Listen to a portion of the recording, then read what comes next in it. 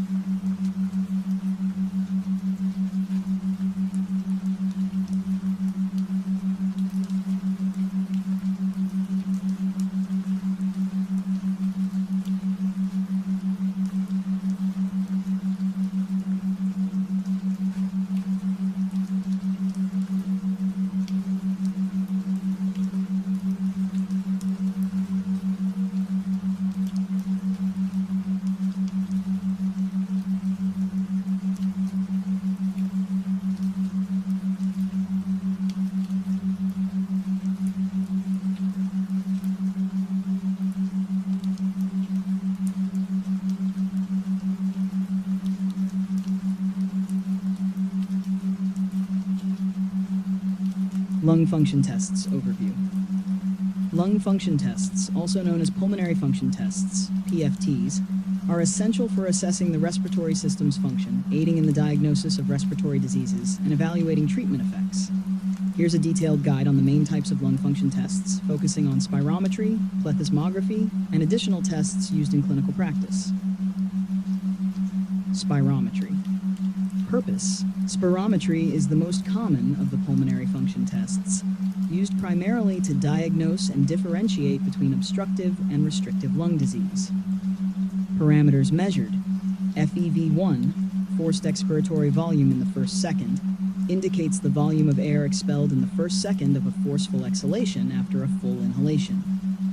FVC, forced vital capacity, the total volume of air expelled during a forceful breath out after full inhalation. FEV1-FVC ratio, used to differentiate between obstructive and restrictive patterns.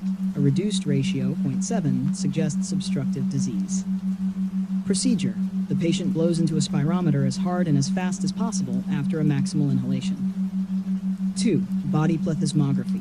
Purpose. Measures total lung capacity, TLC, and residual volume, RV, providing a more complete evaluation of lung volumes and airway resistance than spirometry.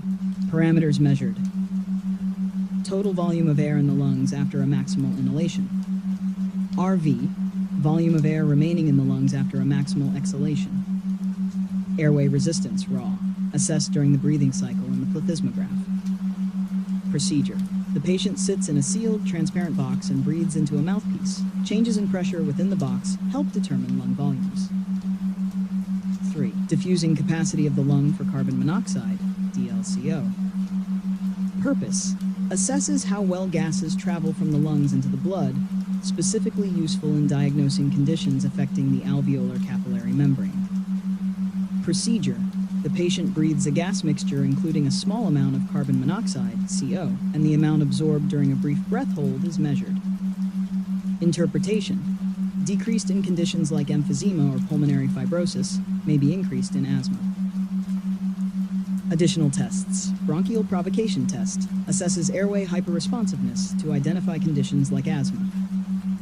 Procedure. Inhalation of increasing concentrations of a provoking agent, e.g. methacholine, to induce bronchoconstriction. Interpretation. A decrease in FEV1 by 20% or more indicates hyperresponsiveness.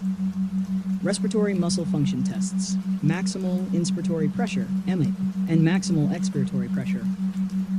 Measures the strength of respiratory muscles. Procedure. The patient breathes against resistance on a mouthpiece, and pressures are measured. 6-minute walk test, 6 mBT. Measures the distance a patient can quickly walk on a flat, hard surface in 6 minutes as a submaximal test of aerobic capacity and endurance. High yield points. Obstructive versus restrictive lung disease. Obstructive, lowered FEV1-FVC ratio. Examples include COPD and asthma. Restrictive, normal or increased FEV1-FVC ratio, but reduced lung volumes. Examples include interstitial lung disease and chest wall deformities. Spirometry tips. Always ensure patients have no recent history of chest or abdominal surgery, and no recent myocardial infarction, to avoid complications like pneumothorax or worsening of conditions. These tests form the cornerstone of respiratory diagnosis and management, providing critical information about lung function that guides therapeutic decisions.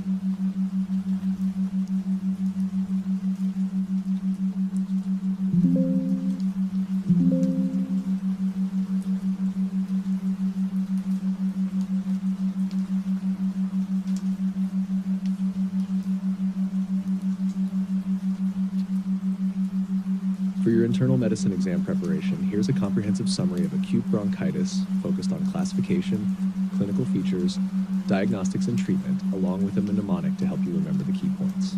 A. Characteristic symptoms and pathophysiology.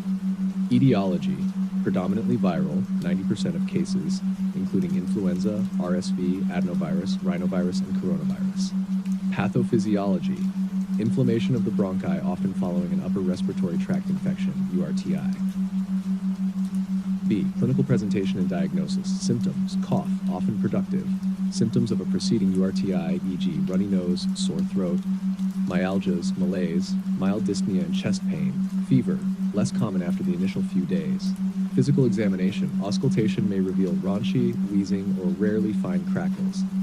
Diagnostics. Acute bronchitis is primarily a clinical diagnosis. Consider imaging chest x-ray and targeted testing, e.g. pertussis influenza, to rule out pneumonia or other complications if symptoms are atypical. There's an increased risk of bacterial infection, smokers, elderly, 75 years, pre-existing lung conditions, worsening symptoms or a cough lasting longer than 3 weeks. Treatment, general management, mostly supportive, rest, hydration, and avoidance of lung irritants. Symptomatic treatment with analgesics, NSAIDs, or acetaminophen. Medications, antitussives to manage cough. Bronchodilators, consider if there is significant wheezing. Not routinely recommended due to the predominantly viral etiology. Reserved for suspected bacterial complications or confirmed alternative diagnoses like pneumonia or pertussis. D. Prognosis, generally self-limiting with symptoms resolving within 2 to 3 weeks. Complications include secondary bacterial infections and protracted bacterial bronchitis. Has high yield points in mnemonic. Mnemonic for acute bronchitis, bronchitis. B. Bronchial inflammation, respiratory viruses most common cause. O. Often follows an upper respiratory tract infection. N. NSAIDs or acetaminophen for pain and fever. C. Cough, productive, lasts 2 to 3 weeks. H. Hydration and rest recommended. I. Irritants avoidance, smoke, incense. T. Treatment is mainly symptomatic. I. Imaging if atypical symptoms to rule out pneumonia. S. Steroids and antibiotics generally not indicated. This detailed focus on acute bronchitis should provide you with a structured understanding for your internal medicine exam, ensuring you are prepared to handle questions related to this common respiratory condition.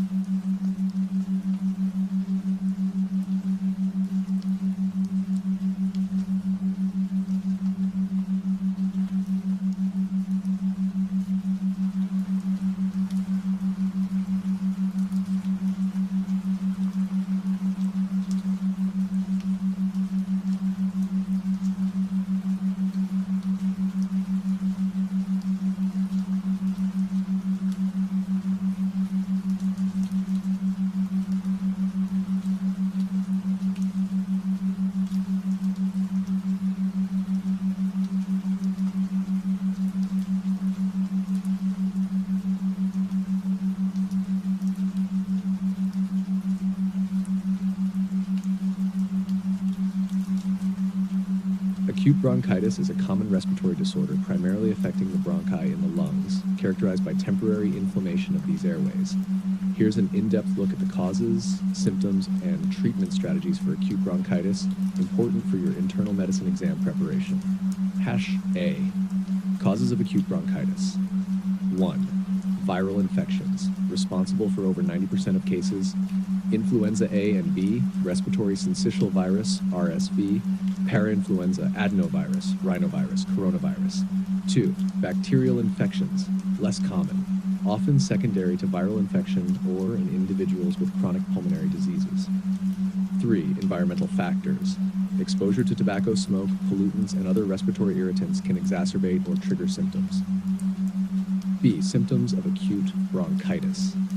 Cough, the most prominent symptom, which may be productive of mucus or dry. Cough duration typically lasts 2 to 3 weeks. Upper respiratory tract infection, URI symptoms, often precedes or accompanies bronchitis, including runny nose, sore throat, and malaise. Additional symptoms, myalgias, mild dyspnea, chest discomfort, low-grade fever, more common in the initial days. C. Diagnosis of acute bronchitis, predominantly clinical based on symptoms and physical examination findings. Auscultation may reveal raunchy and wheezing. However, the lungs can also be clear. Imaging and lab tests, not routinely required, but may be used to rule out pneumonia or other complications if the patient presents with high risk factors, elderly, smokers, underlying lung diseases, abnormal physical findings, persistent symptoms beyond typical duration. D. Treatment of acute bronchitis. 1. Supportive care. Hydration. Encourage adequate fluid intake. Rest. Adequate rest to help the immune system fight the infection. Avoid irritants, such as smoke or other pollutants. 2. Symptomatic treatment. Analgesics, NSAIDs or acetaminophen to manage fever and pain. Cough suppressants may be used to manage severe coughing bouts, but are generally not recommended as coughing helps clear mucus. Bronchodilators, used if there is significant wheezing. 3. Antibiotics, generally not recommended due to the viral etiology of most cases. Reserved for suspected bacterial superinfection or specific patient populations, e.g. chronic bronchitis or elderly patients with additional risk factors. Our high-yield points for internal medicine exam. Remember the distinction between acute bronchitis and pneumonia. Pneumonia typically presents with more severe symptoms and systemic signs like high fever and is often diagnosed with the help of chest imaging. Be cautious about the overuse of antibiotics in acute bronchitis to prevent antibiotic resistance and manage treatment based on guidelines focusing on symptomatic relief and supportive care unless bacterial infection is suspected. Understanding these aspects of acute bronchitis will help you address clinical scenarios effectively, focusing on differential diagnosis, appropriate use of diagnostic resources, and evidence-based management strategies.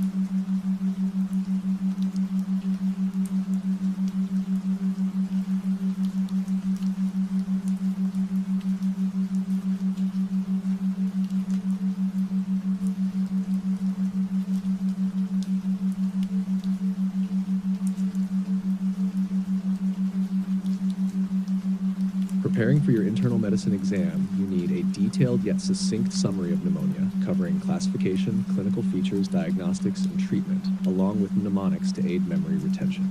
Here's the comprehensive overview. A. Classification of pneumonia.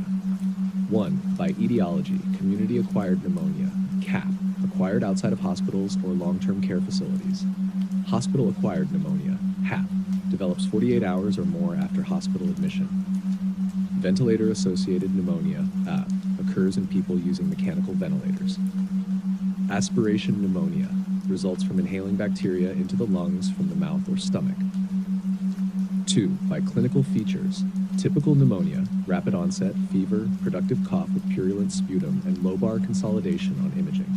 Atypical pneumonia, gradual onset, dry cough, and diffuse interstitial infiltrates on imaging.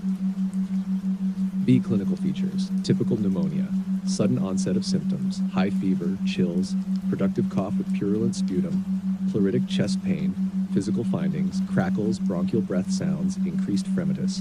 Atypical pneumonia, gradual symptom onset, dry cough, dyspnea, extrapulmonary symptoms like headache and myalgia, subtle physical findings, often normal auscultation. C. Diagnostics. 1. Laboratory tests, CBC, may show leukocytosis, inflammatory markers, CRP, ESR, procalcitonin to differentiate bacterial from viral causes, blood cultures, especially in severe cases. 2. Imaging.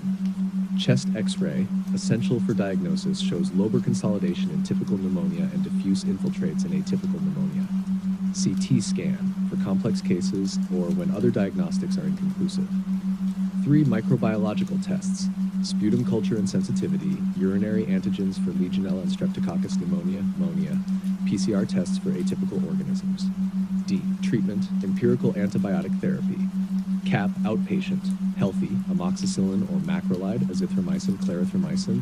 Comorbidities, beta-lactam, amoxicillin clavulinate plus macrolide or respiratory fluoroquinolone, moxifloxacin, levofloxacin. Non-ICU, ceftriaxone plus macrolide or respiratory fluoroquinolone. ICU, beta-lactam, piperacillin tazobactam plus either azithromycin or a fluoroquinolone. HAP and VAP, Coverage for MRSA and Pseudomonas if risk factors are present, vancomycin or linezolid plus piperacillin tazobactam or cefepime. Mnemonics. CURB 65 for hospitalization criteria. C infusion. 7 millimoles per liter, expiratory rate by 30 min, blood pressure, low systolic 90 millimeter Hg or diastolic EA 60 millimeter Hg. Age 665 for years. Causes of atypical pneumonia: my lovely Coxsackie Leukointrum, my Mycoplasma, Legionella, C. Chlamydophila, Coxsackie virus. Note, not a common cause, but helps with the mnemonic. These comprehensive points cover the critical aspects of pneumonia for your internal exam, providing both a deep understanding of the condition and practical details for diagnosis and management.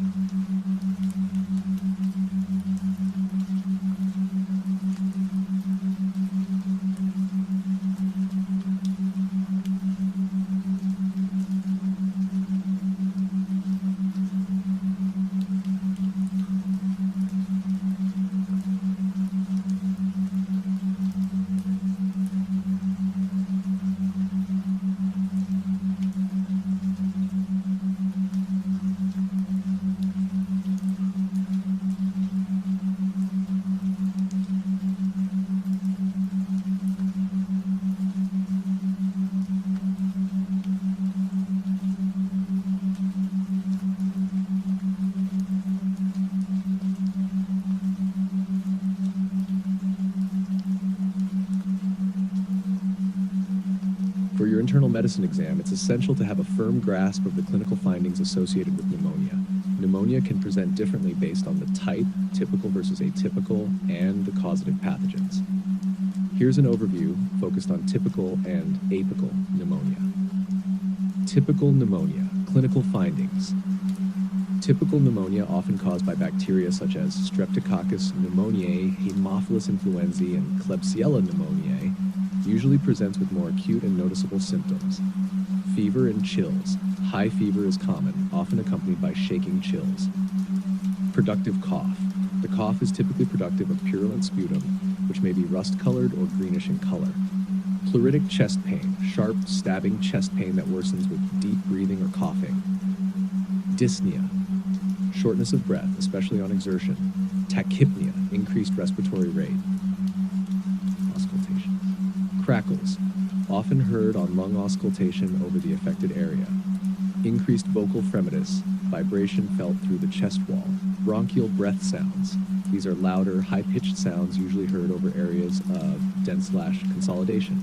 Egophony. E sounds like A when auscultating over areas of lung consolidation. Percussion, dullness over affected areas due to consolidation. Atypical pneumonia. Clinical findings. Atypical pneumonia, often caused by pathogens such as Mycoplasma pneumoniae and Chlamydophila pneumoniae and Legionella pneumophila, is characterized by a more gradual onset and less pronounced symptoms. Low-grade fever, less intense fever compared to typical pneumonia. Dry cough, non-productive cough that can be persistent and irritating. Extrapulmonary symptoms such as headache, sore throat, and muscle aches. Subtle physical findings. Often auscultation may be relatively normal despite significant symptoms. Dyspnea. Present but generally less severe unless pneumonia progresses. Malaise and fatigue. More pronounced systemic symptoms. Diagnostic approach. Chest X-ray. Essential for both confirming the presence of pneumonia and distinguishing between typical, showing lobar consolidation, and atypical forms, showing diffuse interstitial patterns. Lab tests. White blood cell count, WBC, elevated in bacterial typical pneumonia, but may be normal or only slightly elevated in atypical pneumonia. C-reactive protein, CRP, and erythrocyte sedimentation rate, ESR, typically elevated in bacterial infections. Procalcitonin, more likely to be elevated in bacterial infections, helping differentiate between viral and bacterial causes. High yield points. The distinction between typical and atypical pneumonia can often be suggested based on clinical features, but confirmed by radiologic and laboratory findings. Typical pneumonia generally produces more intense local and systemic signs, like high fever and productive cough with localized auscultatory findings, while atypical pneumonia may present with more systemic symptoms and less dramatic lung findings. This concise differentiation between typical and atypical pneumonia based on clinical findings will aid in diagnosing and managing pneumonia effectively in clinical practice, a crucial skill for your internal medicine exam.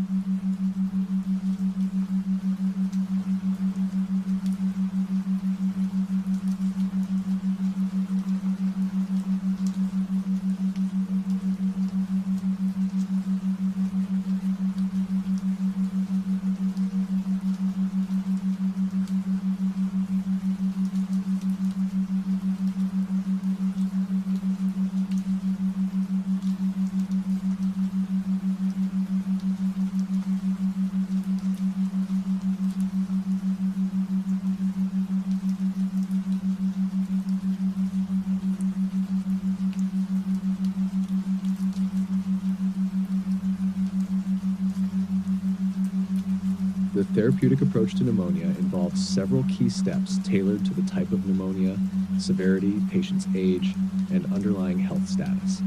Here's a structured overview of the treatment strategies for pneumonia, essential for your internal medicine exam. A. Initial assessment. 1. Determine the setting of care. Use tools like the CURB-65 or Pneumonia Severity Index, PSI, to assess whether outpatient management is appropriate or if hospitalization is necessary. CURB-65 score.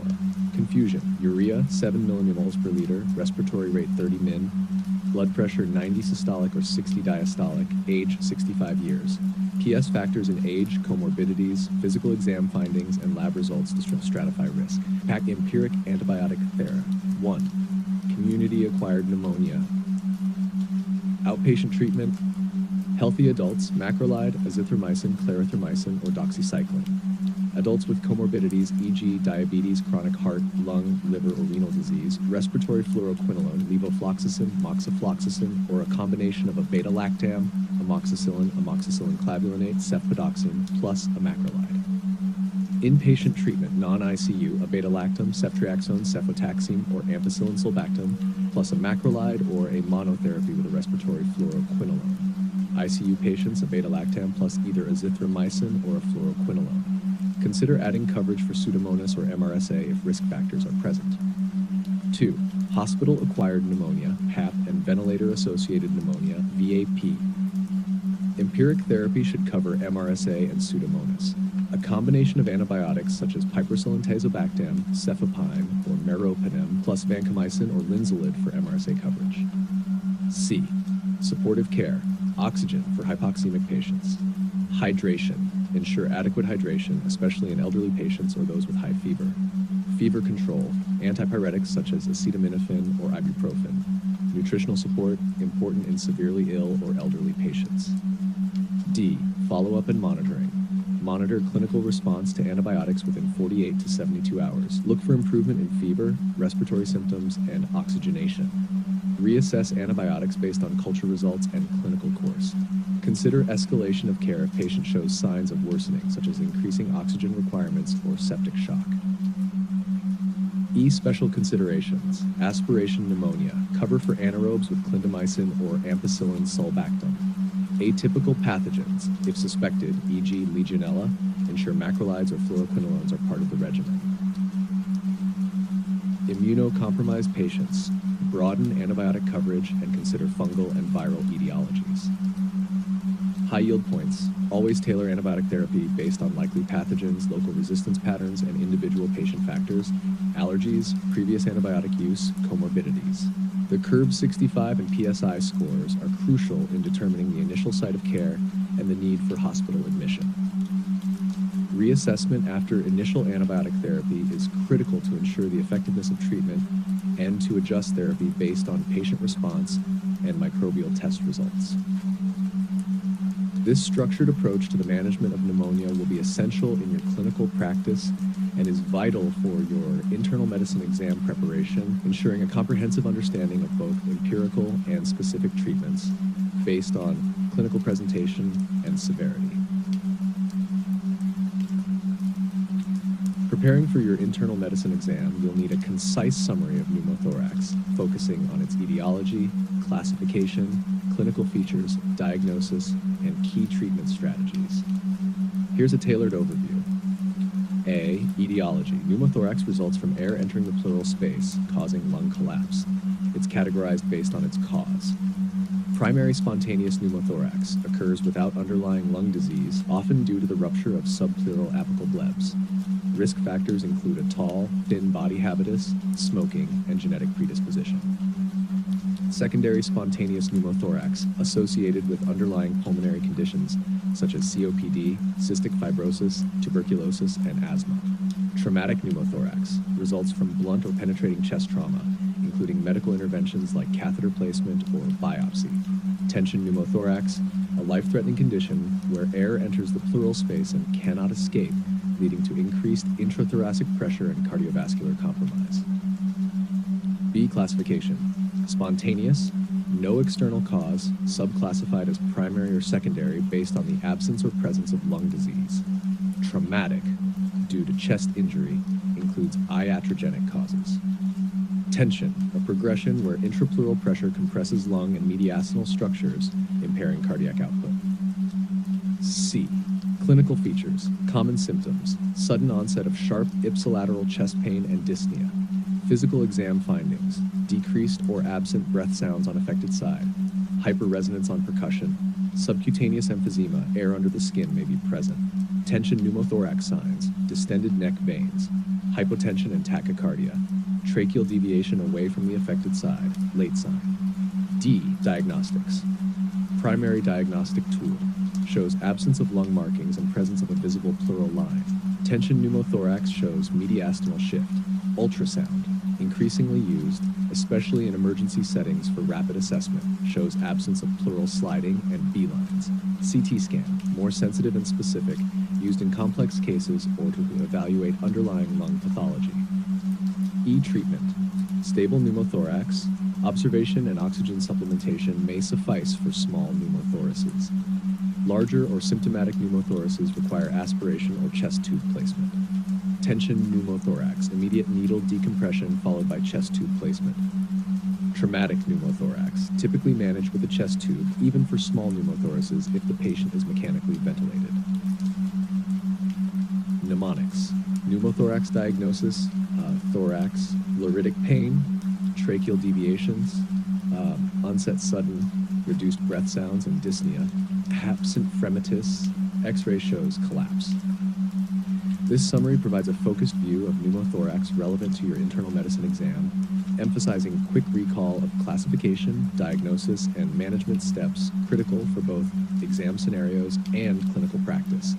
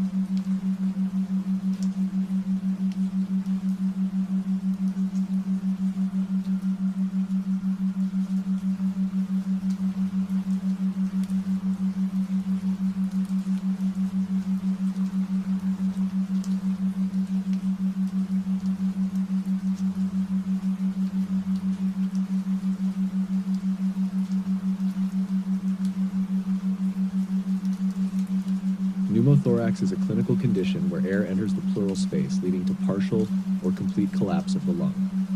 Understanding its clinical findings and management is crucial for your internal medicine exam. Here's a comprehensive overview. Clinical findings of pneumothorax. 1. Symptoms: sudden onset of sharp ipsilateral chest pain, dyspnea, shortness of breath. Patients with tension pneumothorax may exhibit signs of severe respiratory distress and hemodynamic instability. 2. Physical examination. Decreased or absent breath sounds on the affected side due to lack of air movement from the collapsed lung. Hyperresonance on percussion due to the presence of air in the pleural space. Subcutaneous emphysema can be felt as a crackling sensation under the skin if air escapes into the subcutaneous tissue. Tension pneumothorax signs: distended neck veins, tracheal deviation away from the affected side, and hypotension due to impaired venous return. Management of pneumothorax. The management strategies depend on the type of pneumothorax, spontaneous traumatic tension, and the patient's clinical stability. A. Initial assessment. Assess stability. Immediate assessment of vital signs to determine if the pneumothorax is causing significant hemodynamic or respiratory compromise. Oxygen therapy. Administer high-flow oxygen to all patients to reduce the size of the pneumothorax and improve hypoxemia. B. Specific management approaches. 1. Stable spontaneous pneumothorax. Small pneumothorax 2 centimeters from the chest wall at the level of the hilum. Observation and oxygen therapy may be sufficient. Outpatient management with follow-up x-rays within 24 to 48 hours to ensure no progression. Large or symptomatic pneumothorax. Needle aspiration or chest tube placement, thoracostomy, to evacuate the air and allow the lung to re-expand. 2. Tension pneumothorax.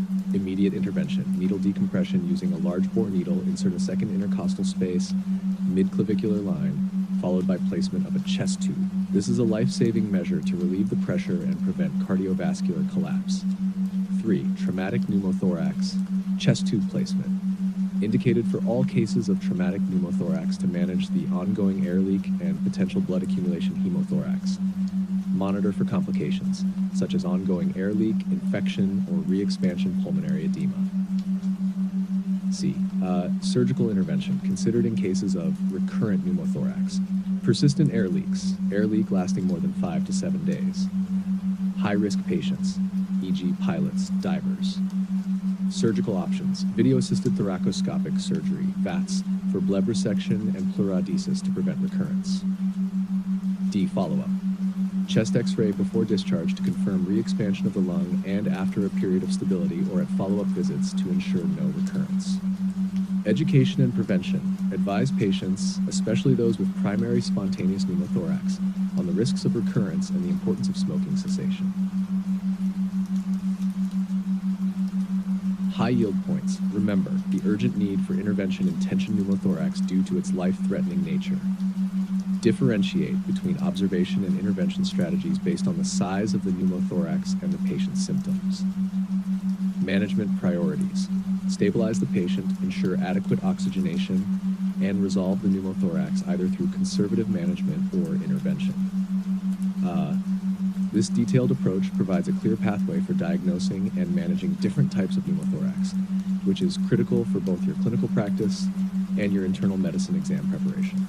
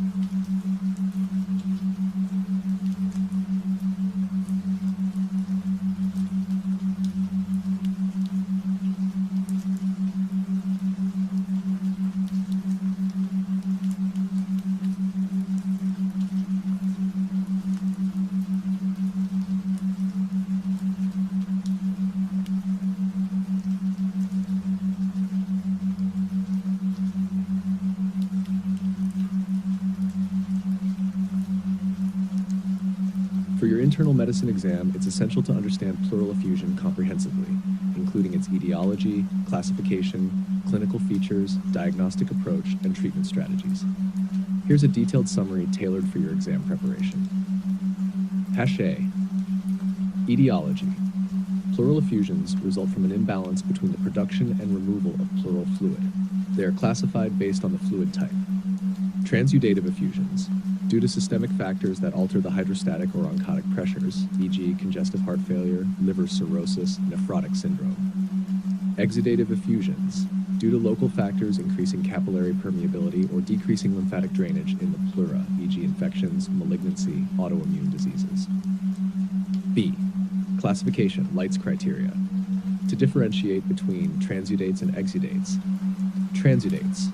Pleural fluid protein, serum protein ratio 0.5. Pleural fluid LDH, serum LDH ratio 0.6. Pleural fluid LDH upper limits of normal serum LDH. Exudates. Pleural fluid protein serum protein ratio 0.5. Pleural fluid LDH serum LDH ratio 0.6. Pleural fluid LDH to its upper limits of normal serum LDH. See clinical features. Symptoms: dyspnea, cough, and pleuritic chest pain, sharp pain that worsens with breathing. Physical examination: dullness to percussion over the fluid, diminished breath sounds, decreased tactile fremitus, possible presence of a pleural friction rub if the pleural surfaces are inflamed. D. Diagnostics: chest X-ray. Initial imaging modality showing blunting of the costophrenic angle or a meniscus sign. Ultrasound, useful for guiding thoracentesis, shows the presence and amount of fluid. CT scan offers detailed imaging to assess underlying pathology and smaller amounts of fluid. Thoracentesis, essential for diagnosing the cause of exudative effusions. Fluid is analyzed for protein, LDH, cell count, pH, glucose, and sometimes specific markers like amylase, triglycerides, or cytology. E. Treatment. Manage the underlying cause. For CHF, diuretics, e.g. furosemide. For infections, appropriate antibiotics. For malignancy, oncologic treatments or sclerosing agents to prevent reaccumulation. Therapeutic thoracentesis. For symptom relief and to prevent complications from large effusions. Indwelling pleural catheter or chemical pleurodesis. For recurrent effusions, especially malignant ones, to obliterate the pleural space and prevent fluid reaccumulation. High yield points and mnemonics. Mnemonic for transudate versus exudate. T-rex, where T equals transudates are due to systemic conditions and have low protein LDH, and Rx equals exudates are due to local reasons like cancer, infection, and E exceed normal protein LDH ratios. Remember meat, malignancy, empyema, arthritis, rheumatoid, and tuberculosis can cause low glucose levels in pleural effusions. This structured overview gives you a solid framework to understand pleural effusion, from basics through management, critical for answering related questions in your internal medicine exams effectively.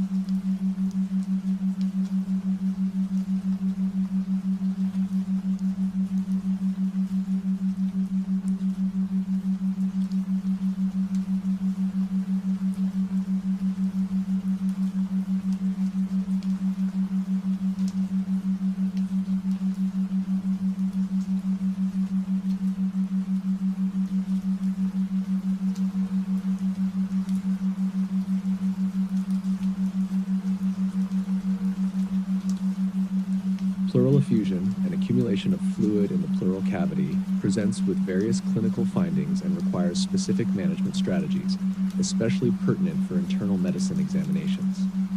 Here's a detailed guide. Clinical findings of pleural effusion. 1. Symptoms. Dyspnea. Shortness of breath is the most common symptom, often worsening on exertion or when lying flat. Chest pain. Sharp, pleuritic pain that worsens with deep breaths, coughing, or sneezing. Cough, typically dry and persistent. Additional symptoms may relate to the underlying cause, such as fever in infection or weight loss in malignancy. 2. Physical examination, dullness to percussion over the fluid-filled area of the pleural space. Decreased or absent breath sounds over the affected area due to the fluid damping sound transmission. Decreased tactile fremitus over the effusion as vibration transmission through liquid is poor compared to air-filled lung.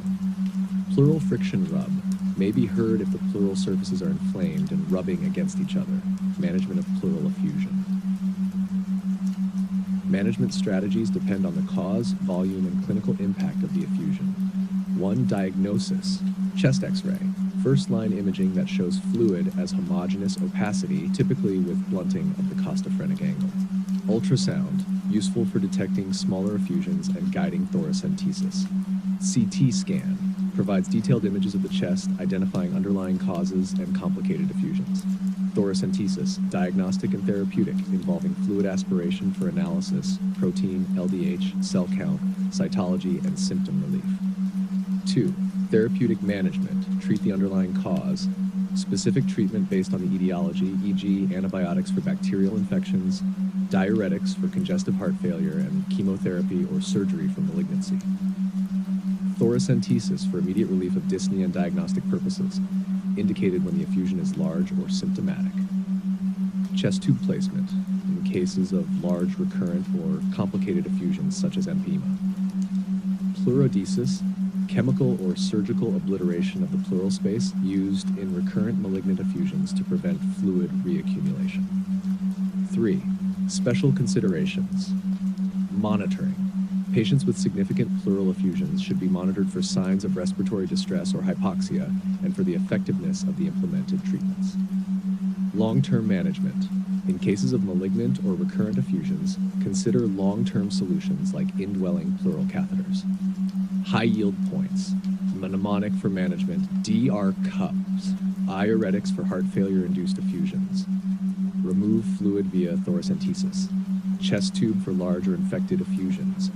Underlying cause treatment depending on the diagnosis. Pleurodesis for recurrent effusions. Understanding these aspects of pleural effusion not only helps in clinical practice, but is crucial for handling related questions in internal medicine exams, ensuring a comprehensive approach to patient care and management.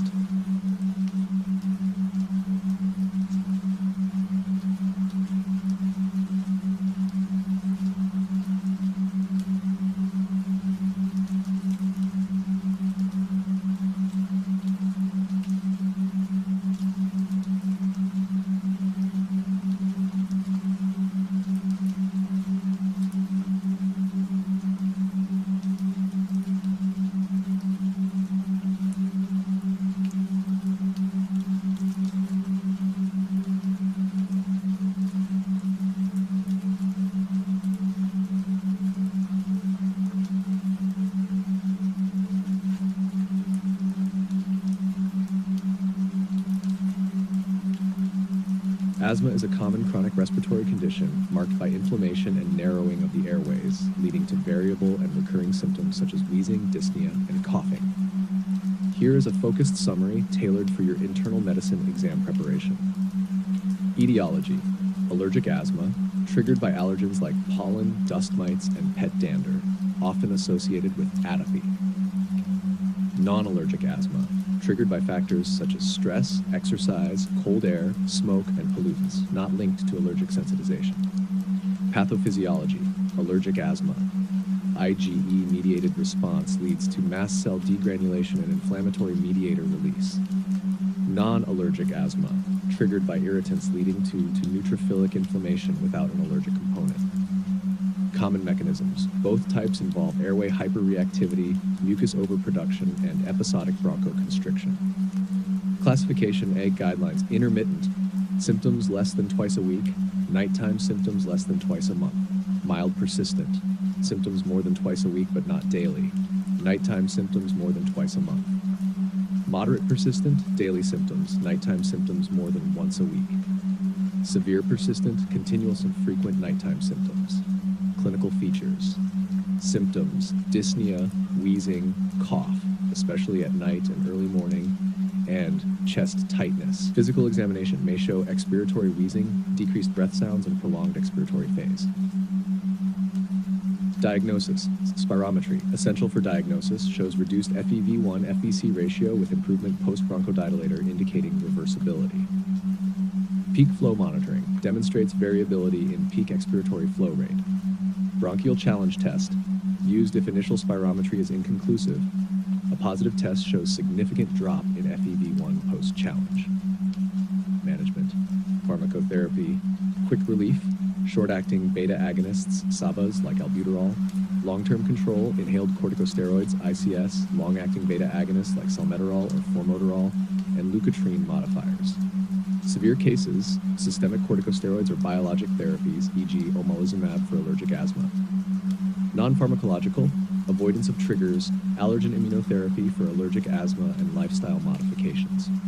Mnemonics. Symptoms, shortness of breath, allergic triggers, morning-night worsening. Treatments, oral steroids, mast cell stabilizers, beta agonists. A P, asthma, pharmacologic treatment, immunologic factors, exacerbation signs.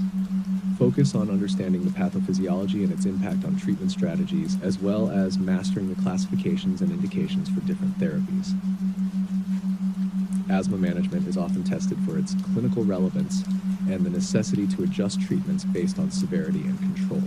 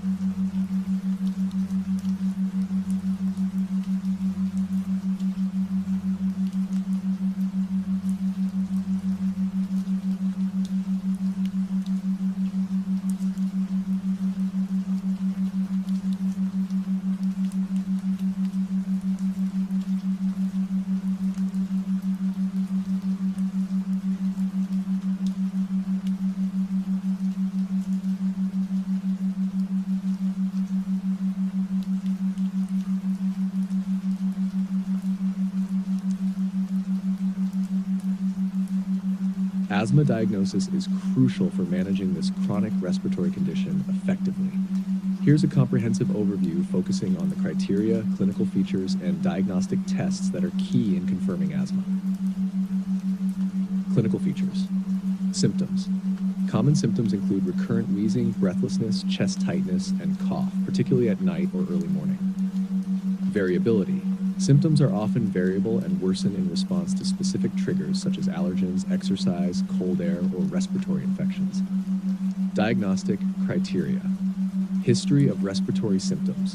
Variability in symptoms over time and in intensity, often related to exposure to triggers. Objective evidence of airflow obstruction.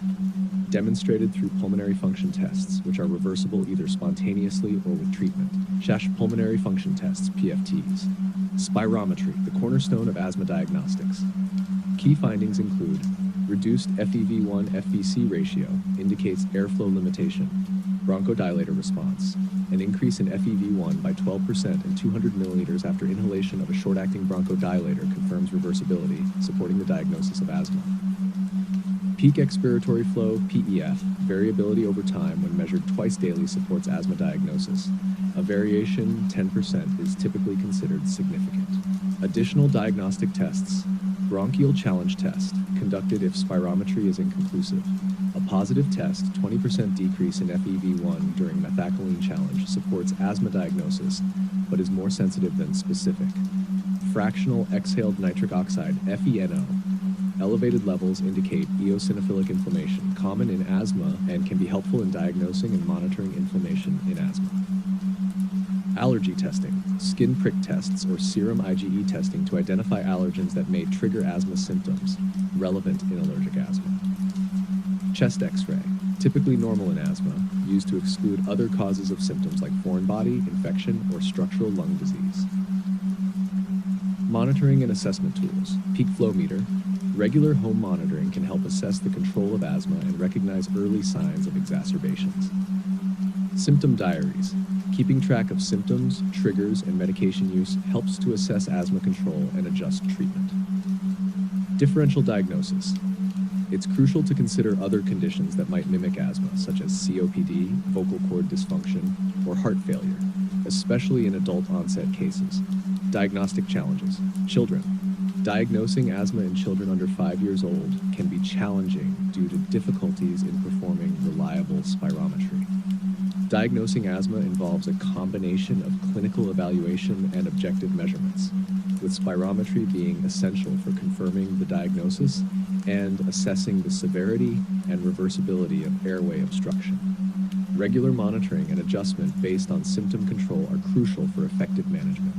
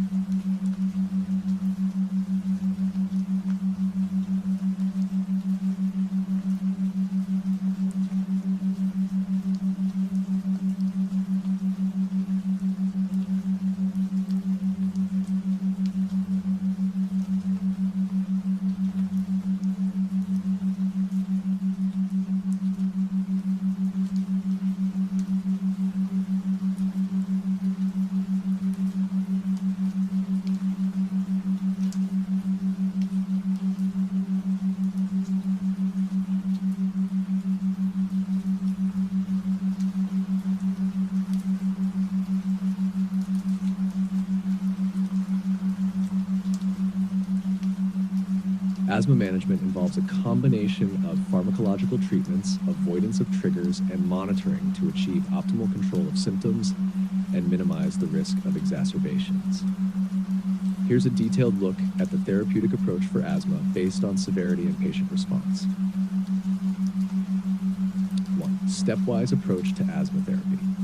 Asthma treatment follows a stepwise approach, adjusting the intensity of treatment according to the asthma's severity and control.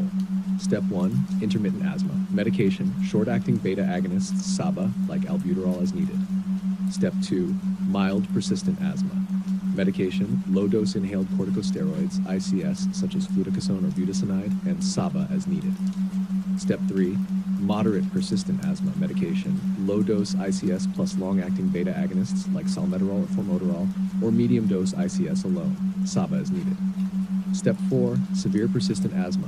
Medication, medium to high-dose ICS plus LABA.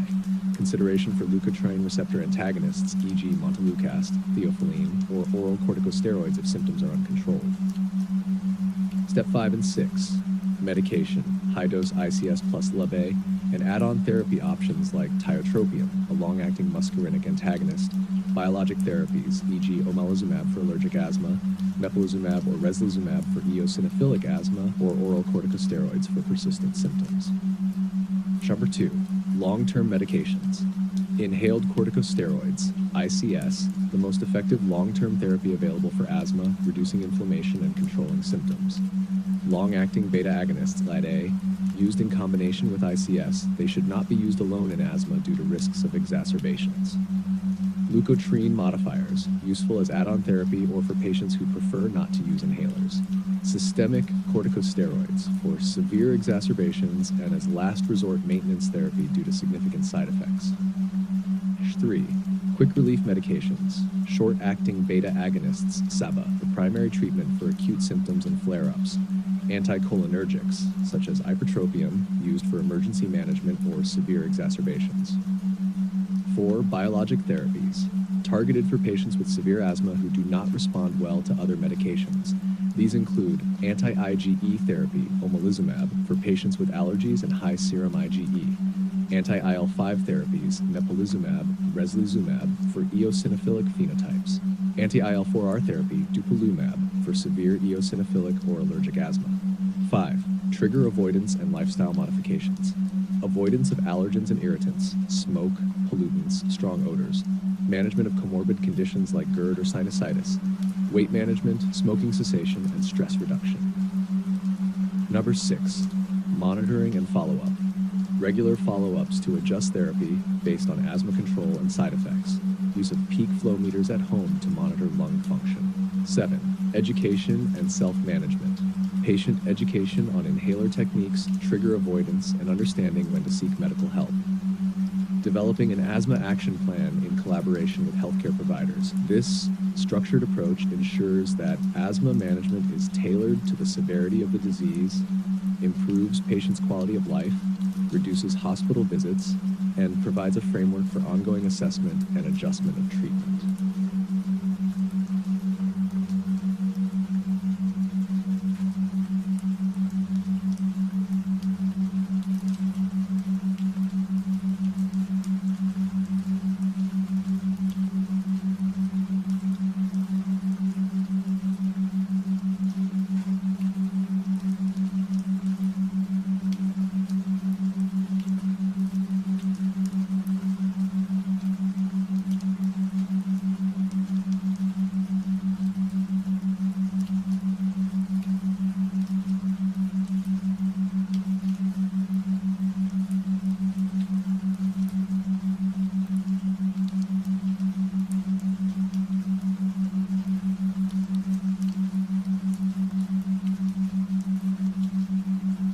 Management of acute severe asthma, also known as an asthma exacerbation, requires prompt and effective treatment to relieve symptoms and prevent further deterioration.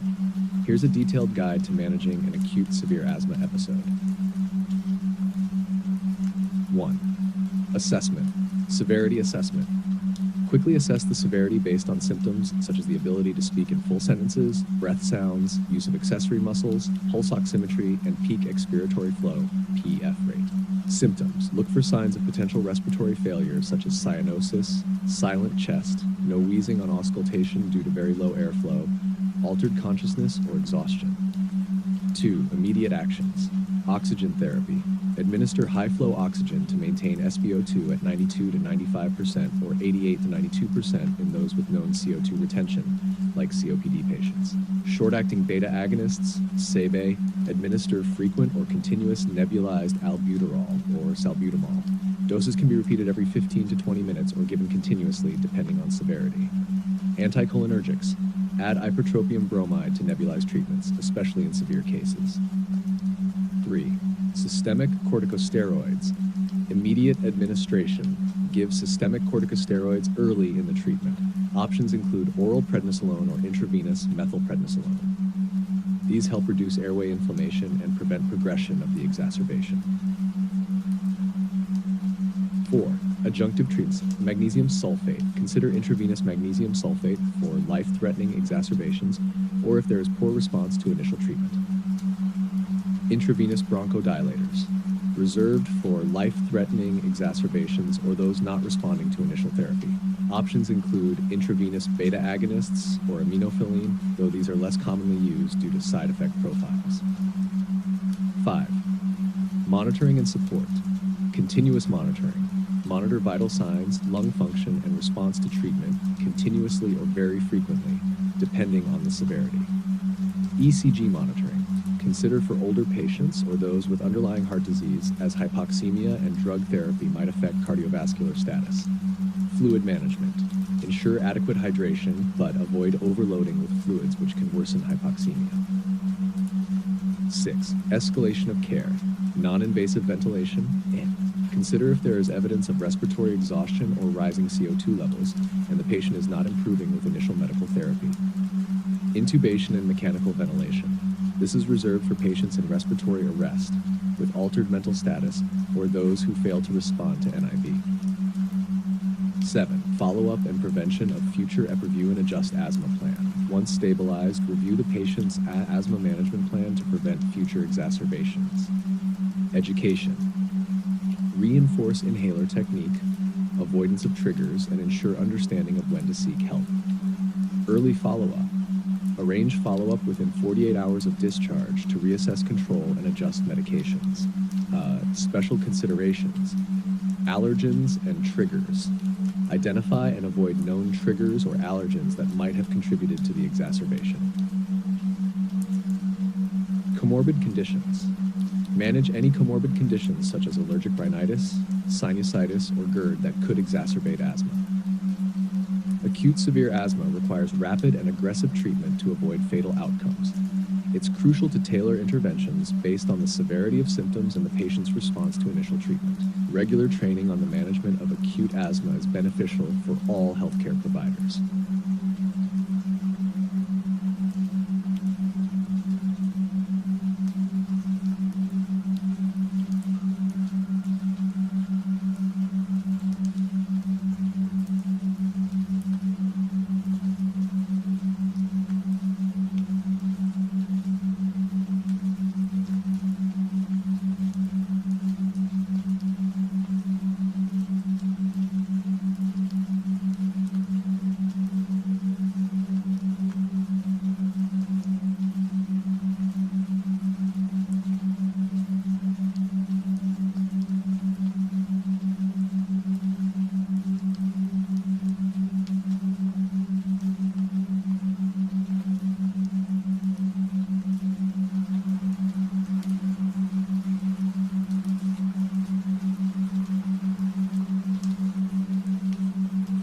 Chronic obstructive pulmonary disease, COPD, is a complex respiratory condition characterized by irreversible airflow limitation due to chronic bronchitis and emphysema. Here's a focused summary tailored for your internal medicine exam preparation.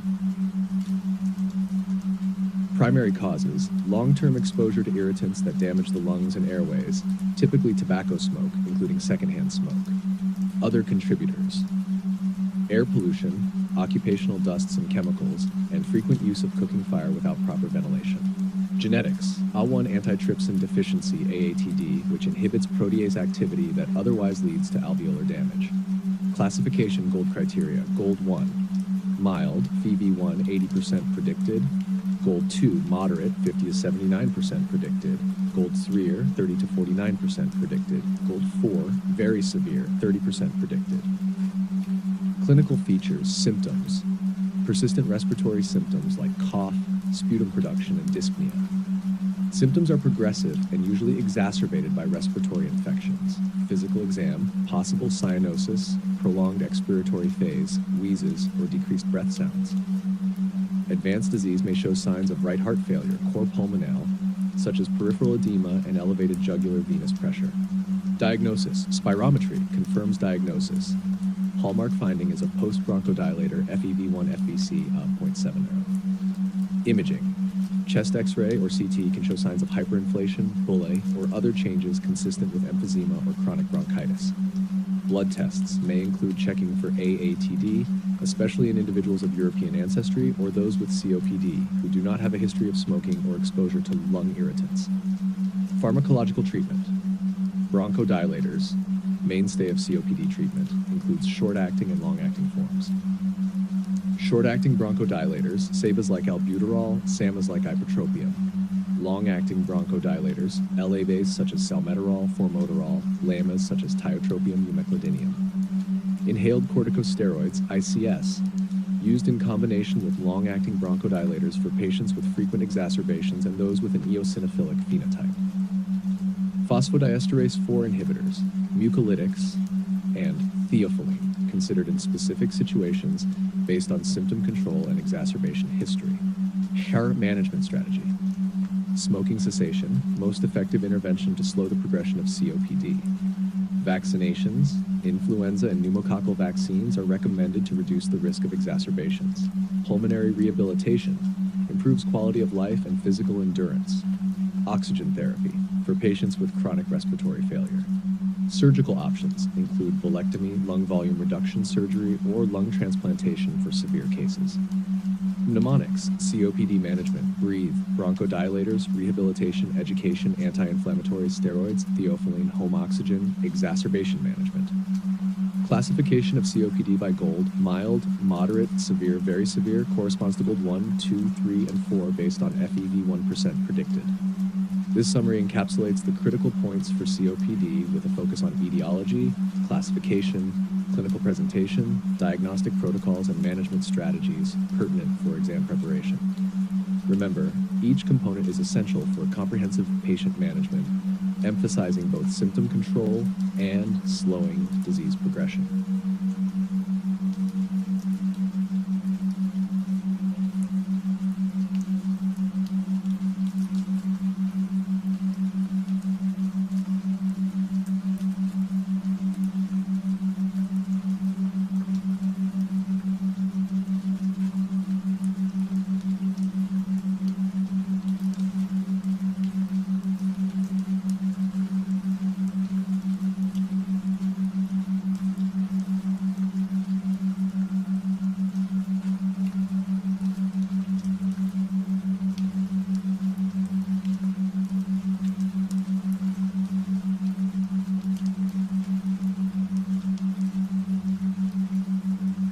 The diagnosis of chronic obstructive pulmonary disease, COPD, involves a combination of clinical assessment and specific tests to confirm the presence of airflow limitation that is not fully reversible.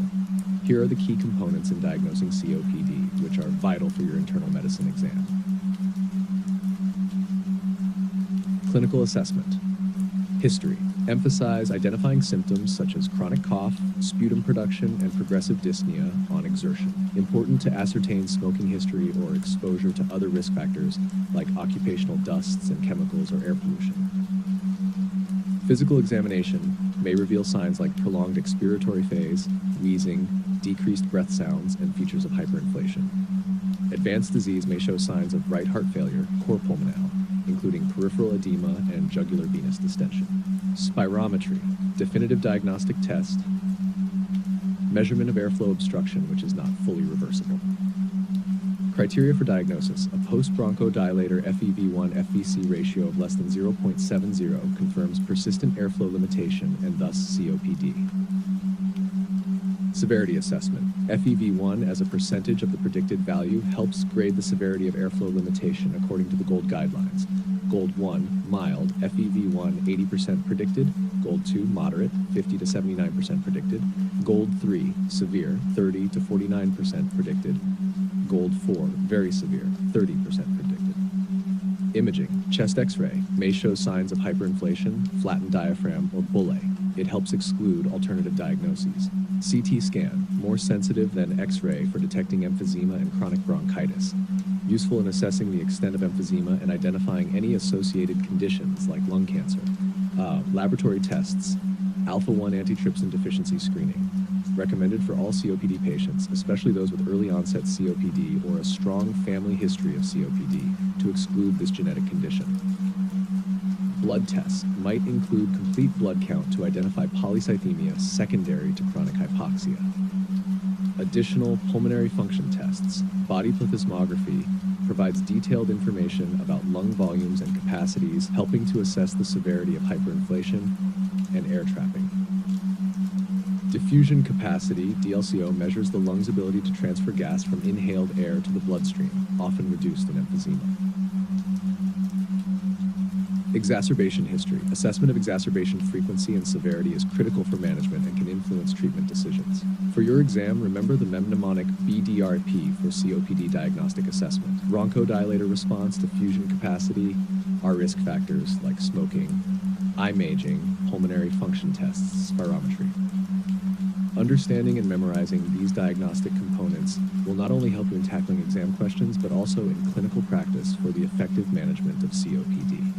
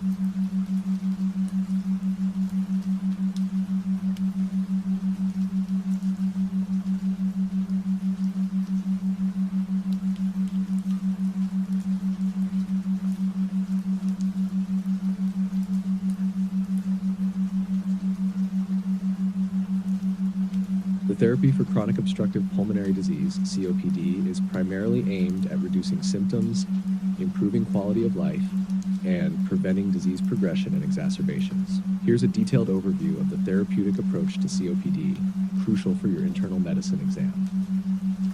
Non-pharmacological management. Smoking cessation, the single most effective intervention to halt disease progression.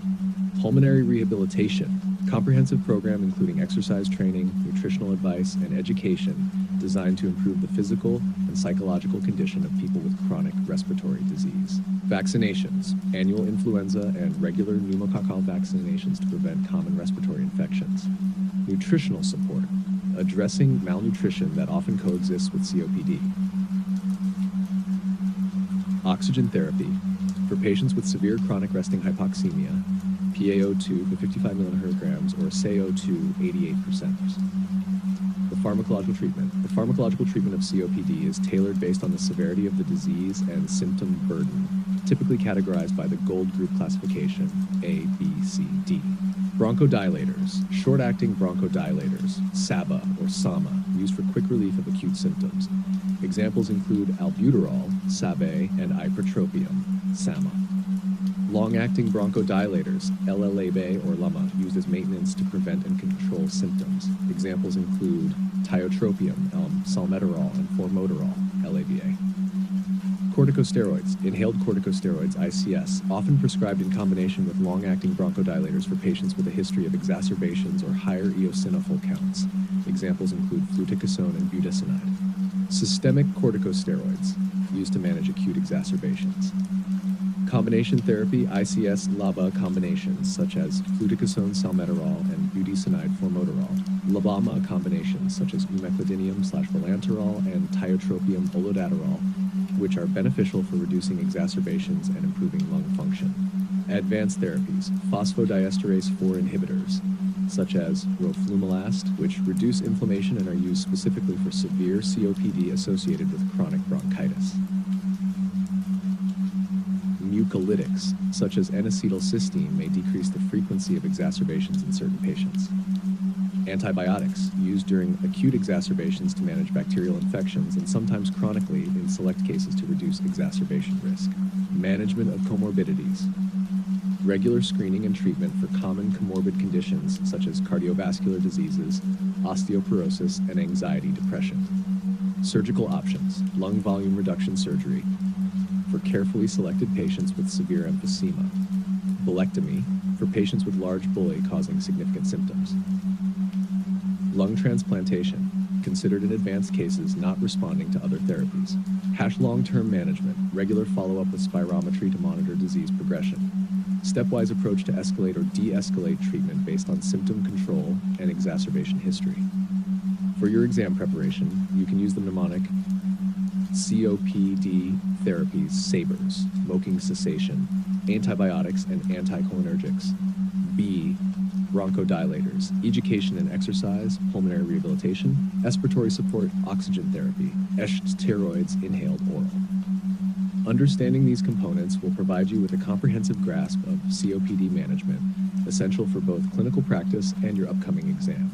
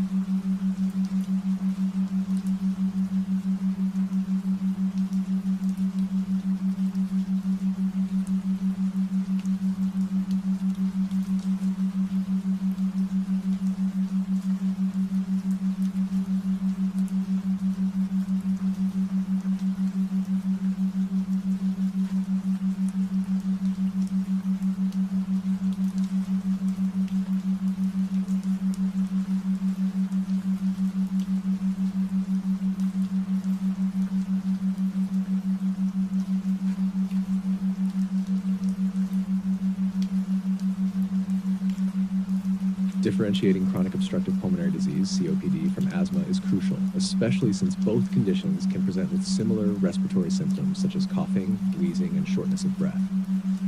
Here's a concise guide that includes the differential features, which could be helpful for your internal medicine exam. Age of onset. Asthma often begins in childhood but can start at any age. COPD, typically diagnosed in individuals over 40 years old, often with a history of smoking. Smoking history. Asthma, not linked to smoking. COPD, strongly associated with smoking or long-term exposure to air pollutants. Symptom presentation and variability. Asthma. Symptoms are often intermittent and vary day to day and throughout the day. They are often worse at night or early morning. COPD. Symptoms are persistent and progressively worsen over time with less variability than asthma. Triggers. Asthma. Symptoms are triggered by allergens, e.g. pollen, mold, exercise, cold air, and emotional stress. COPD. Symptoms are primarily triggered by respiratory infections and air pollution. Response to bronchodilators. Asthma. Marked and rapid responsiveness to bronchodilators. COPD. Response is limited and not as rapid as in asthma. Disease progression. Asthma. No progressive loss of lung function. Normal lung function when asymptomatic. COPD. Progressive and persistent decline in lung function. Spirometry. Asthma reveals reversible obstructive lung disease, increase in FEV1 by at least 12% and 200 milliliter following bronchodilator administration. COPD shows persistent airflow limitation, post-bronchodilator FEV1 FVC 0.70. Radiological findings. Chest x-rays are typically normal, might show signs of hyperinflation during an acute episode. Chest x-rays may show flattened diaphragm, hyperinflation, bullae, or signs of chronic bronchitis like increased bronchovascular markings. Asthma, predominantly eosinophilic inflammation, OPD, OPTD, neutrophilic inflammation, and presence of macrophages. Exacerbations. Asthma, often triggered by allergens or viral infections, and can usually be managed by increasing the use of bronchodilators and corticosteroids.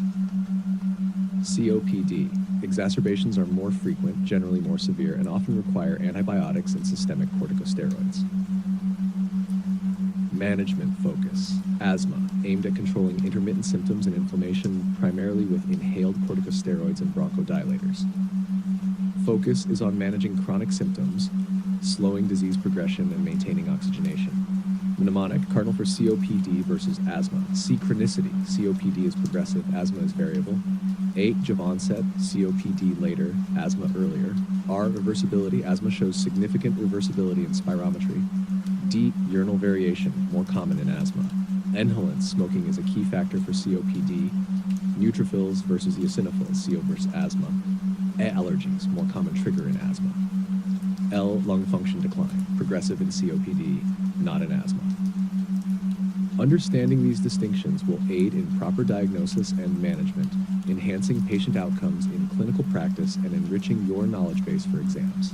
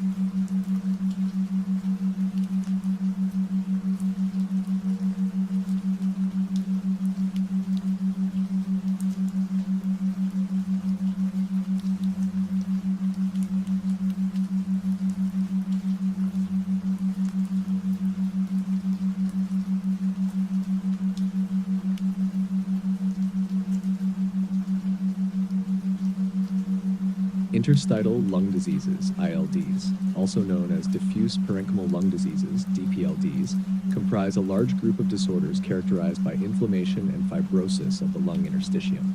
Here's a concise overview of the key elements related to ILDs that may be particularly useful for your internal medicine exam. Etiology and classification. Idiopathic pulmonary fibrosis, IPF. Most common type, characterized by progressive fibrosis without a known cause. Connective tissue disease-associated ILD, CTD-ILD, occurs as a complication of autoimmune diseases like rheumatoid arthritis, systemic sclerosis, or lupus. Hypersensitivity pneumonitis, caused by inhalation of organic dusts, often occupational. Occupational and environmental, asbestosis, silicosis, attributed to inhalation of inorganic dusts. Drug-induced ILD, caused by medications like amiodarone, methotrexate, and certain chemotherapy agents. Pneumoconiosis, related to inhalation of substances such as coal dust or silica. Clinical features, symptoms, progressive dyspnea, chronic dry cough. Physical examination, bibacillar inspiratory crackles, digital clubbing in advanced cases. Diagnosis, high-resolution CT, HRCT. Crucial for detecting ILD patterns like ground glass opacities, honeycombing, or reticulation. Pulmonary function tests, PFTs, show restrictive lung disease pattern and reduced diffusing capacity. Bronchoscopy and lung biopsy, sometimes necessary to confirm diagnosis if non-invasive methods are inconclusive. Management, general measures, smoking cessation, vaccination, and pulmonary rehabilitation. Pharmacologic treatment, IPF, antifibrotic agents like pirfenidone and nintedanib.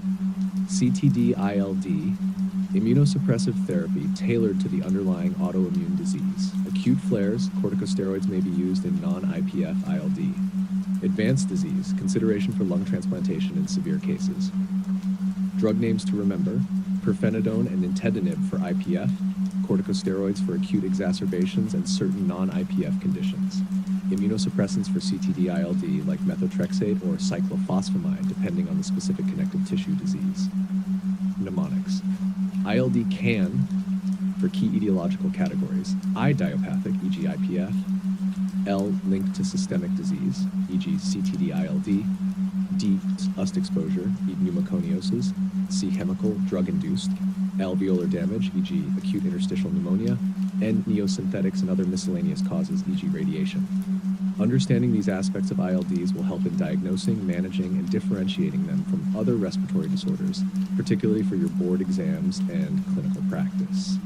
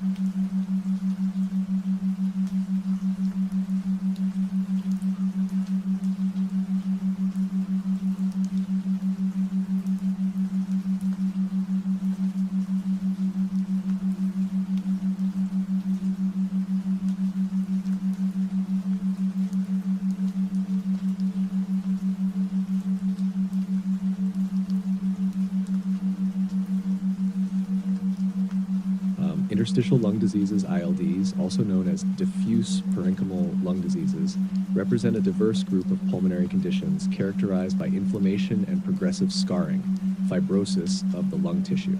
These diseases affect the interstitium, the tissue and space around the air sacs of the lungs, and can lead to severe pulmonary and respiratory complications. Here's a detailed overview essential for medical professionals. A. Etiology and classification. ILDs can be categorized based on their etiology into several groups. Idiopathic interstitial pneumonias, AIPs. This includes idiopathic pulmonary fibrosis, IPF, nonspecific interstitial pneumonia, NSIP, cryptogenic organizing pneumonia, and others. Connective tissue disease-associated ILD, CTD-ILD, occurs in conjunction with autoimmune diseases like rheumatoid arthritis, systemic sclerosis, or systemic lupus erythematosus. Occupational and environmental exposures includes asbestosis, silicosis, and hypersensitivity pneumonitis. Drug-induced ILD, caused by medications such as amiodarone, methotrexate, and bleomycin. Other causes includes familial pulmonary fibrosis, sarcoidosis, and diseases like eosinophilic pneumonia and Langerhans cell histiocytosis. B. Pathophysiology. Inflammatory response. Chronic exposure to agents or conditions leads to an ongoing inflammatory response in the lung interstitium and alveoli. Fibrosis. Repeated cycles of inflammation lead to fibrosis, which thickens and scars lung tissue, diminishing lung capacity and function. Clinical presentation. Symptoms. Progressive exertional dyspnea and a non-productive cough are typical. Some patients may also experience fatigue, weight loss, and chest discomfort. Physical examination. Common findings include bibasilar inspiratory crackles, digital clubbing in advanced disease, and possible signs of pulmonary hypertension such as a loud P2 heart sound. D. Diagnosis. High-resolution CT, HRCT scan. Essential for diagnosing ILD and identifying specific patterns such as honeycombing, IPF, ground glass opacities, or nodular patterns, sarcoidosis. Pulmonary function tests, PFT, typically show a restrictive pattern with reduced lung volumes and impaired gas exchange. Laboratory tests may include autoantibody panels for connective tissue diseases, inflammatory markers, and specific tests for conditions like sarcoidosis. Lung biopsy, required in some cases to confirm the diagnosis, particularly if non-invasive tests are inconclusive. E. Treatment. General measures, smoking cessation, oxygen therapy, and pulmonary rehabilitation. Pharmacologic treatment. Antifibrotic agents such as pirfenidone and nintedanib for IPF. Immunosuppressive therapy for ILDs associated with connective tissue diseases or those with an inflammatory component. Supportive care includes management of comorbid conditions, supplemental oxygen, and possibly lung transplantation in advanced cases. F. Prognosis, variable based on the specific type of ILD, patient's overall health, and response to treatment. IPF has a particularly poor prognosis with a median survival of 3 to 5 years post-diagnosis without treatment.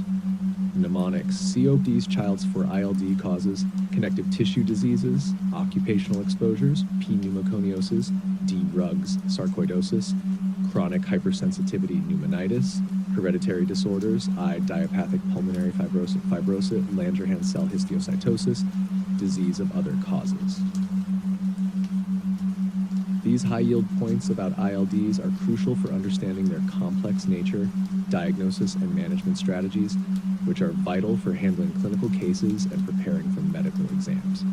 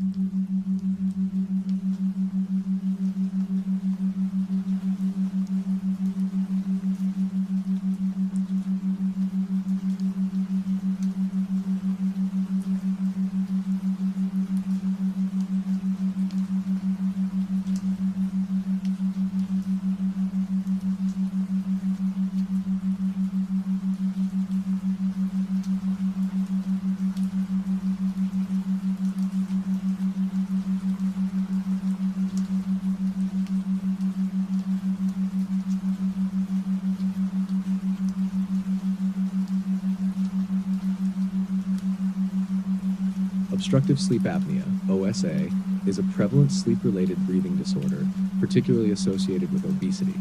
It involves episodic upper airway obstruction during sleep, resulting in reduced or absent airflow despite ongoing respiratory efforts. A. Etiology and risk factors. OSA is caused by collapse of the pharyngeal muscles during sleep. Key risk factors include obesity, particularly increased neck circumference, 40 centimeter, anatomical variations such as adenotonsillar hypertrophy, nasal septum deviation, and other structural abnormalities that reduce airway size. Lifestyle factors such as alcohol consumption and sedative use, which can exacerbate muscle relaxation. Genetic predispositions and comorbid conditions like hypothyroidism and acromegaly. B. Pathophysiology. The pathophysiology of OSA involves intermittent airway closure during sleep leading to reduced oxygen saturation and increased carbon dioxide levels. Resultant increased sympathetic activity and systemic hypertension due to stress response and hypoxia. Frequent awakenings and fragmented sleep lead to daytime somnolence and cognitive dysfunction. C. Clinical features.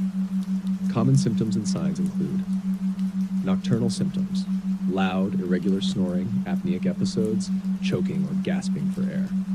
Daytime symptoms, excessive daytime sleepiness, morning headaches, and fatigue. Observations by others, restless sleep, and witnessed breathing interruptions. D. Diagnosis. Polysomnography, PSG, the gold standard for OSA diagnosis, measuring various physiological parameters during sleep. Home sleep apnea testing, a simpler alternative for high-risk patients without significant comorbidities. Stop-bang questionnaire, a screening tool assessing risk based on snoring, tiredness, observed apneas, high blood pressure, BMI, age, neck circumference, and gender. E. Treatment, positive airway pressure PAP therapies. CP is the first-line treatment, keeping airways open by providing a constant stream of air pressure. Oral appliances, such as mandibular advancement devices to keep the airway open. Lifestyle changes, weight loss, avoiding alcohol and sedatives, and improving sleep hygiene. Surgical options includes procedures like uvulopalato-pharyngoplasty for structural abnormalities not responsive to other treatments. F. Prognosis.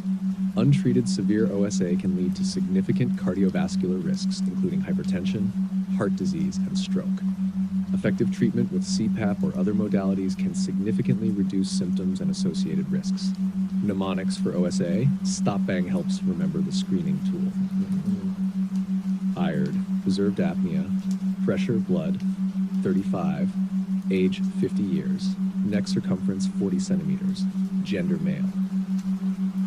Understanding these aspects of OSA is crucial for managing patients effectively, ensuring they receive appropriate diagnosis and treatment to mitigate the health risks associated with this condition.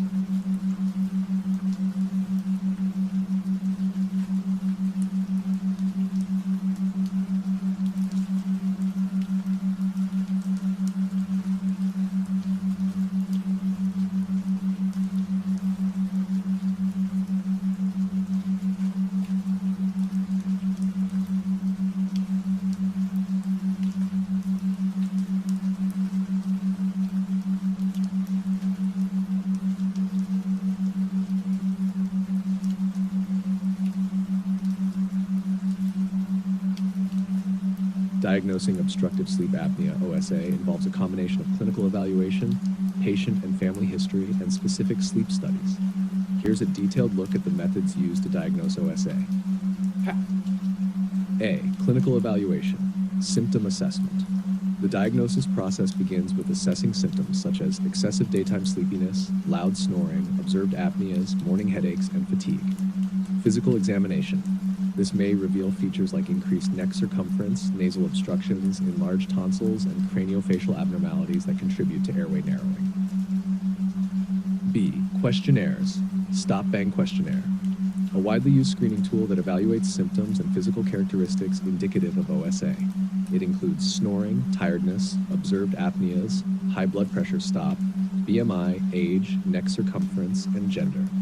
Epworth Sleepiness Scale, ESS, measures daytime sleepiness to help assess the severity of sleep disruption. Havers C.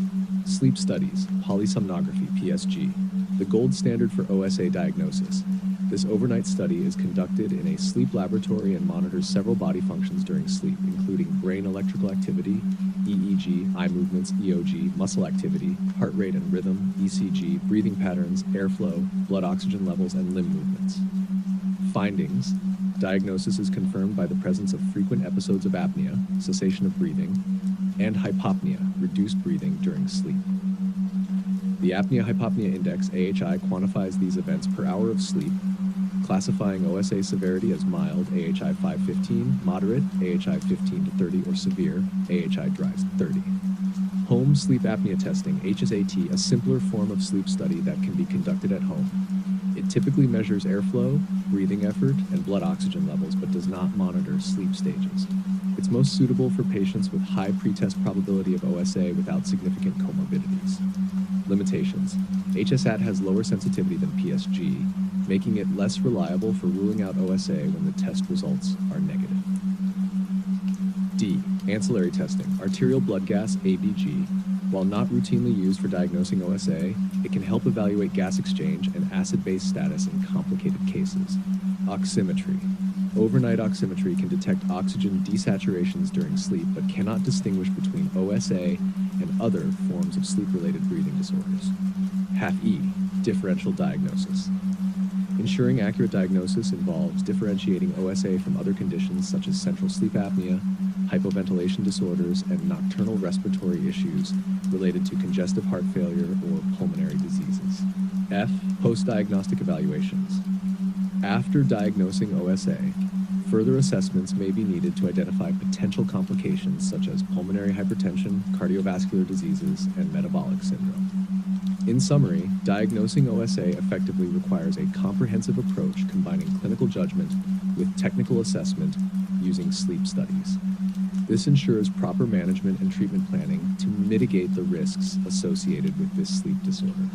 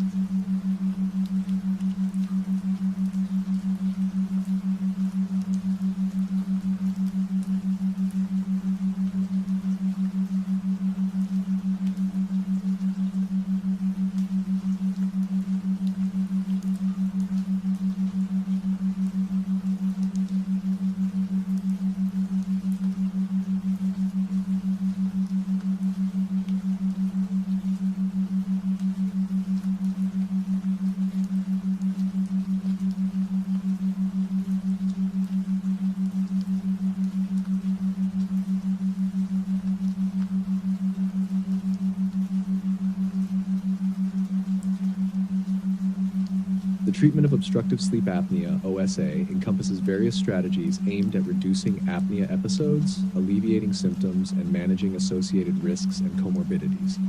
Here are the principal methods of treatment for OSA. A. Positive airway pressure, PAP, therapy. Continuous positive airway pressure, CPAP, the most commonly prescribed treatment for OSA. CPAP keeps the airway open by providing a constant stream of air through a mask, preventing airway collapse during sleep. Auto-adjusting positive airway pressure, POP, automatically adjusts the pressure throughout the night to provide the minimum pressure needed to keep the airway open.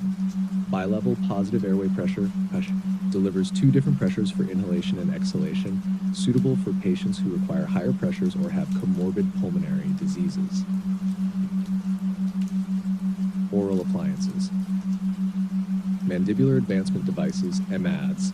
These devices adjust the lower jaw and tongue slightly forward, improving airway openness.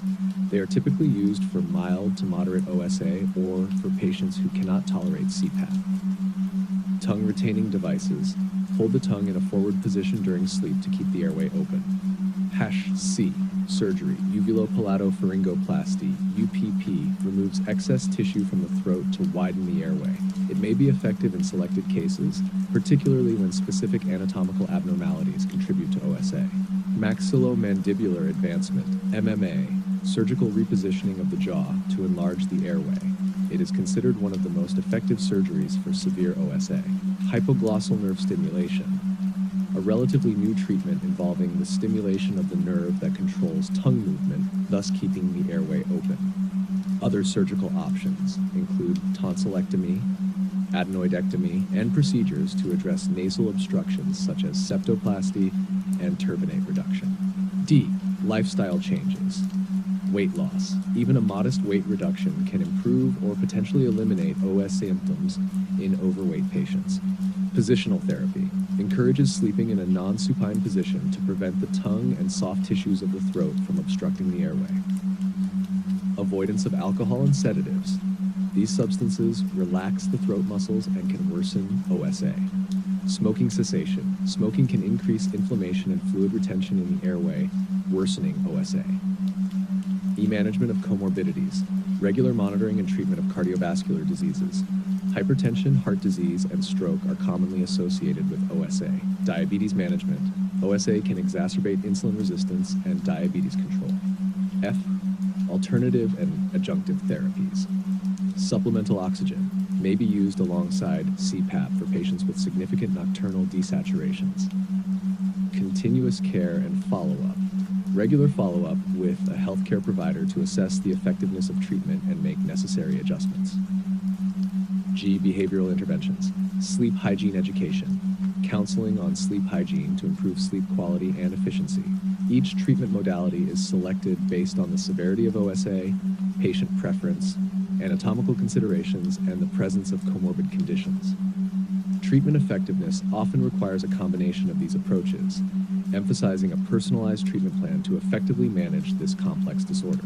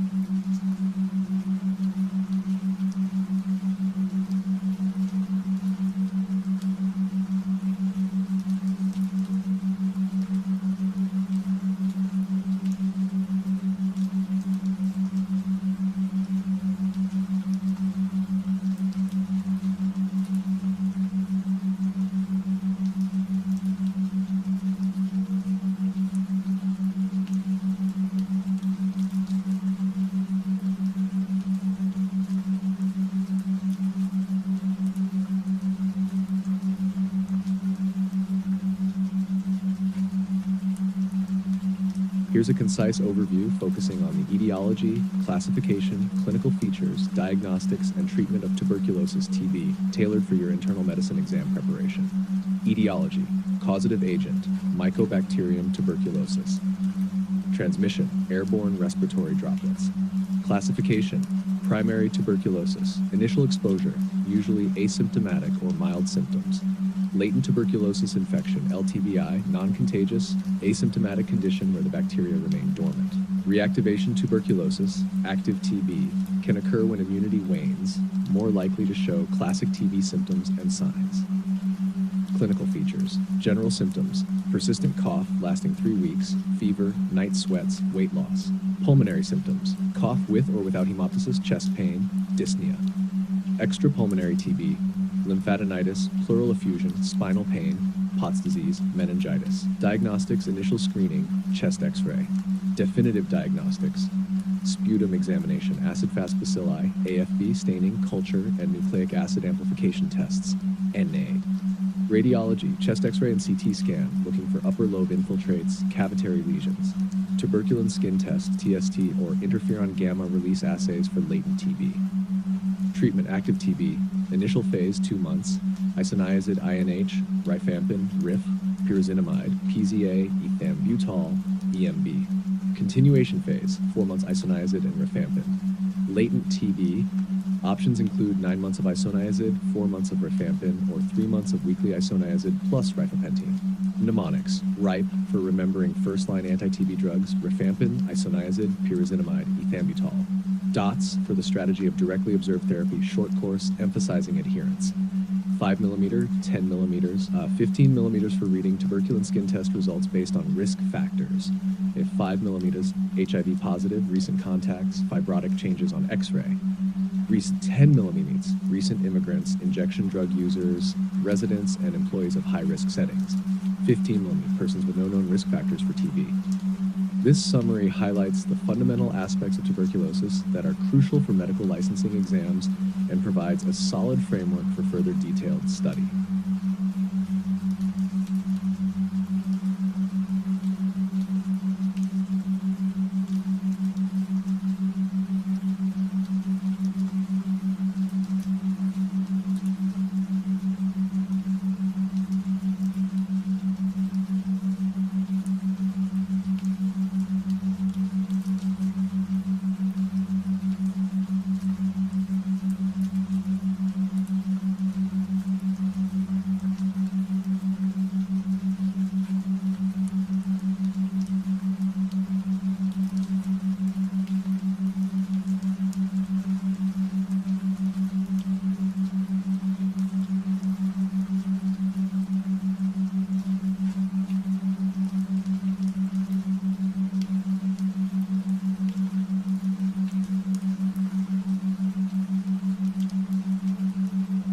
Here's a concise guide to the signs, symptoms, diagnostic approach, and treatment of tuberculosis TB, tailored for medical students and professionals.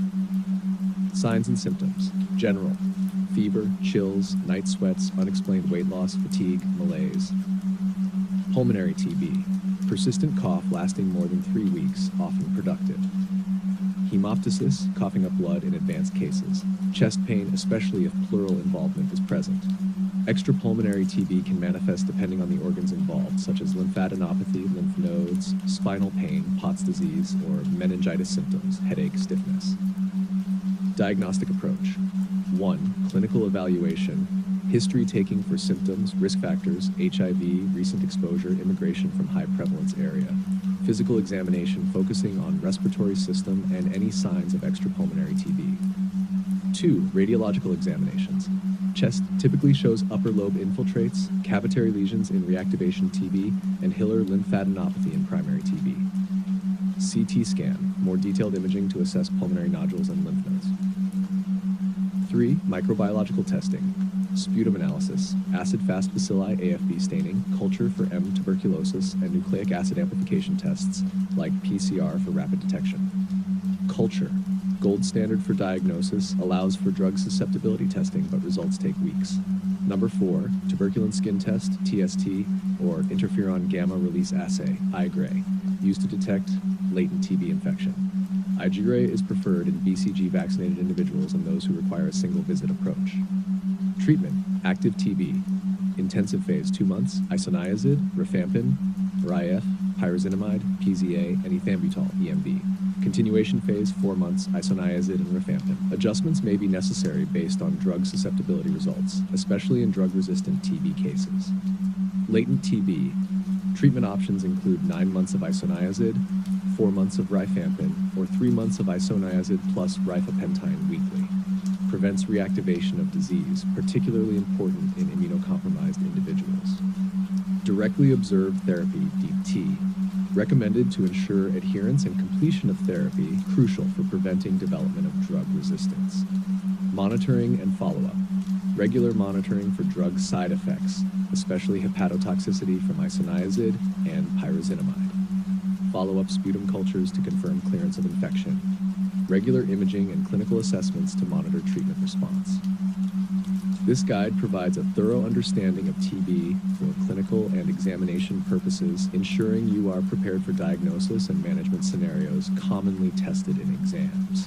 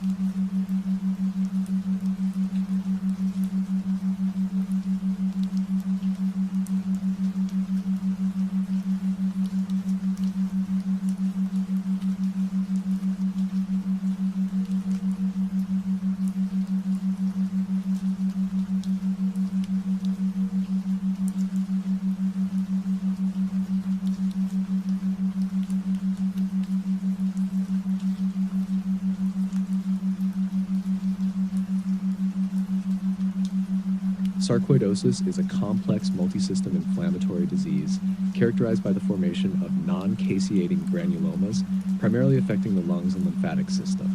Understanding its clinical manifestations, diagnostic approach, and treatment options is crucial for effective management. Here's a detailed overview tailored for medical professionals and students.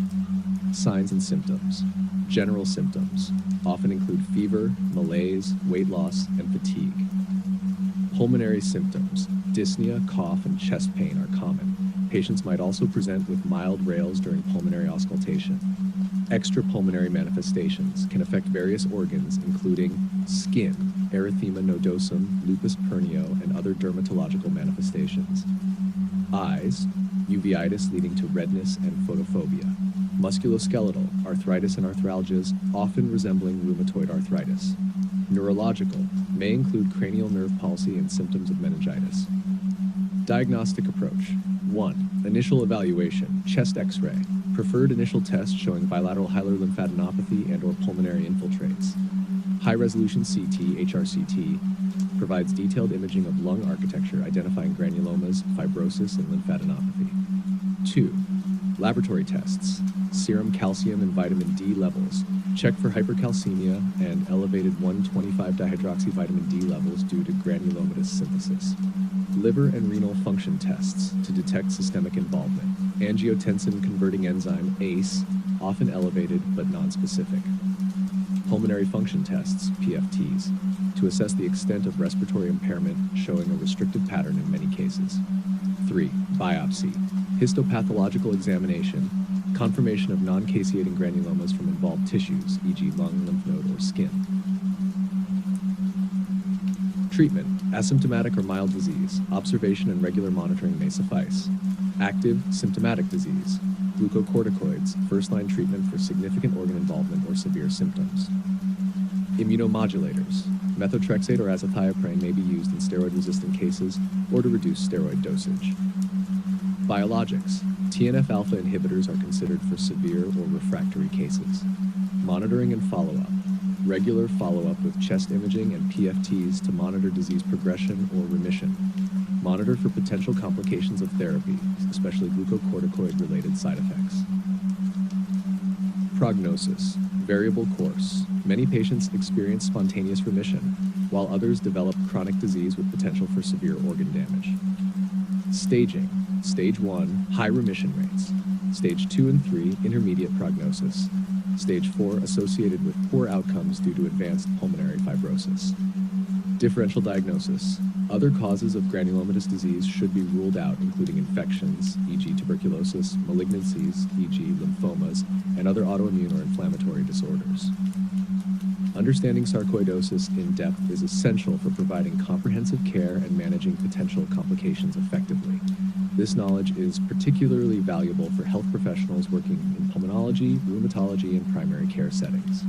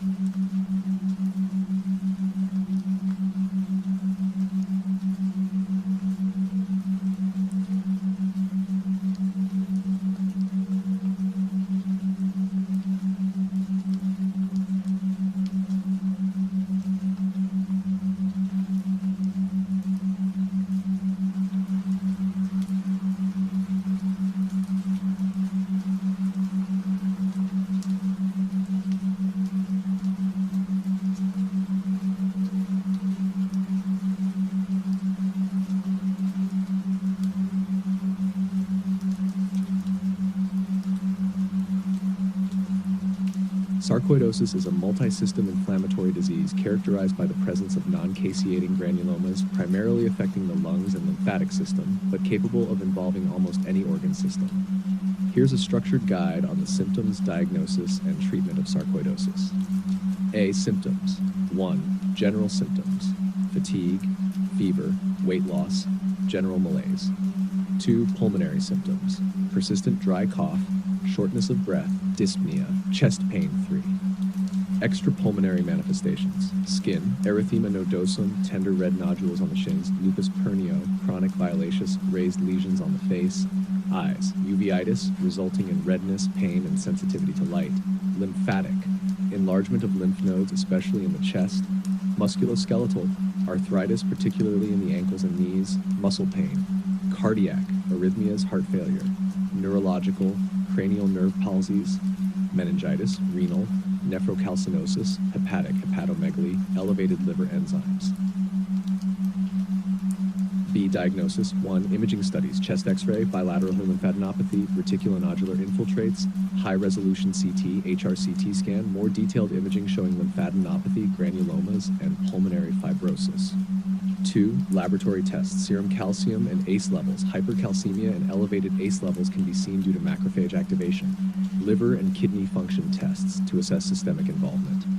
Pulmonary function tests often shows a restrictive pattern with reduced lung volumes and impaired gas exchange. 3. Histological examination: biopsy from accessible lesions, e.g. skin, peripheral lymph nodes, showing non-caseating granulomas is crucial for diagnosis. 4. Exclusion of other diseases: rule out other causes of granulomatous diseases such as tuberculosis, fungal infections, and lymphomas through appropriate tests like cultures, PCR, and specialized staining. C. Treatment.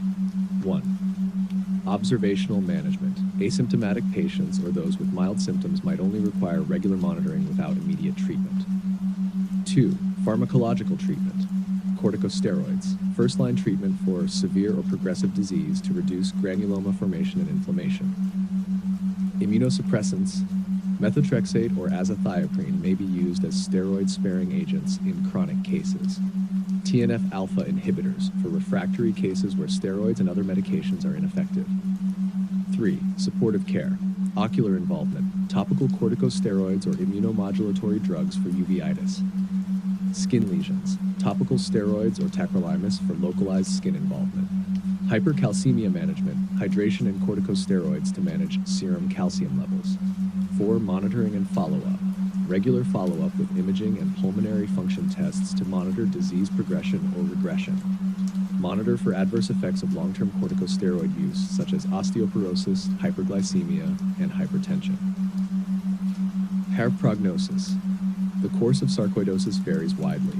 While many patients experience spontaneous remission, others progress to chronic sarcoidosis with significant organ dysfunction, particularly pulmonary fibrosis, which can severely affect the quality of life and functional status.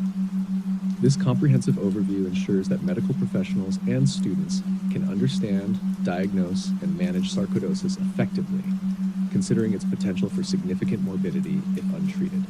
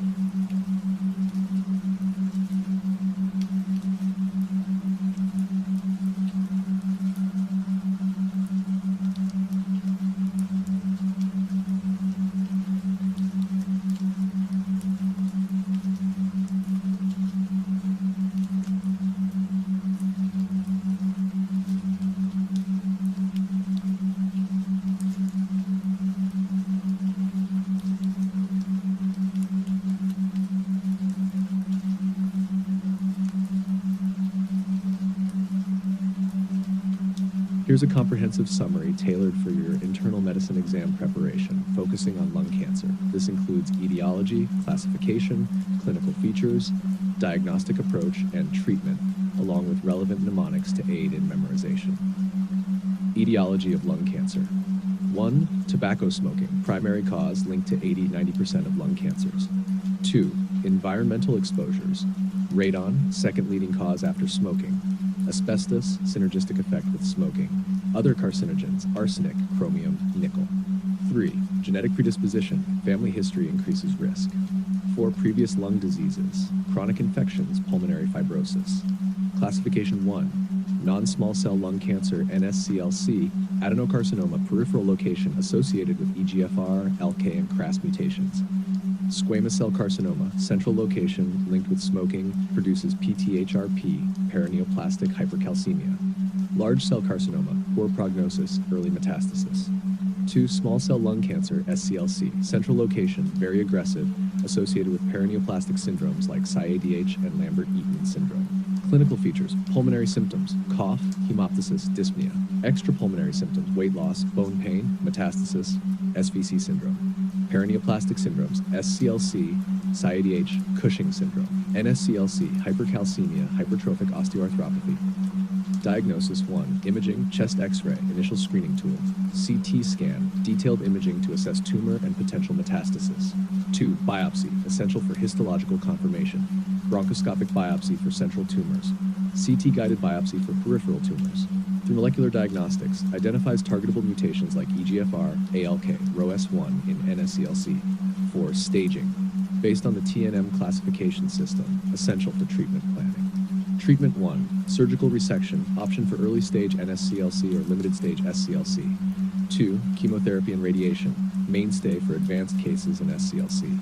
3. Targeted therapy, EGFR inhibitors, osimertinib for EGFR mutations, ALK inhibitors, alectinib for ALK rearrangements.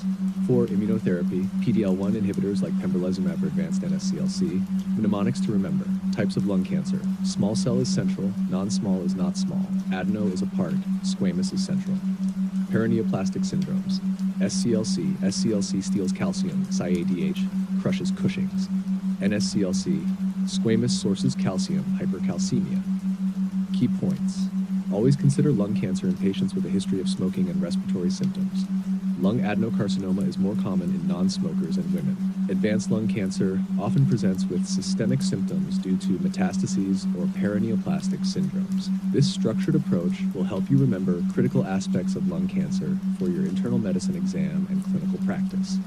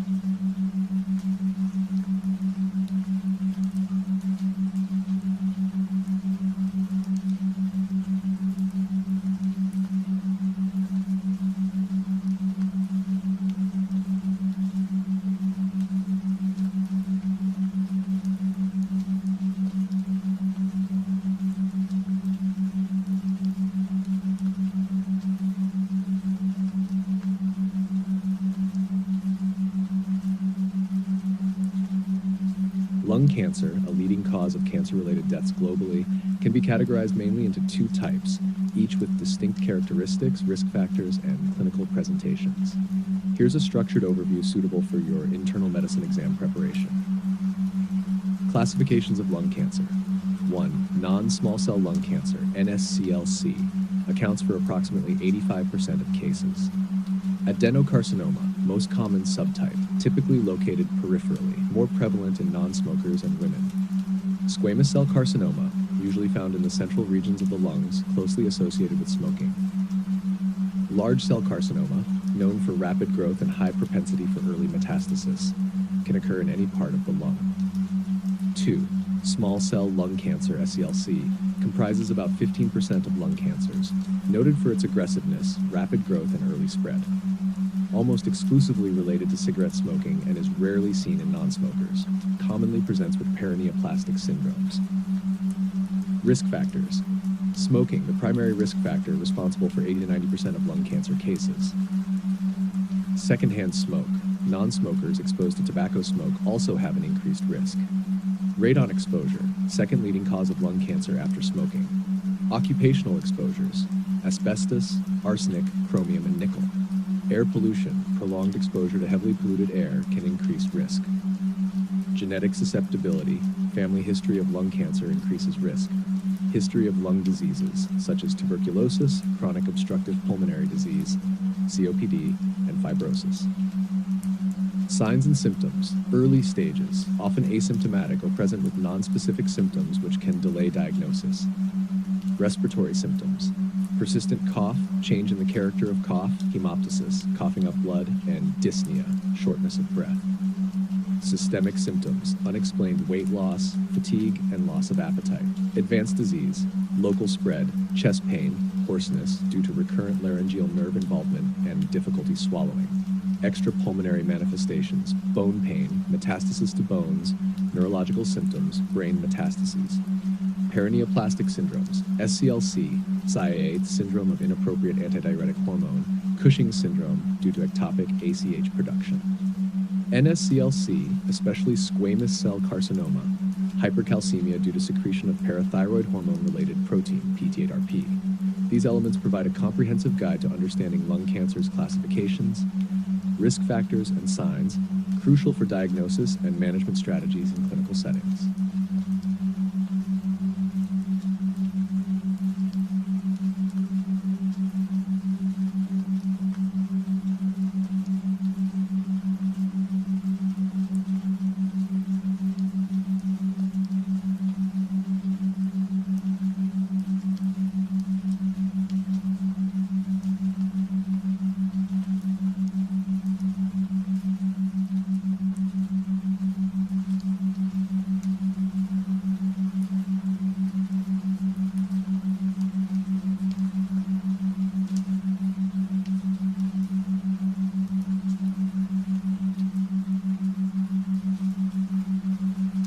Diagnostic approach to lung cancer. 1. Initial evaluation, history and physical examination. Focus on symptoms, smoking history, occupational exposures, and family history. Chest X-ray, first-line imaging to identify masses, nodules, or other lung changes.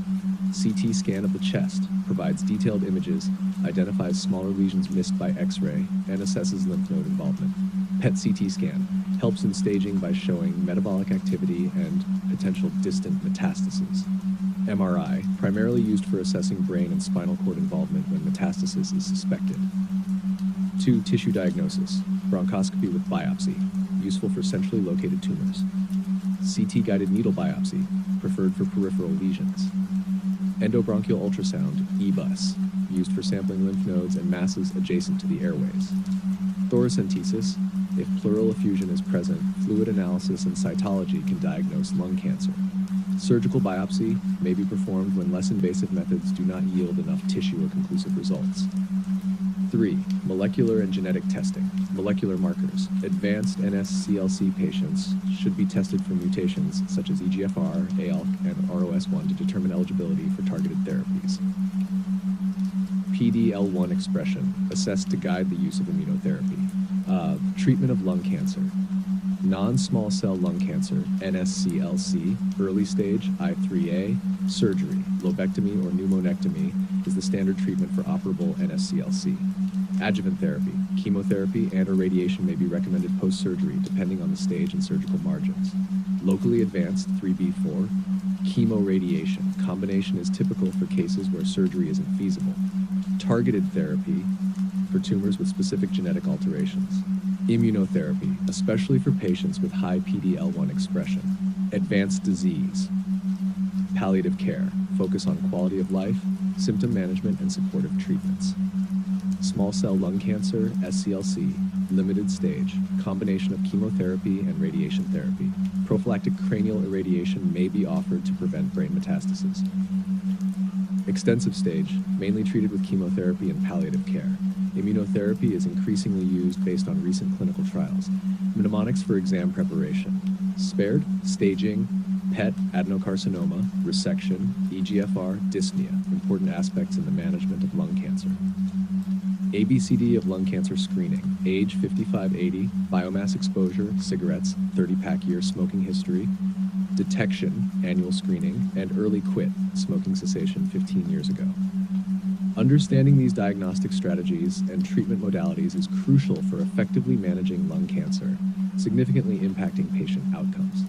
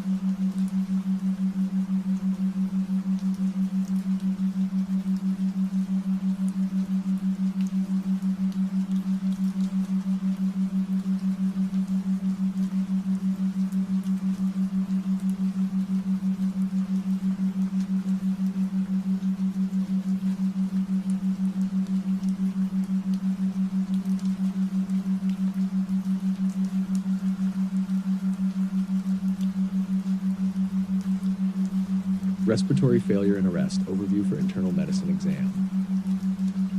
Respiratory failure is mainly caused by conditions that impair lung function, airway patency, or the neurological control of breathing. Common causes include pulmonary causes, acute exacerbations of COPD, asthma, pneumonia, pulmonary edema, ARDS. Extrapulmonary causes, CNS depression, opioid overdose, neuromuscular diseases, Guillain-Barré syndrome, upper airway obstructions. Classification: Type 1, hypoxemic respiratory failure, characterized by PaO2 60 mm Hg and normal low PaCO2. Type 2, hypercapnic respiratory failure, characterized by PaCO2 50 mm Hg and usually associated with inadequate alveolar ventilation.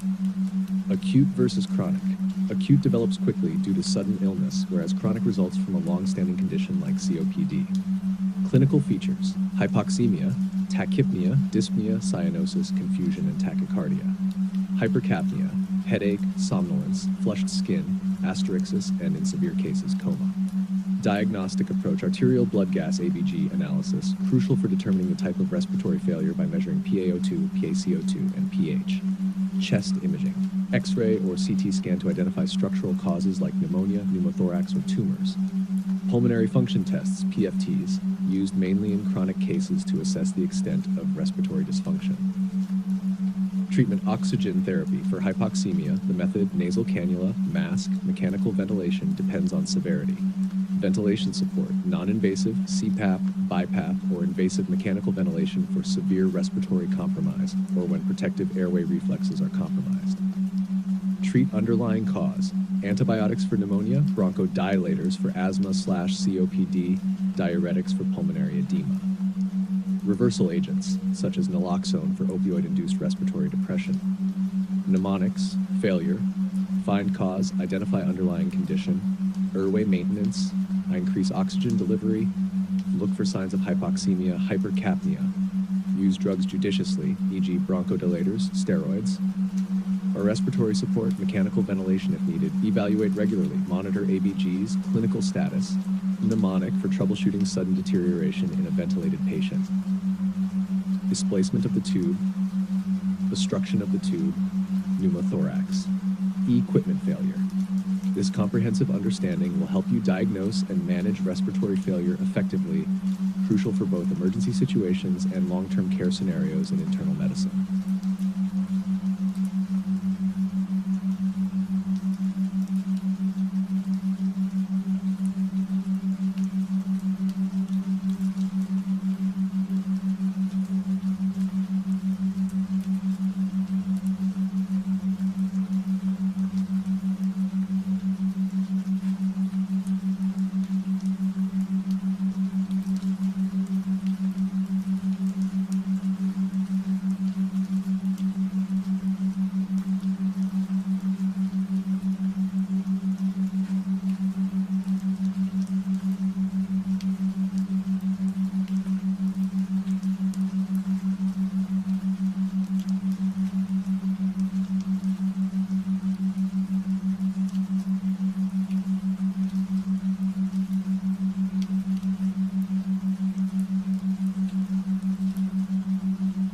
Respiratory insufficiency, overview for internal medicine exam. Symptoms. Respiratory insufficiency, often a precursor to respiratory failure, may present with symptoms reflecting inadequate gas exchange or increased respiratory effort. Symptoms include dyspnea, shortness of breath, especially during exertion or while lying flat.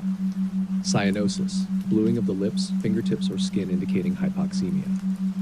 Fatigue, due to decreased oxygenation and increased work of breathing. Tachypnea, increased respiratory rate as the body attempts to enhance gas exchange. Cough may be chronic and worsened by respiratory infections. Wheezing or stridor, suggesting airway obstruction or constriction. Use of accessory muscles to aid breathing, indicative of severe respiratory distress. Diagnosis. The diagnostic approach for respiratory insufficiency involves assessing the severity and underlying causes through pulmonary function tests, PFTs, to evaluate lung capacity, airflow, and efficiency of the lungs. Arterial blood gas, ABG analysis, to measure oxygen and carbon dioxide levels and assess acid-base status. Chest X-ray or CT scan, to visualize structural abnormalities, infections, or other pathological changes in the lungs. Oximetry, non-invasive measurement of blood oxygen saturation. Complete blood count, CBC, can indicate infection or polycythemia due to chronic hypoxemia. ECG and echocardiogram, to assess cardiac function, especially if cardiopulmonary causes are suspected. Treatment of respiratory insufficiency focuses on enhancing gas exchange, treating the underlying cause, and preventing progression to respiratory failure. Oxygen therapy, to correct hypoxemia, administered via nasal cannula or mask, depending on the oxygen saturation and patient's needs. Medications, bronchodilators, ebuterol, for patients with obstructive airway disease. Corticosteroids, to reduce inflammation in conditions like asthma or COPD. Antibiotics, if respiratory insufficiency is due to an infection. Pulmonary rehabilitation, exercises and breathing techniques to strengthen respiratory muscles and enhance lung function. Ventilatory support, CPAP or BiPAP may be used in cases of sleep apnea or severe respiratory compromise. Treatment of underlying conditions, addressing causes such as heart failure, neuromuscular diseases, or structural lung diseases. Lifestyle modifications, including smoking cessation, weight management, and avoiding exposure to respiratory irritants. Mnemonics, breath bronchospasm, our respiratory rate increase, effort of breathing increase, accessory muscle use, tachycardia, hypoxemia, O2 saturation decrease, uncomfortable sensation, dyspnea, 2 tire easily due to increased work of breathing.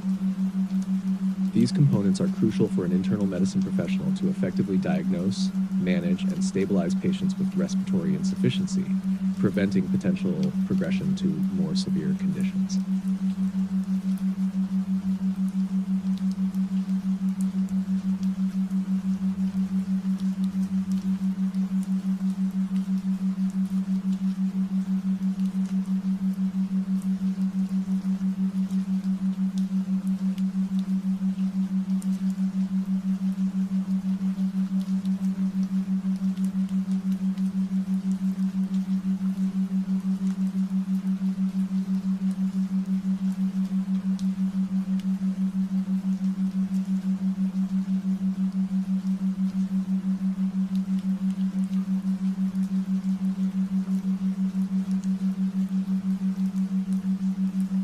The cells in those layers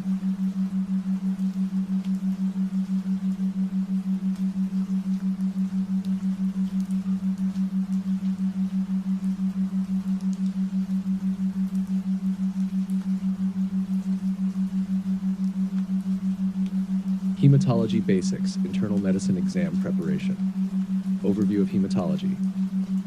Hematology is the branch of medicine concerned with the study, diagnosis, treatment, and prevention of diseases related to blood. It encompasses the treatment of blood disorders and malignancies, including types of hemophilia, leukemia, lymphoma, and sickle cell anemia. Blood composition and function. Plasma, 55%. The liquid component containing water, salts, and proteins. Cells, 45%, including red blood cells, RBCs, white blood cells, WBCs, and platelets. Functions, transport of oxygen and nutrients, defense against pathogens, blood clotting, regulation of body temperature and pH balance. Etiology of blood disorders, genetic, such as thalassemia, sickle cell disease. Acquired, due to infections, malignancies, nutrition deficiencies, e.g. iron, vitamin B12, folate, or bone marrow disorders. Classification of blood cells. 1. Red blood cells, erythrocytes, transport oxygen from the lungs to body tissues. Lifespan, approximately 120 days. Disorders include anemia, polycythemia, and hemoglobinopathies. 2. White blood cells, leukocytes, key role in immune response. Types, neutrophils, lymphocytes, monocytes, eosinophils, basophils. Disorders include leukopenia, leukocytosis, leukemia. 3. Platelets, thrombocytes, critical in hemostasis and blood clot formation. Disorders include thrombocytopenia, thrombocythemia, and functional platelet disorders. Diagnostics. Complete blood count, CBC, measures the concentration of blood components. Peripheral blood smear assesses blood cell morphology. Bone marrow biopsy determines the status of blood-forming tissues. Coagulation tests such as PT, APTT, and INR used to evaluate blood clotting function. Flow cytometry identifies cellular markers on blood cells useful in diagnosing leukemia and lymphomas. Key drugs and treatment approaches, anticoagulants, e.g. warfarin, heparin, prevent clot formation. Erythropoiesis-stimulating agents, erythropoietin, treat anemia by stimulating RBC production. Iron supplements treat iron deficiency anemia. Cytotoxic drugs, e.g. cyclophosphamide, used in treating leukemia and other blood malignancies. Growth factors, e.g. filgrastim for neutropenia, stimulate the bone marrow to produce more blood cells. Mnemonics for exam, blood cell lifespans, never let monkeys eat bananas, neutrophils, lymphocytes, monocytes, eosinophils, basophils, order of decreasing abundance in blood. Coagulation cascades, silly people try finding mangoes like picky squirrels, Stewart-Prower factor, X, prothrombin, tissue factor, factor 7, factor Imes, factor 8, proaccellerin, factor WEM, factor 5, Stewart factor, TWE, prekallikrein, high molecular weight, kininogen. Clinical tip. Understanding the life cycle and function of each blood cell type is crucial for diagnosing and treating hematological diseases. For example, knowing the specific lineage affected by a genetic mutation or the target of a particular chemotherapy drug can guide treatment decisions and improve patient outcomes. This summary covers the foundational knowledge needed for the internal medicine exam, focusing on the pathophysiology, diagnostic methods, and management strategies crucial for hematological disorders.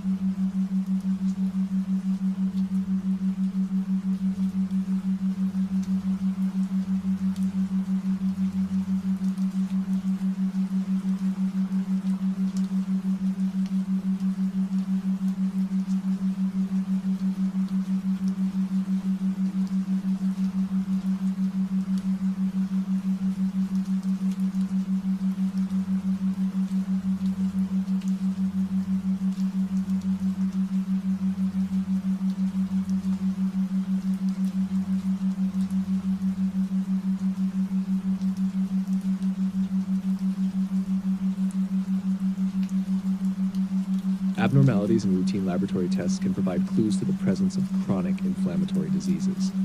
Here are common tests and their typical findings that suggest chronic inflammation. 1. Complete blood count, CBC. Elevated white blood cell, WBC count can indicate infection, inflammation, or less commonly, leukocyte disorders.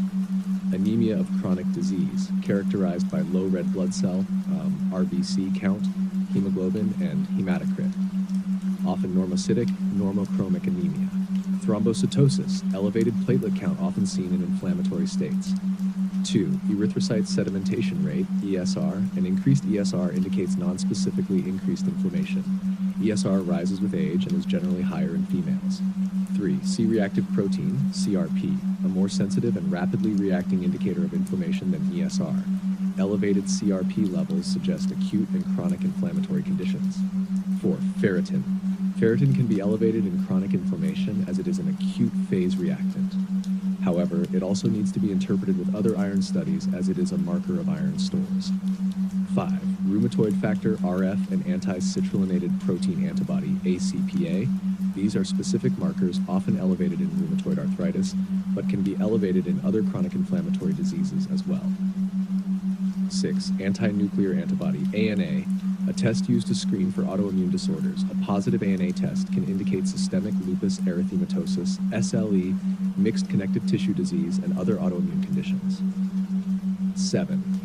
Serum protein electrophoresis. This test can show a polyclonal gamma globulin increase, suggesting chronic inflammation, or a monoclonal spike, indicating possible malignancy, or monoclonal gammopathy of undetermined significance, MGUS. 8. Liver function tests, LFTs. Elevated liver enzymes such as alanine aminotransferase, ALT, and aspartate aminotransferase, AST, may indicate liver inflammation. Increased alkaline phosphatase, ALP, can be seen in diseases with bone involvement or cholestasis. 9. Kidney function tests. Elevated creatinine and blood urea nitrogen, BN, can indicate renal impairment due to diseases like lupus nephritis or diabetic nephropathy. 10. Urinalysis. Proteinuria and hematuria can suggest renal inflammation, commonly seen in diseases like nephritis. These laboratory tests are used in conjunction to provide a comprehensive view of a patient's health and to suggest the presence of chronic inflammatory diseases. They help guide further diagnostic, evaluation, and management strategies.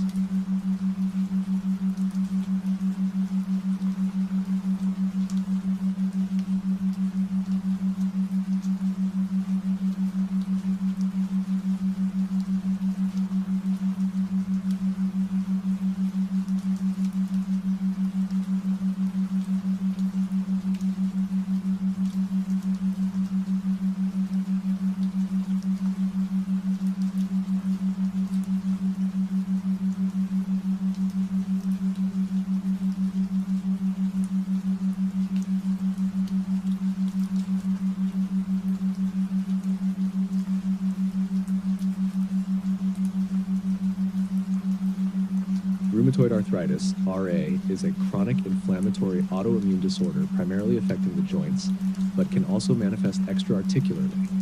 Here's a concise overview essential for your internal medicine exam preparation. Etiology and risk factors. Genetic, strong association with HLA-DR4 and HLA-DR1. Environmental, smoking and hormonal factors play significant roles. Others, infection and obesity. Pathophysiology involves autoimmunity, where the body produces antibodies against citrullinated proteins, leading to chronic inflammation. Key players: T cells, B cells, macrophages, cytokines, TNF, IL-1, IL-6. Mnemonics: D-Roan with 4 propellers and 1 camera, HLA-DR4 and HLA-DR1. Clinical features: symmetrical joint pain and swelling, particularly in the wrists, MCP, and PIP joints. Morning stiffness lasting more than 30 minutes. Extra-articular manifestations: rheumatoid nodules, interstitial lung disease, anemia, and cardiovascular complications. Diagnosis: laboratory, rheumatoid factor, RFs, and anti-cyclic citrullinated peptide, ACPA, antibodies are key serological markers. Elevated CRP and ESR indicate inflammation. Imaging: early disease, ultrasound or MRI for joint synovitis. Advanced disease, X-rays show joint erosion and narrowing. Treatment: disease-modifying antirheumatic drugs are the cornerstone. Methotrexate is the first-line treatment. Other options include hydroxychloroquine, sulfasalazine, and leflunomide. Biologics such as TNF inhibitors, e.g. infliximab, and IL-6 inhibitors, e.g. tocilizumab, for severe cases.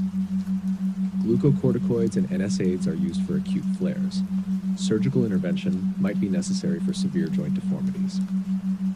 Prognostic factors. Poor prognostic indicators include high disease activity, presence of autoantibodies, RF and ACPA, and extra-articular manifestations. Mnemonics: disease progression, CRP and ESR up, RAs flaring up. Treatment: methotrexate manages many. TNF troubles need biologics. This comprehensive but concise overview should help reinforce your understanding of rheumatoid arthritis for both clinical practice and your exam.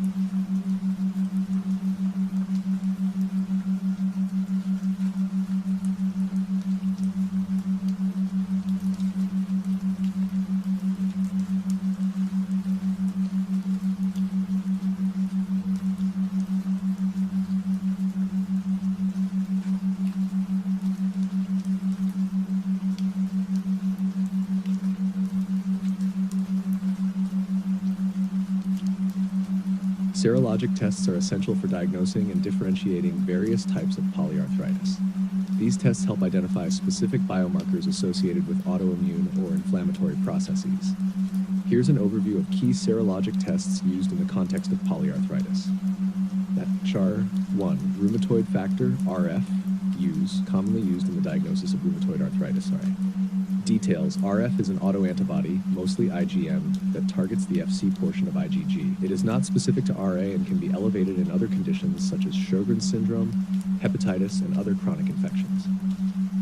2. Anticyclic citrullonated peptide, anti-CCP antibodies.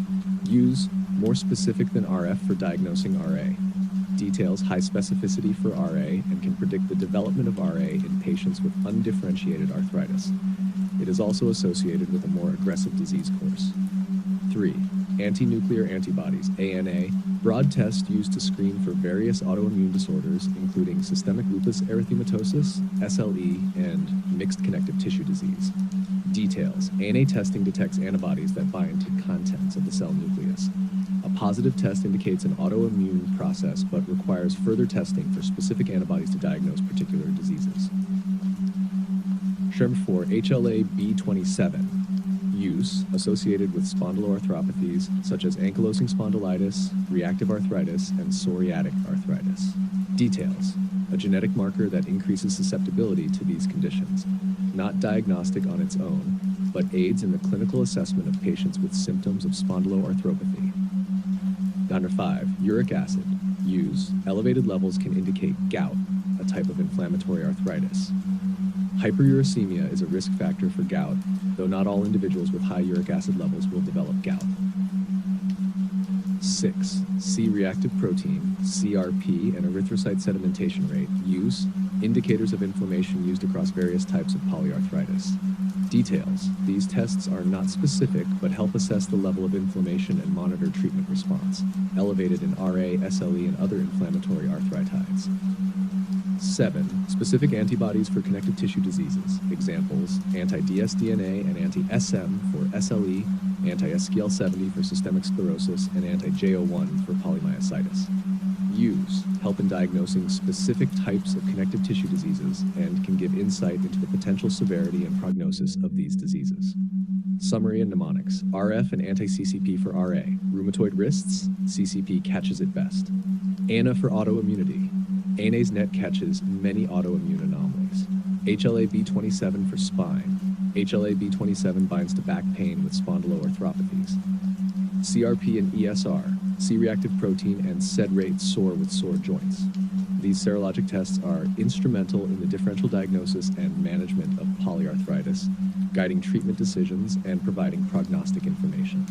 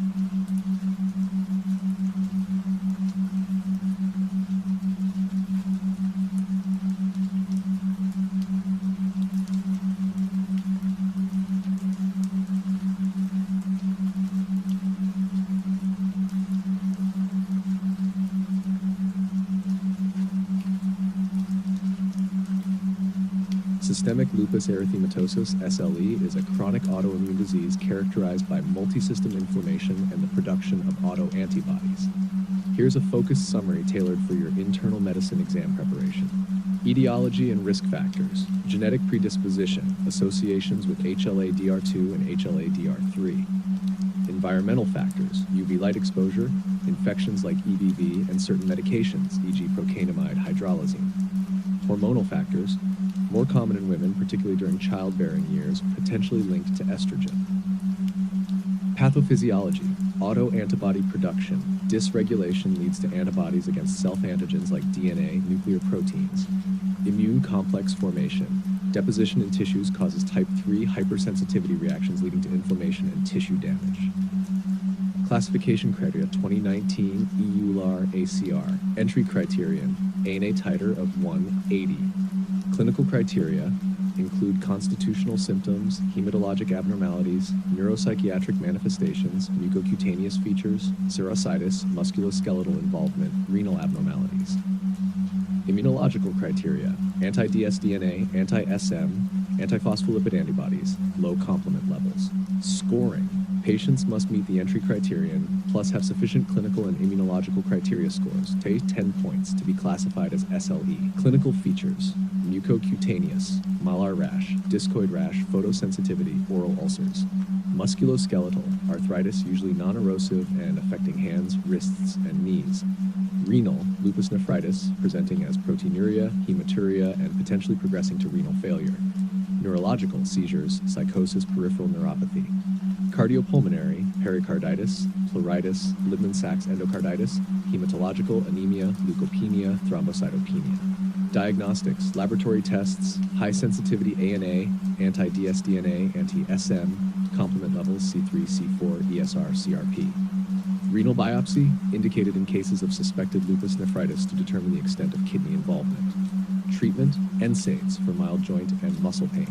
Antimalarials, e.g. hydroxychloroquine, used in all SLE patients for skin and joint symptoms and to reduce flares. Glucocorticoids for moderate to severe disease, especially during flares. Immunosuppressants includes methotrexate, azathioprine, mycophenolate, mofetil, and cyclophosphamide, particularly for severe or life-threatening disease. Biologics, belimumab, rituximab, used in patients with refractory SLE. Mnemonics for exam, SOAP-brain, mnemonic for clinical features, serositis, oral ulcers, arthritis, photosensitivity, blood disorders, renal involvement, ANA positive, immunologic phenomena, neurologic disorders, malar or discoid rash. DAR, please shine my shoes, drugs, procainamide, hydralazine, radiation, diet, rest, psychosocial factors, stress, hormones, infection, smoking medication, SLE-inducing like isoniazid, minocycline. Focus on understanding the pathophysiology, recognizing the diverse clinical presentation, and mastering the current classification criteria and treatment guidelines for a comprehensive exam preparation.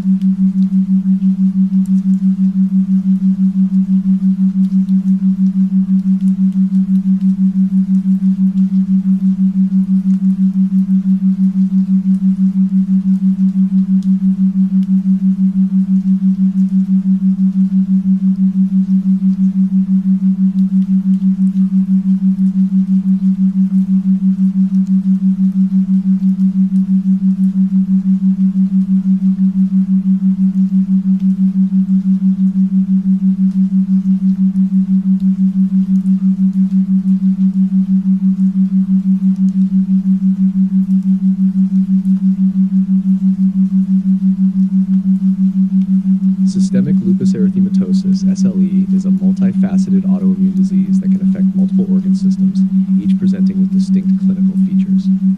Understanding these features is crucial for diagnosing and managing SLE effectively. Here's a detailed overview. Constitutional symptoms. Fatigue, one of the most common symptoms affecting daily activities. Fever, often low-grade, may be a sign of active disease or infection. Weight loss can occur due to increased metabolic demand during active disease phases. Dermatological manifestations, malar rash, butterfly rash, fixed erythema over the cheeks and bridge of the nose, sparing the nasolabial folds. Discoid rash, chronic disc-shaped lesions that can scar and cause pigment changes. Photosensitivity, skin rash as a reaction to sunlight exposure. Oral nasal ulcers, usually painless, can be observed during routine examinations. Alopecia, non-scarring hair thinning that often occurs diffusely. Musculoskeletal symptoms, arthritis, non-erosive erosive arthritis involving 2 or more peripheral joints characterized by tenderness, swelling, or effusion. Myalgia, muscle aches that are not as severe as those seen in inflammatory myopathies. Renal involvement. Lupus nephritis presents with proteinuria or hematuria. Renal biopsy may be necessary to assess the extent of immune complex deposition and guide treatment. Neurological manifestations. Seizures and psychosis can occur without any evident metabolic disturbances or drug intoxications. Cognitive dysfunction, difficulties with memory, psychomotor speed, and complex attention. Peripheral neuropathy can include sensory or motor deficits. Cardiopulmonary features. Pericarditis, chest pain, pericardial friction rub, and evidence of pericardial effusion on echocardiography. Pleuritis, sharp chest pain that worsens with respiration. Pleural effusions may be evident on imaging. Hematological abnormalities. Anemia, commonly anemia of chronic disease, but hemolytic anemia with reticulocytosis is also characteristic. Leukopenia and lymphopenia, particularly during disease flares. Thrombocytopenia, often immune-mediated and can be associated with bleeding risk. Vascular symptoms, Raynaud's phenomena. Fingers or toes turn white or blue on cold exposure during stress. Vasculitis can lead to skin manifestations such as palpable purpura, ulcers, and necrosis. Serositis. Pleurisy and pericarditis can lead to sharp chest pain, dyspnea, and signs of fluid accumulation around lungs and heart. Gastrointestinal, abdominal pain, may be due to vasculitis or peritonitis. Mesenteric vasculitis can cause acute abdominal emergencies. Each of these clinical features can vary widely among patients with SLE, requiring clinicians to maintain a high index of suspicion and conduct comprehensive evaluations. The variability and overlap with other diseases also necessitate careful differential diagnosis to avoid misinterpretation of symptoms.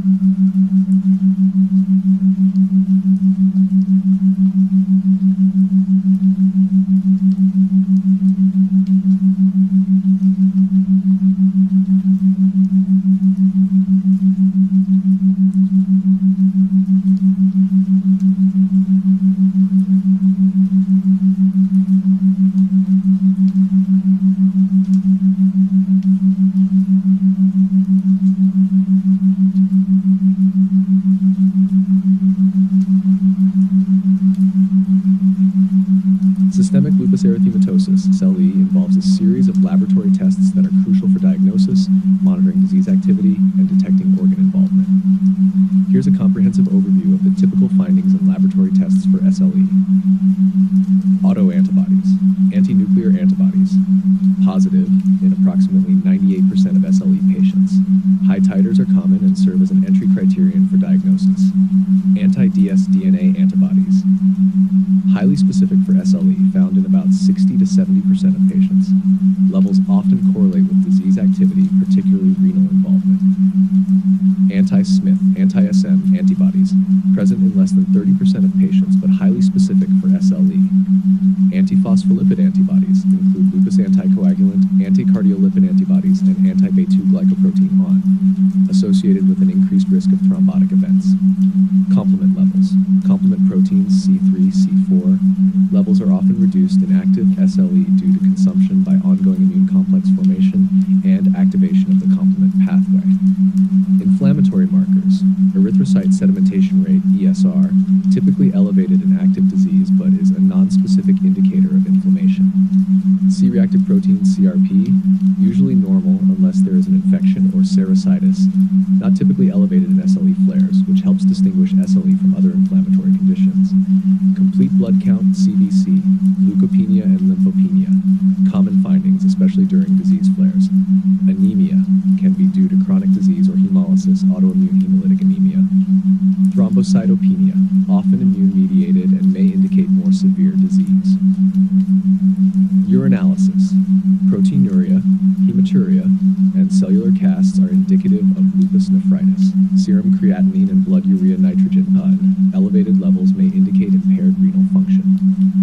tests, coagulation tests, prolonged prothrombin time, PT, and partial thromboplastin time, PTT, can occur, especially in the presence of antiphospholipid antibodies. Liver function tests may show abnormalities if there is hepatic involvement, though not common.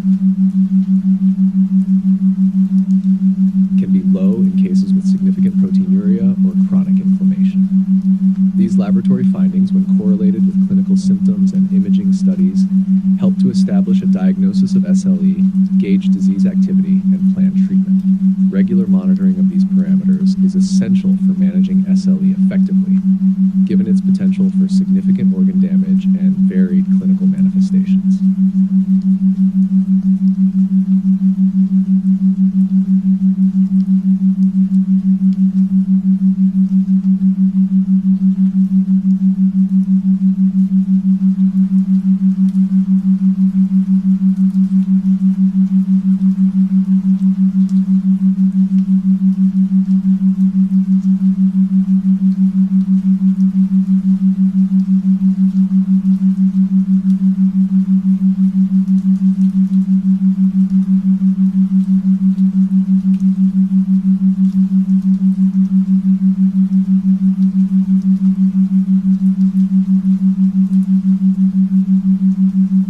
Rheumatoid arthritis, RA, is a chronic inflammatory disorder that primarily affects the joints but can also have systemic manifestations. Here's an overview of its signs, symptoms, and diagnostic approach. Signs and symptoms. Joint pain and swelling, symmetrical and typically affecting the small joints of the hands, metacarpophalangeal and proximal interphalangeal joints, wrists, and feet. Morning stiffness. Lasts longer than 30 minutes and improves with activity. Joint deformities. As the disease progresses, deformities such as ulnar deviation, swan neck, and boutonniere deformities can occur. Rheumatoid nodules. Firm, non-tender subcutaneous nodules over bony prominences and extensor surfaces. Fatigue, fever, and weight loss. Common systemic symptoms reflecting the inflammatory nature of the disease. Extra-articular manifestations. Skin, rheumatoid nodules, vasculitis. Eyes, dryness, inflammation, and scleritis. Lungs, interstitial lung disease, pleuritis. Cardiovascular, pericarditis, increased risk of cardiovascular disease. Neurological, entrapment neuropathies such as carpal tunnel syndrome. Diagnosis. RA diagnosis is primarily clinical but supported by various investigations. Laboratory tests. Rheumatoid factor, RF, positive in about 70 to 80% of patients but not specific to RA. Anti-citrullonated protein antibodies, detected by tests such as anti-CCP, cyclic citrullonated peptide, highly specific for RA, erythrocyte sedimentation rate, ESR, and C-reactive protein, CRP, elevated levels indicate active inflammation. Complete blood count, CBC, may show mild anemia and elevated platelet count as markers of inflammation. Imaging, X-rays, may show joint space narrowing, erosions, and osteopenia near joints. Ultrasound and MRI, more sensitive in detecting early synovitis, bone erosions, and guiding needle placement for joint aspirations and injections. Diagnostic criteria. The 2010 American College of Rheumatology, ACR, European League Against Rheumatism, EULAR, classification criteria for RA help in classifying the disease, particularly useful for research and sometimes clinical purposes. Criteria include joint involvement, serology, RF and ACPA status, acute phase reactants, CRP and ESR, and duration of symptoms. Early diagnosis and treatment are crucial to prevent joint damage and disability. The approach typically involves a combination of clinical assessment and supportive investigations, emphasizing the importance of recognizing early symptoms and signs of RA.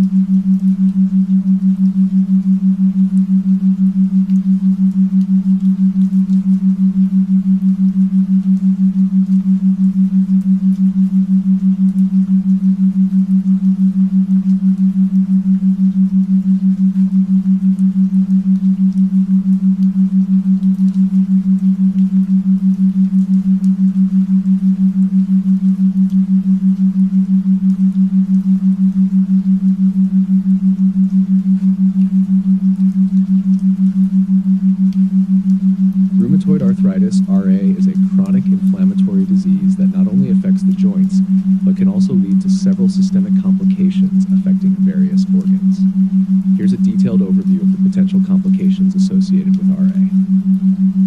Joint complications. Joint deformities. Chronic inflammation can lead to deformities such as swan neck deformity, hyperextension at the proximal interphalangeal joint, and flexion at the distal interphalangeal joint, and boutonniere deformity, flexion at the proximal interphalangeal joint, and hyperextension at the distal interphalangeal joint. Bone erosion. Persistent inflammation can cause the destruction of bone around the joints, leading to loss of function and disability. Ocular complications. Scleritis and episcleritis, inflammation of the scleral or episcleral tissue leading to redness and pain in the eyes. Dry eye syndrome, secondary to Sjogren's syndrome, causing dryness, irritation, and a sandy or gritty sensation in the eyes. Cardiovascular complications. Increased risk of cardiovascular disease.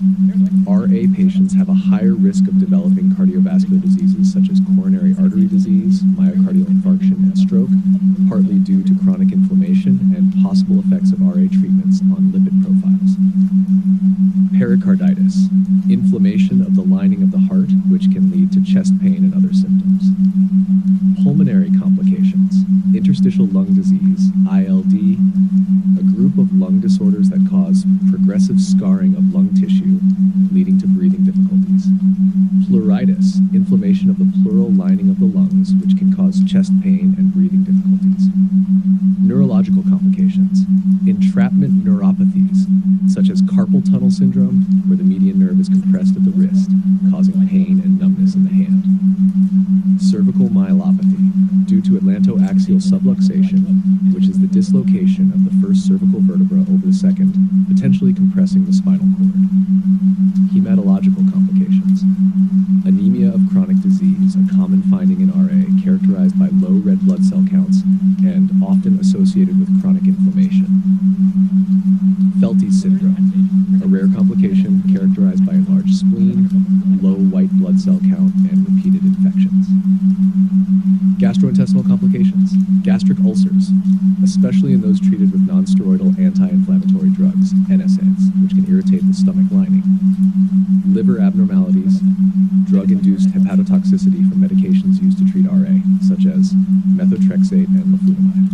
Dermatological complications, rheumatoid nodules, firm, non-tender lumps under the skin, usually occurring in areas subjected to pressure.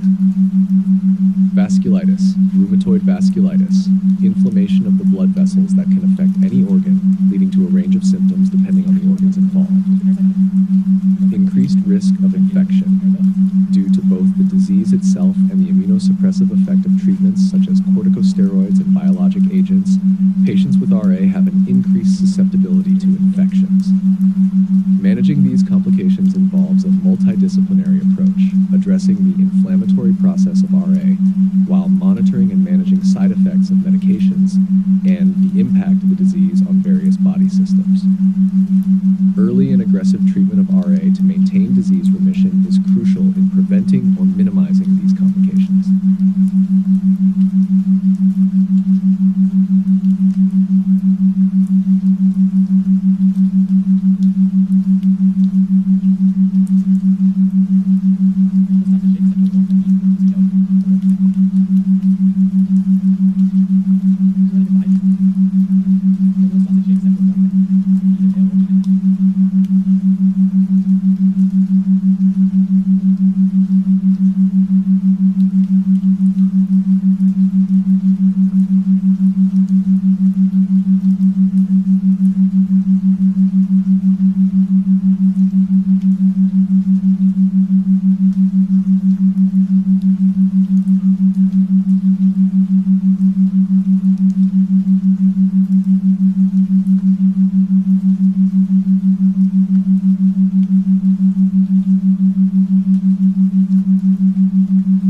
Assessing the activity of rheumatoid arthritis, RA, is crucial for guiding treatment decisions and monitoring disease progression. Both clinical and laboratory assessments are used to evaluate the disease activity and response to therapy. Here's an overview of the key components in the assessment of RA activity. Clinical assessment. 1. Joint examination, swelling and tenderness. A count of swollen and tender joints out of 28 or 44 joints typically is recorded to assess inflammation and pain. Articular assessment. Specific attention is given to commonly affected joints like the wrists, metacarpophalangeal joints, and proximal interphalangeal joints.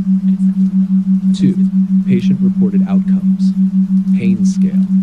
Patients rate their pain using a visual analog scale, VAS, or a numeric rating scale. Global health assessment. Patients provide an overall self-assessment of their disease activity, often via VAS. 3. FLAE. Functional Status Health Assessment Questionnaire, HAQ, evaluates the patient's ability to perform everyday tasks. Physical examination, focus on range of muscle strength and functional capabilities. 4. Disease activity scores. Disease activity score 28 uses the count of 28 joints for swelling and tenderness, the erythrocyte sedimentation rate, ESR, or C-reactive protein, CRP level, and the patient's global health assessment to calculate a score indicative of disease activity. Clinical Disease Activity Index, CDAI, and Simplified Disease Activity Index, SDAI, similar to DAS-28, but may include different combinations of clinical assessments. Laboratory assessment. 1. Acute phase reactants. Erythrocyte sedimentation rate, ESR, measures the rate at which red blood cells sediment in a period of 1 hour. Elevated ESR indicates active inflammation. C-reactive protein, CRP, a protein made by the liver that increases in response to inflammation. Elevated CRP levels are indicative of acute inflammation. 2. Rheumatoid factor and anti-citrullonated protein antibodies, APA, RF, an antibody found in about 70 to 80% of RA patients. High levels can be associated with more severe disease. ACPA, such as anti-CCP, highly specific for RA and can predict disease severity. These antibodies are also associated with disease activity. 3. Full blood count, anemia of chronic disease, common in active RA, characterized by low red blood cell counts. Thrombocytosis, elevated platelet counts can occur as an acute phase reactant in active RA. 4. Functional biomarkers, 14 to 3 pre, emerging as a biomarker for RA, indicative of joint damage and inflammation. Imaging techniques used to assess joint damage and erosion over time, not as sensitive for early disease changes. Ultrasound and MRI, more sensitive than X-rays for detecting early joint inflammation, synovitis, and erosions. They can assess disease activity by revealing changes in joint and soft tissue structures. Combining these clinical and laboratory assessments provides a comprehensive picture of the current activity level of RA in a patient. This multidimensional approach allows for tailored treatment strategies aimed at achieving and maintaining disease remission or low disease activity, thus minimizing the risk of joint damage and disability.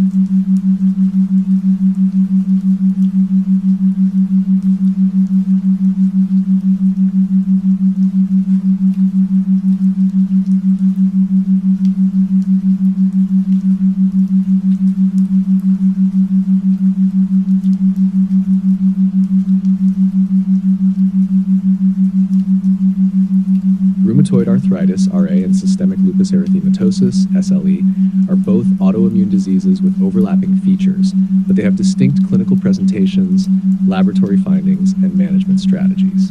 Differentiating between these conditions is crucial for appropriate treatment and management. Here's a comparison of their differential diagnosis.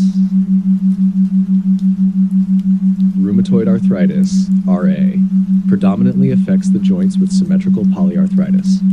Commonly involves small joints such as the hands, metacarpophalangeal joints, proximal interphalangeal joints, and feet. Morning stiffness lasting more than an hour.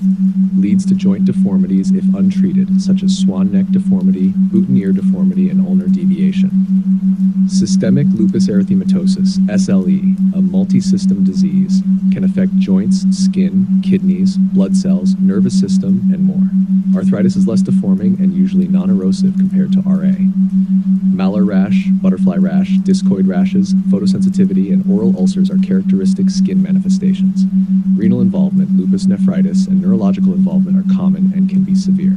Pasher laboratory tests, rheumatoid arthritis, rheumatoid factor, RF, and anti-citrullonated protein antibodies, ACPA, particularly anti-CCP, are commonly present and are key markers. Elevated inflammatory markers such as ESR and CRP. Anemia of chronic disease is common.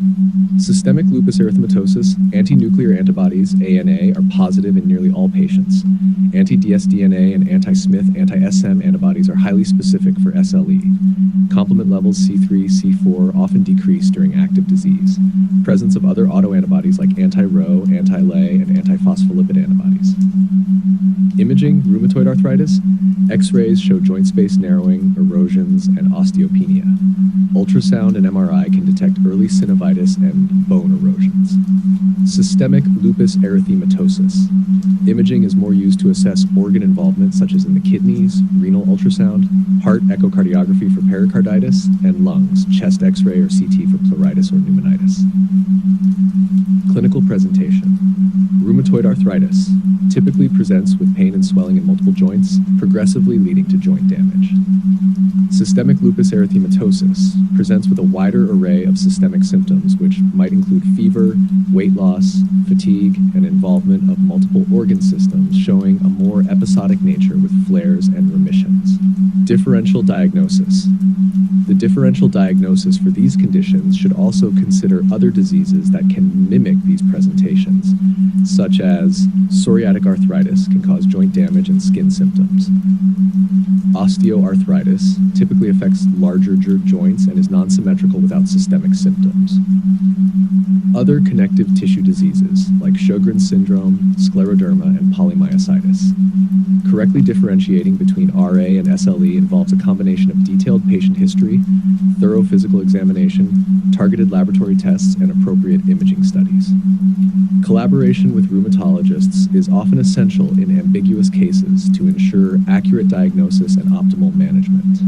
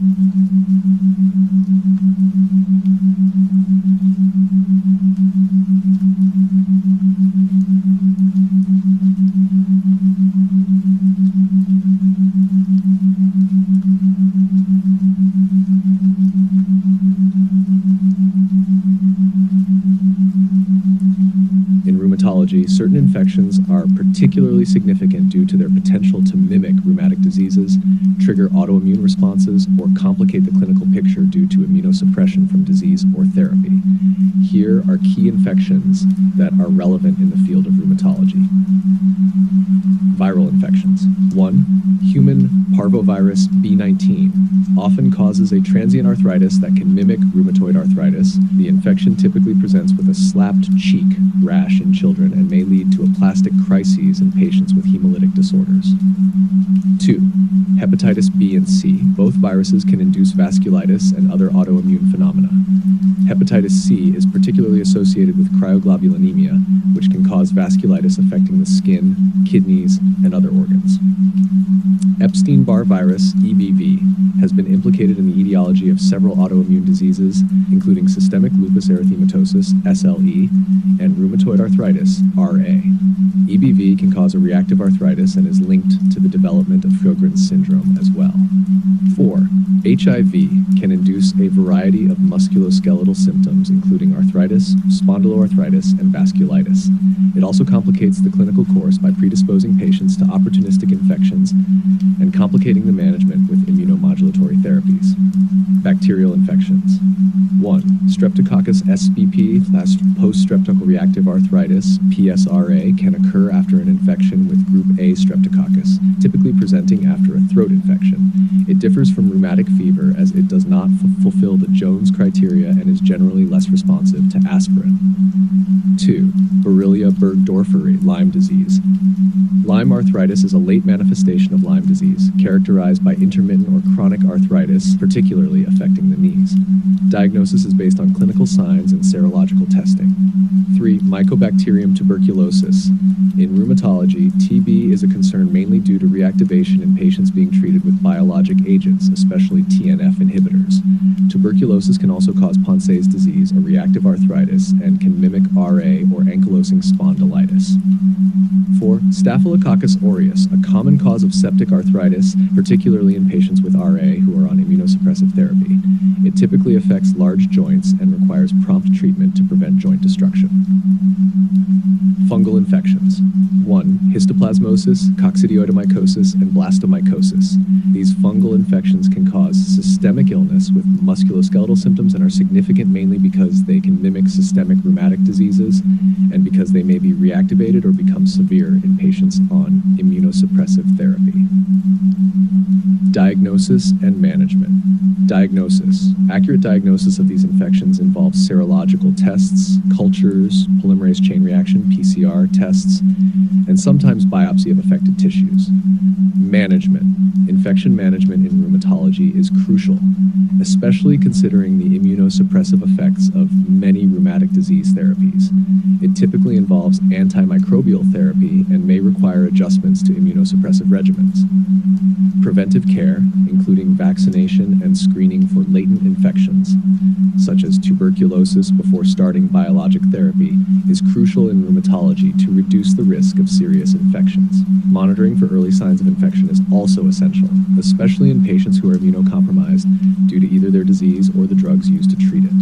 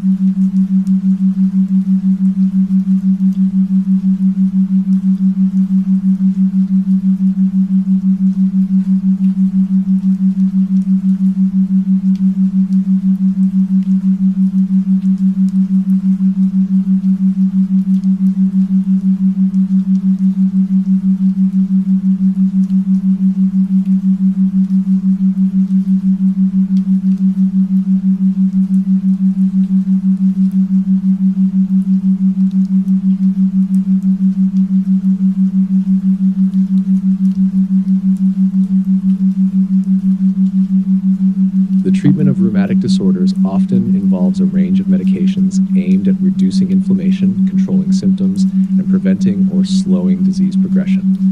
Here are some of the key drug classes and specific agents commonly used in the management of rheumatic diseases. Non-steroidal anti-inflammatory drugs, NSAIDs, examples, ibuprofen, naproxen, diclofenac, indomethacin, celecoxib. Use, symptomatic relief of pain and inflammation. Mechanism, inhibit cyclooxygenase enzymes, CHOX1 and COX2, to reduce prostaglandin synthesis. Glucocorticoids, examples, prednisone, prednisolone, methylprednisolone. Use, control of severe inflammation and as a bridge therapy until DMARDs or biologics take effect. Mechanism, broad anti-inflammatory and immunosuppressive effects.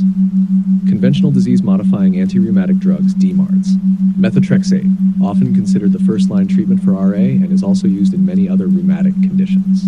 Hydroxychloroquine, commonly used in SLE and RA.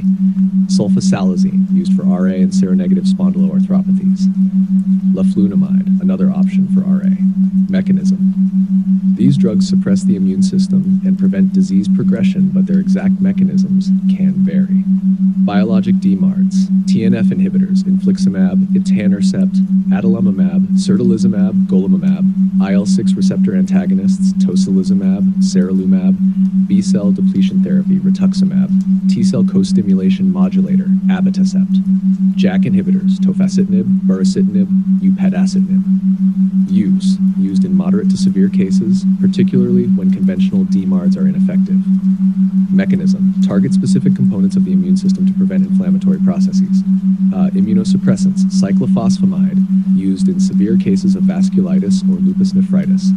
Mycophenolate mofetil, commonly used in lupus nephritis. Azathioprine, used in RA, lupus, and other conditions. Mechanism, suppress or reduce the strength of the body's immune system. Anti-malarial drugs, hydroxychloroquine and chloroquine, used mainly in SLE and RA. Mechanism, thought to interfere with lysosomal activity and the processing of antigens in immune cells. Corticosteroid-sparing agents. For patients who require long-term corticosteroid use, medications such as methotrexate or azathioprine may be used to reduce the dose and duration of steroid treatment, thereby minimizing potential side effects. Management strategy. The choice of drugs depends on several factors, including the specific rheumatic disease, the severity of symptoms, patient comorbidities, and the presence of organ involvement. The overarching goal is to achieve the lowest possible level of disease activity and the best quality of life with the minimal use of steroids due to their side effects. Monitoring. Due to potential side effects including immunosuppression, liver toxicity, bone marrow suppression, and increased risk of infections, regular monitoring of blood counts, liver enzymes, renal function, and other relevant tests is crucial in patients receiving these treatments.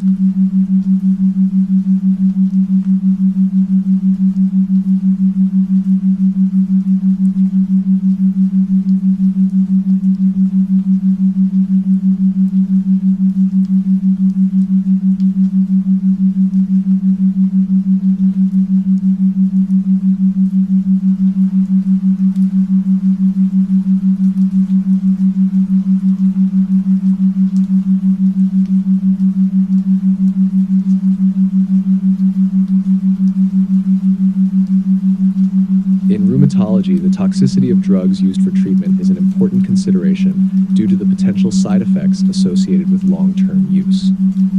Here's an overview of the toxicity profiles of commonly used drugs in rheumatic disorders. 1. Non-steroidal anti-inflammatory drugs, NSAIDs, gastrointestinal, ulcers, gastritis, gastrointestinal bleeding, and potential perforation. Cardiovascular, increased risk of heart attack and stroke, especially with long-term use. Renal, impairment of kidney function, fluid retention, and hypertension. 2. Glucocorticoids, e.g. prednisone, methylprednisolone. Bone, osteoporosis, vascular necrosis. Metabolic, weight gain, diabetes, and lipid abnormalities. Psychiatric, mood swings, psychosis. Endocrine, adrenal suppression, Cushing syndrome. Immunologic, increased susceptibility to infections. Ocular, cataracts, glaucoma. 3. Methotrexate MTX, hepatic, hepatotoxicity, potentially leading to liver fibrosis and cirrhosis. Hematologic, bone marrow suppression causing anemia, leukopenia, thrombocytopenia.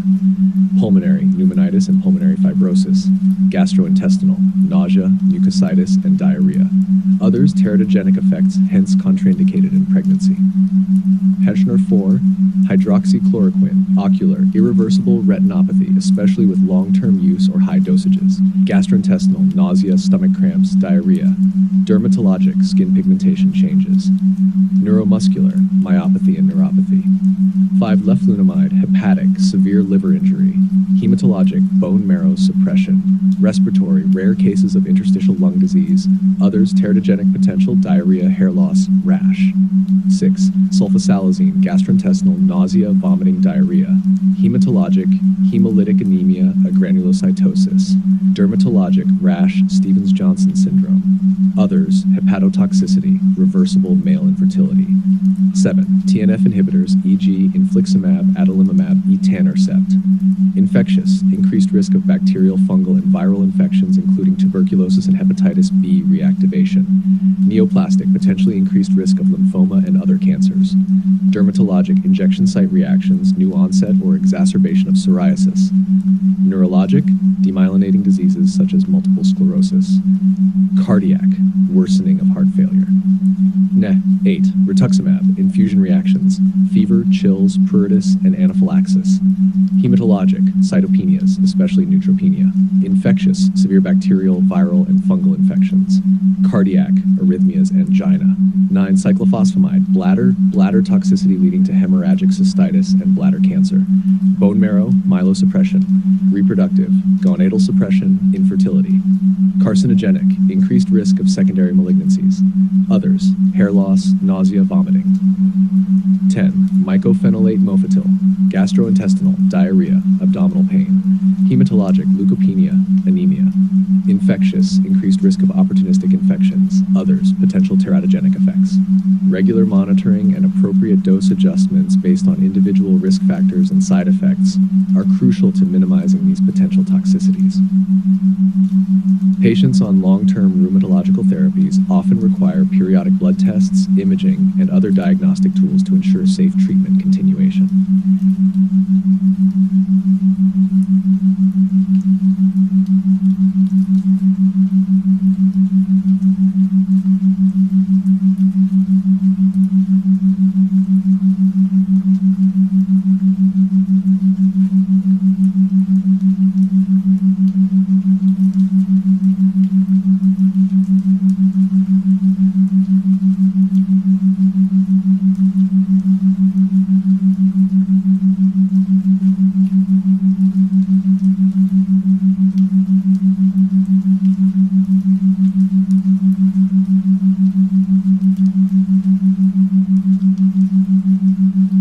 Idiopathic inflammatory myopathies, IIM, are a diverse group of muscle diseases characterized by inflammation of the muscles and other systemic features. Here is a concise summary tailored for your exam preparation. A. Etiology and classification. Origin, likely autoimmune in nature, involving genetic and environmental factors. Classification, dermatomyositis, DM, antibody-mediated vasculopathy. Polymyositis, PM, T-cell-mediated cytotoxicity. Immune-mediated necrotizing myopathy, myopathy, severe muscle fiber necrosis with minimal inflammation, inclusion body myositis, IBM, progressive disease affecting both proximal and distal muscles, overlap myositis, OM, features of myositis with other connective tissue diseases. B. Clinical features, muscle weakness, symmetrical, progressive, affecting proximal muscles, difficulty in climbing stairs, reaching overhead, standing from a sitting position. Cutaneous features, DM, Gottron papules, heliotrope rash, Schall sign. Systemic features, possible interstitial lung disease, increased malignancy risk, especially in DM, Raynaud's phenomenon, arthritis. C. Diagnosis. Laboratory tests, elevated muscle enzymes, creatine kinase CK, aldolase, positive ANA, specific myositis antibodies, e.g. anti-Jo1, anti-My2. Muscle biopsy, inflammatory infiltrates in muscle tissue, necrosis, and regeneration. Electromyography shows signs of myopathy with increased irritability. Imaging, MRI for assessing muscle inflammation and damage. D. Treatment. Glucocorticoids, first-line treatment for most subtypes except IBM.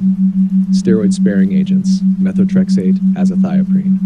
Biologics and other therapies, IV immunoglobulins, especially for refractory cases or specific complications like dysphagia or rapidly progressive interstitial lung disease.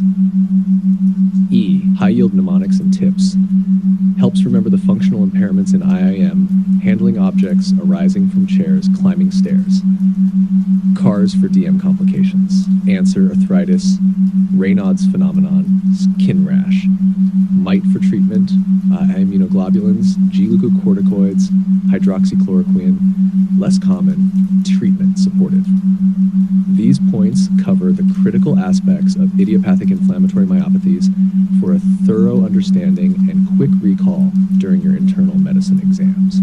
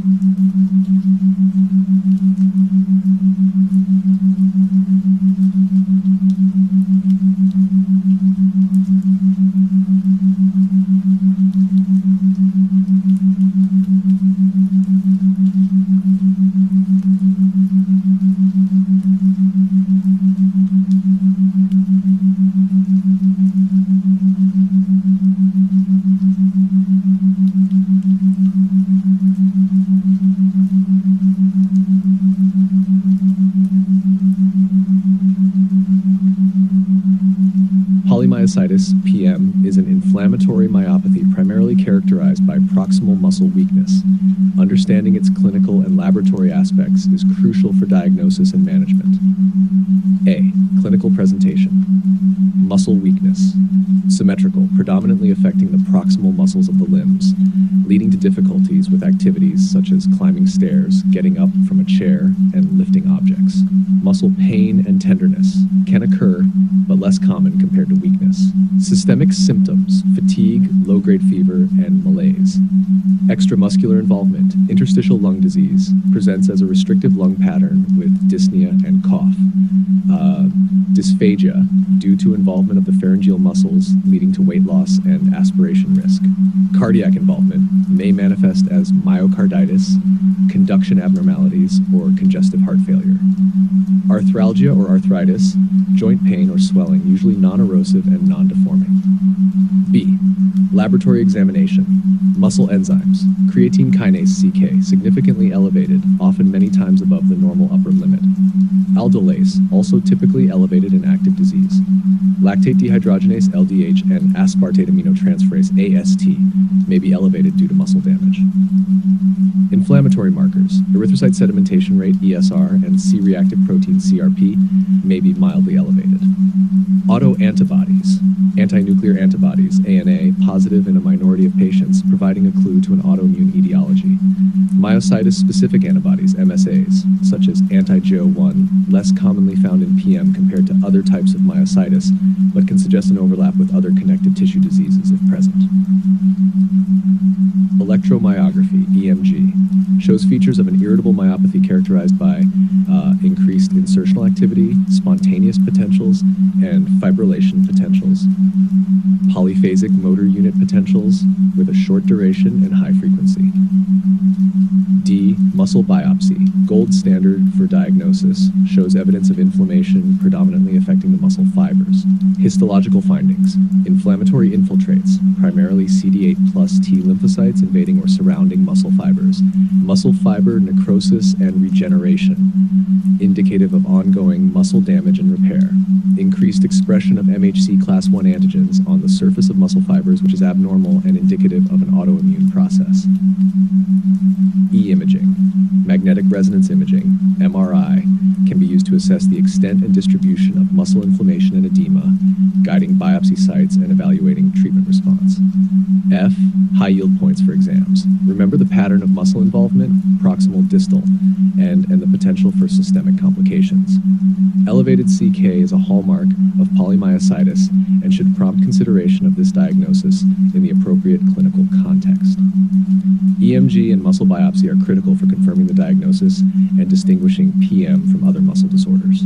Understanding these clinical and laboratory aspects will aid in the accurate diagnosis and effective management of polymyositis, ensuring appropriate treatment and monitoring of potential complications.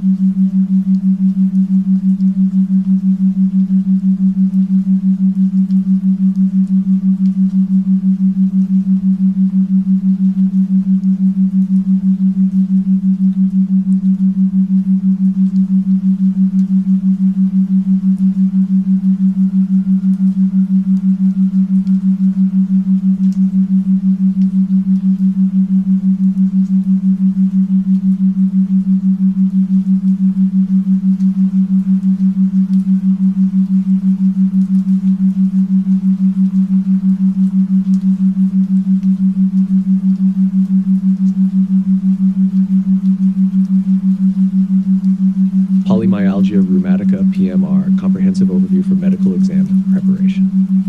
A. Etiology and epidemiology. Unknown etiology. Suggested contributors include genetic predisposition, HLA-DR4, and environmental factors. Epidemiology predominantly affects individuals over 50 years of age, with a peak incidence after 70 years. More common in women, with a sex ratio of 3:1 and higher prevalence in Northern European descent. B. Clinical features. Systemic symptoms. Fever, weight loss, night sweats, fatigue, malaise, and symptoms of anemia. Musculoskeletal symptoms. Bilateral and symmetrical pain, particularly in shoulders, neck, and pelvic girdle, with notable morning stiffness lasting more than 45 minutes. Muscular atrophy and weakness may occur due to reduced activity. Associated conditions. Approximately 10% of PMR patients may develop or concurrently have giant cell arteritis, GCA, necessitating vigilance for overlapping symptoms. C. Diagnostic criteria. Laboratory findings. Elevated erythrocyte sedimentation rate, ESR, 50 millimeters per hour, high C-reactive protein, CRP levels. Possible normochromic anemia and leukocytosis. Creatine kinase CK levels are typically normal, distinguishing PMR from myopathic conditions. Imaging. Ultrasound may show bursitis in affected joints, providing supportive evidence for PMR. D. Differential diagnosis. Giant cell arteritis, GCA patients should be evaluated for symptoms like headache, jaw claudication, and visual disturbances. Rheumatoid arthritis, distinguished by positive rheumatoid factor and anti-CCP antibodies. Inflammatory myopathies, e.g. polymyositis. Elevated CK levels, which are not seen in PMR. Fibromyalgia, characterized by widespread pain with normal laboratory values. E. Treatment. Glucocorticoids. First-line treatment with low-dose oral glucocorticoids provides rapid relief. Initial symptomatic improvement typically occurs within 2 to 4 weeks. Taper slowly based on symptom resolution and inflammatory markers. If no improvement after 2 weeks, or if symptoms relapse, adjust the glucocorticoid dosage. Monitoring. Regular follow-ups to adjust medication and monitor for potential development of GCA. F. High-yield mnemonics. PMR symptoms. Stiff shown. Stiffness. Shoulders, neck. PMR versus GCA. PMR. Pain and morning stiffness. GCA. Giant cephalic alarm, headache, jaw claudication. Treatment response. 2 to 4 6 rule. Improvement by 2 weeks. Significant relief by 4 weeks. Evaluate and adjust by 6 weeks. This summary integrates essential information about PMR tailored for medical exam preparation, focusing on etiology, clinical presentation, diagnosis, differential diagnosis, and management strategies, enhanced with mnemonics for easier recall.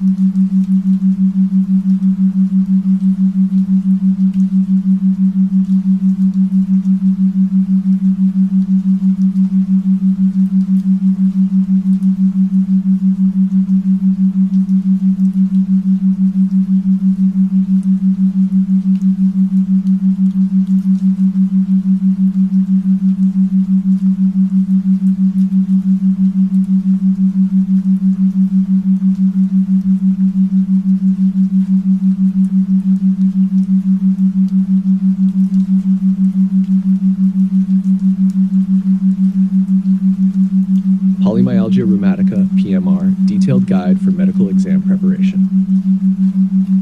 A. Signs and symptoms, musculoskeletal symptoms, bilateral shoulder and hip girdle pain, morning stiffness lasting more than 45 minutes, which significantly improves with activity but tends to worsen after resting, possible neck pain and limited range of motion due to stiffness.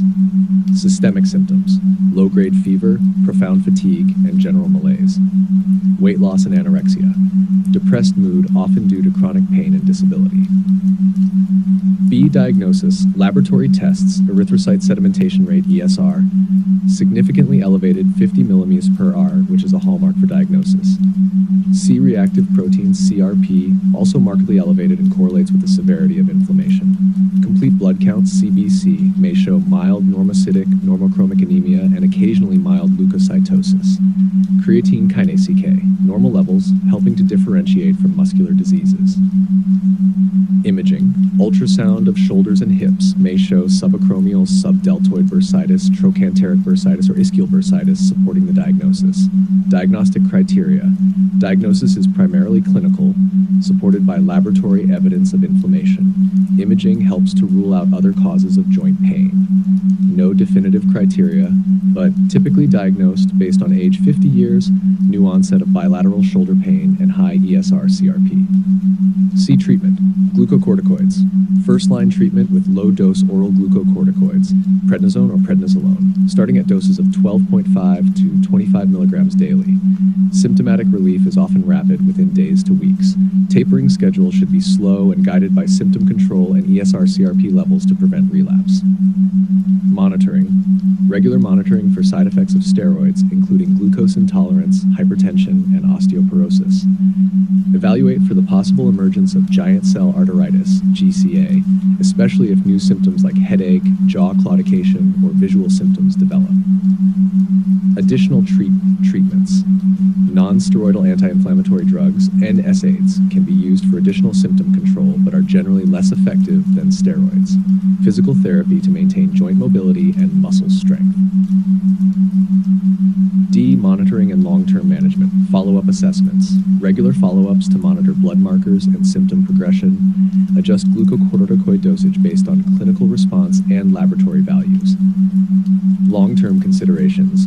Risk of relapse when tapering steroids may require prolonged low-dose steroid treatment. Evaluate and manage long-term complications from both the disease and its treatment, such as increased cardiovascular risk and bone health. High yield points.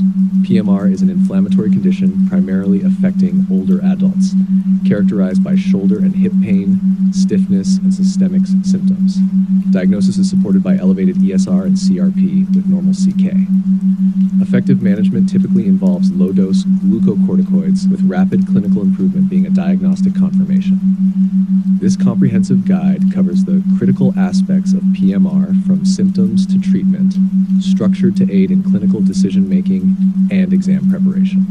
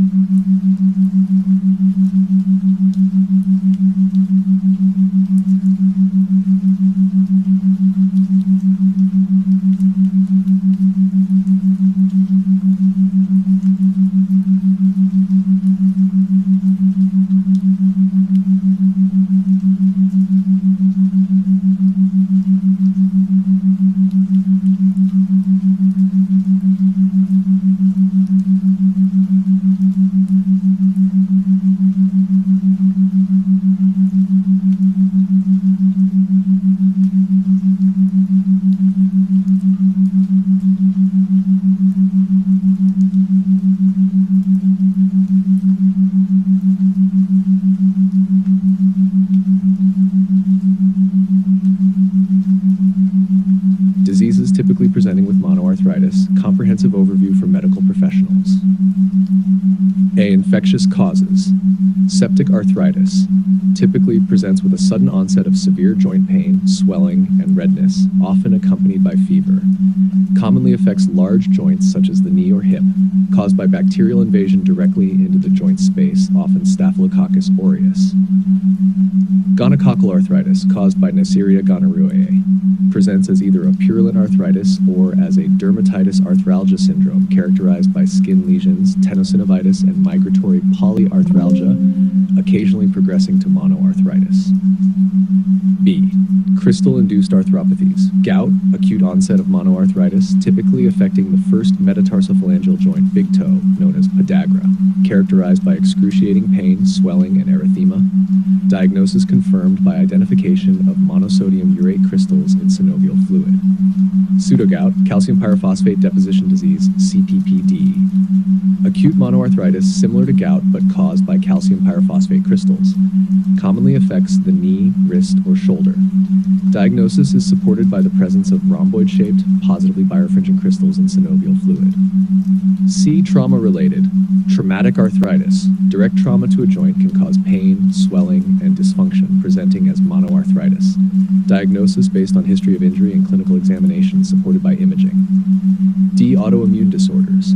Sarcoidosis can present with Lofgren's syndrome characterized by erythema nodosum, healer lymphadenopathy, fever, and ankle arthritis. Typically acute onset and often resolved spontaneously. Rheumatoid arthritis may initially present as monoarthritis in a small percentage of cases before progressing to more classic symmetrical polyarthritis. Involves joints like the wrist or knee, with morning stiffness lasting longer than 30 minutes. Shire E. Osteoarthritis, OA.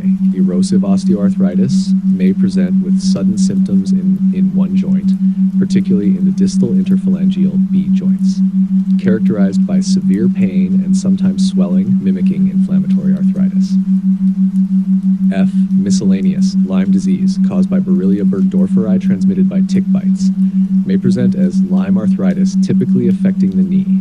Diagnosis supported by epidemiological context, serological testing, and exclusion of other causes. Tuberculous arthritis, chronic monoarthritis, often involving the hips or knees.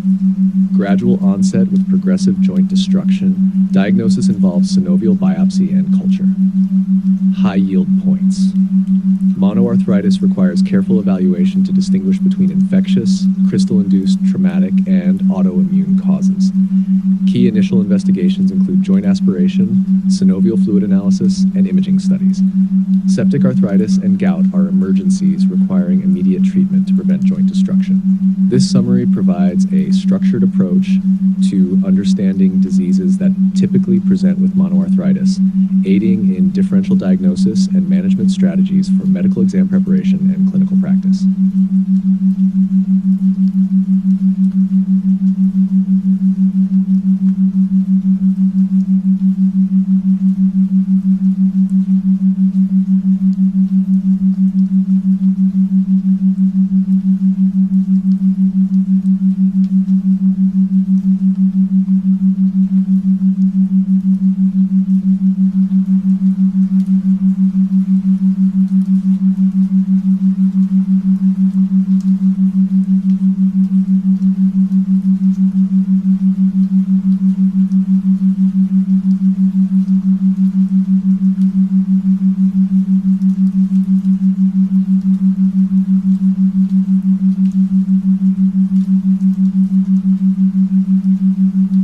Summary of psoriasis for medical exam preparation. A. Etiology and pathophysiogenic predisposition, strongly influenced by polygenic inheritance. Trigger factors, infections, e.g. B hemolytic streptococci, mechanical irritation and certain medications, beta blockers, lithium. Immune response. T-cell-mediated cytokine release leads to inflammation. Rapid turnover of keratinocytes results in the characteristic thick, scaly plaques. B. Clinical features. Typical presentation, well-demarcated erythematous plaques with silver-white scaling.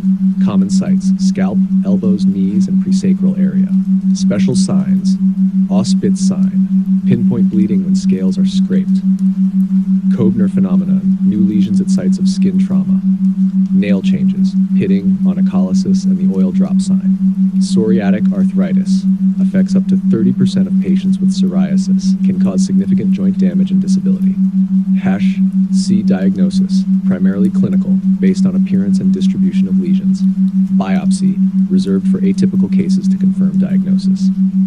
D. Treatment, topical agents, first line for mild psoriasis.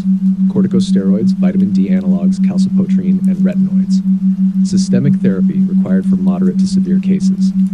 Biologics, IL-17 inhibitors, secukinumab, TNF-α inhibitors, adalimumab. Traditional systemics, methotrexate, cyclosporin. Phototherapy, effective for extensive disease. E. Key points and mnemonics. Mnemonic for triggers, stim, stress, trauma, infection, medications. Management mnemonic, TOPS-S, topical oral systemic phototherapy, supportive care, screening for arthritis. Disease course, flares and remissions, chronic and lifelong trajectory. F. Prognosis and complications. Quality of life, often decreased due to visible lesions and pruritus. Comorbidities, increased risk of metabolic syndrome and cardiovascular diseases. This comprehensive summary highlights critical aspects of psoriasis for exam preparation, focusing on etiology, clinical presentation, diagnostic approach, and management strategies.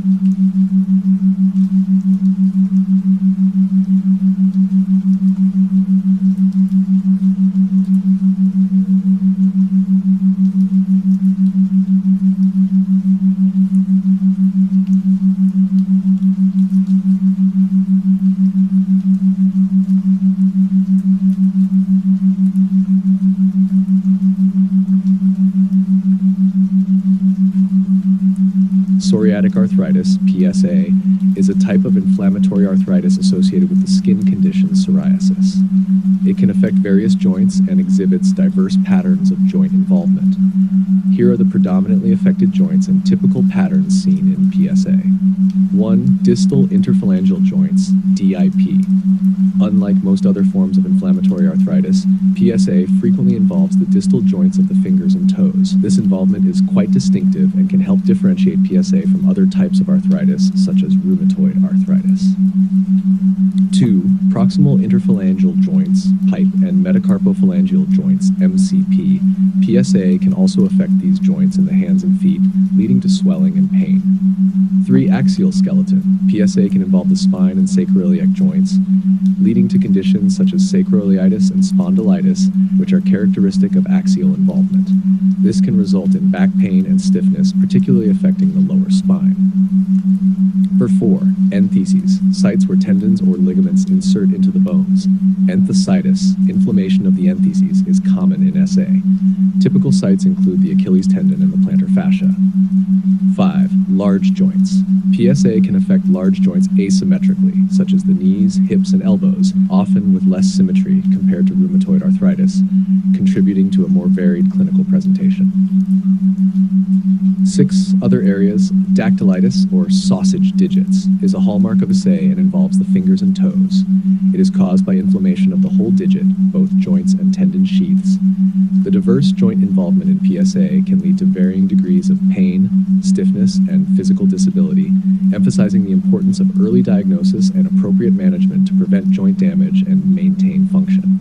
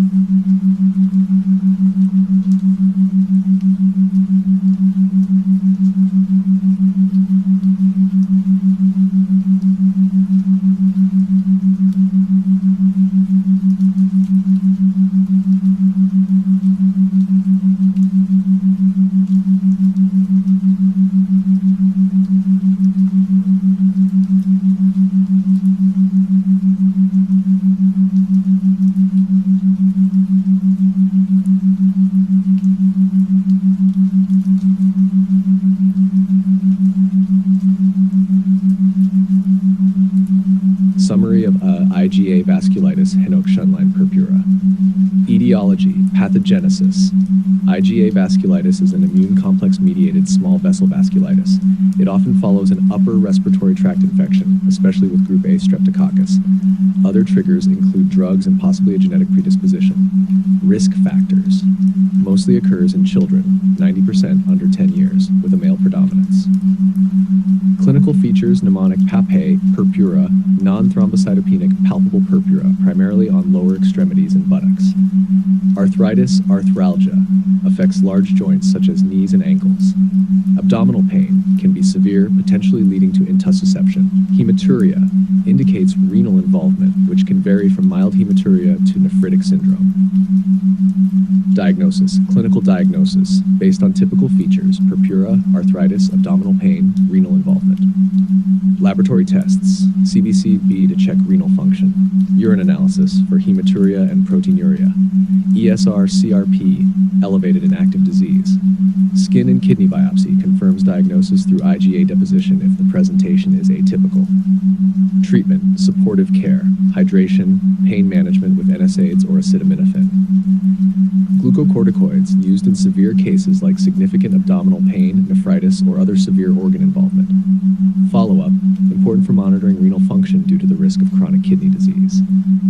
Prognosis, generally excellent in children but can be severe in adults. Relapses are possible, especially in those with renal involvement. Mnemonics, to remember the main clinical features: purpura, abdominal pain, arthritis, arthralgia, and hematuria. Rash, arthritis, abdominal pain, skin bleeding, hematuria. Another way to recall the symptoms. Key points to remember for exam: IgA vasculitis versus IgA nephropathy. Both involve IgA complexes, but IgA vasculitis is systemic with skin involvement, whereas IgA nephropathy primarily affects the kidneys. Biopsy findings: leukocytoclastic vasculitis with IgA deposition is diagnostic. Treatment nuances: steroids are not always necessary. Use is dictated by severity, especially renal or GI involvement. Long-term monitoring: essential for renal health, given the potential progression to chronic kidney disease or even RPGN in severe cases. This comprehensive overview integrates crucial aspects of IgA vasculitis for clinical understanding and exam preparation.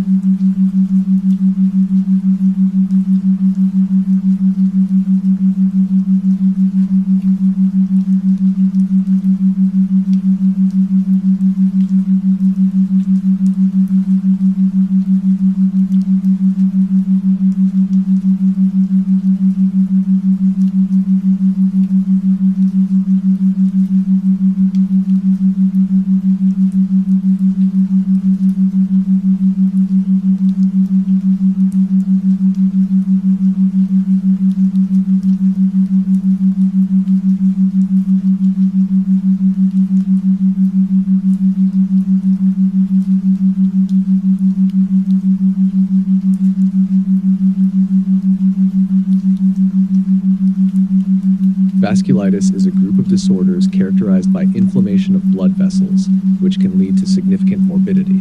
The most common forms vary based on age, geography, and vessel size involved. Here's a brief overview of some of the most commonly encountered types of vasculitis. Hacker 1, giant cell arteritis, J. Prevalence, most common in older adults, typically over the age of 50. Vessel size, affects large and medium-sized arteries. Clinical features: headaches, jaw claudication, and visual disturbances. Temporal arteries may be tender and thickened. 2. Takayasu arteritis, prevalence, more common in women and typically diagnosed in individuals under 40 years of age. Vessel size affects large arteries, particularly the aorta and its major branches. Clinical features: limb claudication, decreased pulses, blood pressure discrepancies, and vascular bruits. Polyarteritis nodosa, prevalence, rare, affects adults more frequently than children. Vessel size, medium-sized muscular arteries. Clinical features: fever, weight loss, malaise, abdominal pain, and hypertension. Renal and visceral arteries are often involved, but pulmonary arteries are typically spared. Hacker 4, granulomatosis with polyangiitis, GPA, formerly Wegener's granulomatosis. Prevalence, more common in Caucasians. Small to medium-sized vessels. Clinical features: upper and lower respiratory tract granulomatous inflammation, necrotizing glomerulonephritis, and systemic vasculitis. Hunter 5, microscopic polyangiitis, MPA. Prevalence, similar in frequency to GPA but less common than GCA. Vessel size, primarily affects small vessels, capillaries, venules, arterioles. Clinical features: glomerulonephritis and pulmonary capillaritis are common, often with rapidly progressive renal failure and pulmonary hemorrhage. 6. IgA vasculitis, Henoch-Schönlein purpura. Prevalence, most common form of systemic vasculitis in children. Vessel size, small vessels. Clinical features: palpable purpura, abdominal pain, arthritis, arthralgia, and renal involvement. 7. eosinophilic granulomatosis with polyangiitis, EGPA, formerly Churg-Strauss syndrome. Prevalence, rare. Small to medium-sized vessels. Clinical features, asthma, eosinophilia, and systemic vasculitis affecting various organs. 8. Kawasaki disease. Prevalence, most common in children under the age of 5, especially in Japan and other East Asian countries. Vessel size, medium-sized vessels, particularly coronary arteries. Clinical features, fever, conjunctivitis, rash, adenopathy, and strawberry tongue. Each type of vasculitis has unique and sometimes overlapping symptoms, necessitating a thorough clinical evaluation and often specific serological and histopathological examinations to confirm the diagnosis. Treatment varies widely based on the type of vasculitis, the organs involved, and the severity of the disease.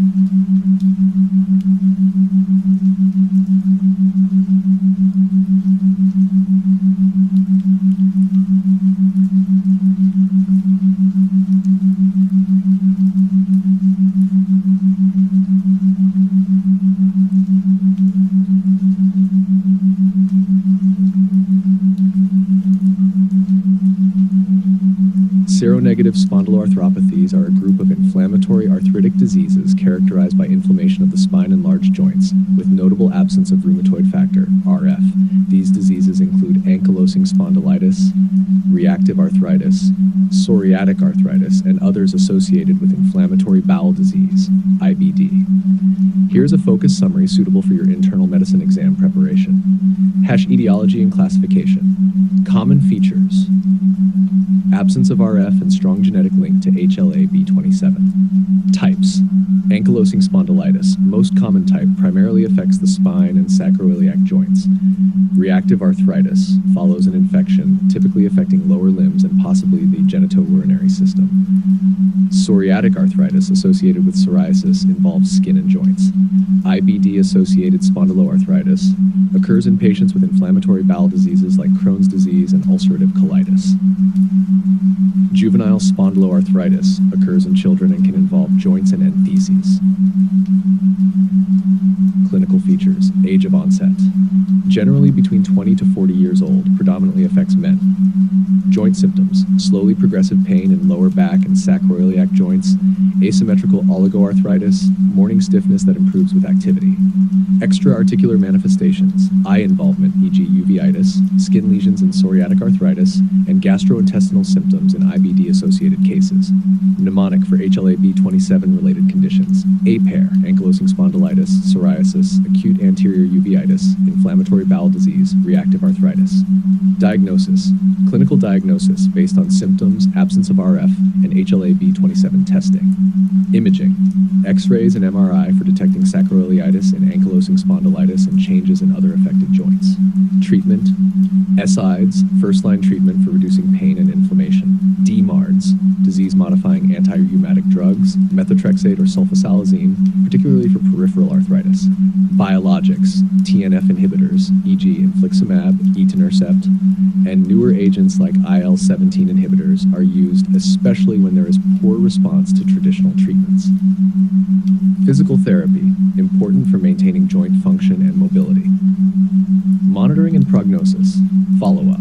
Regular monitoring of joint function, progression, and side effects of treatment. Prognosis.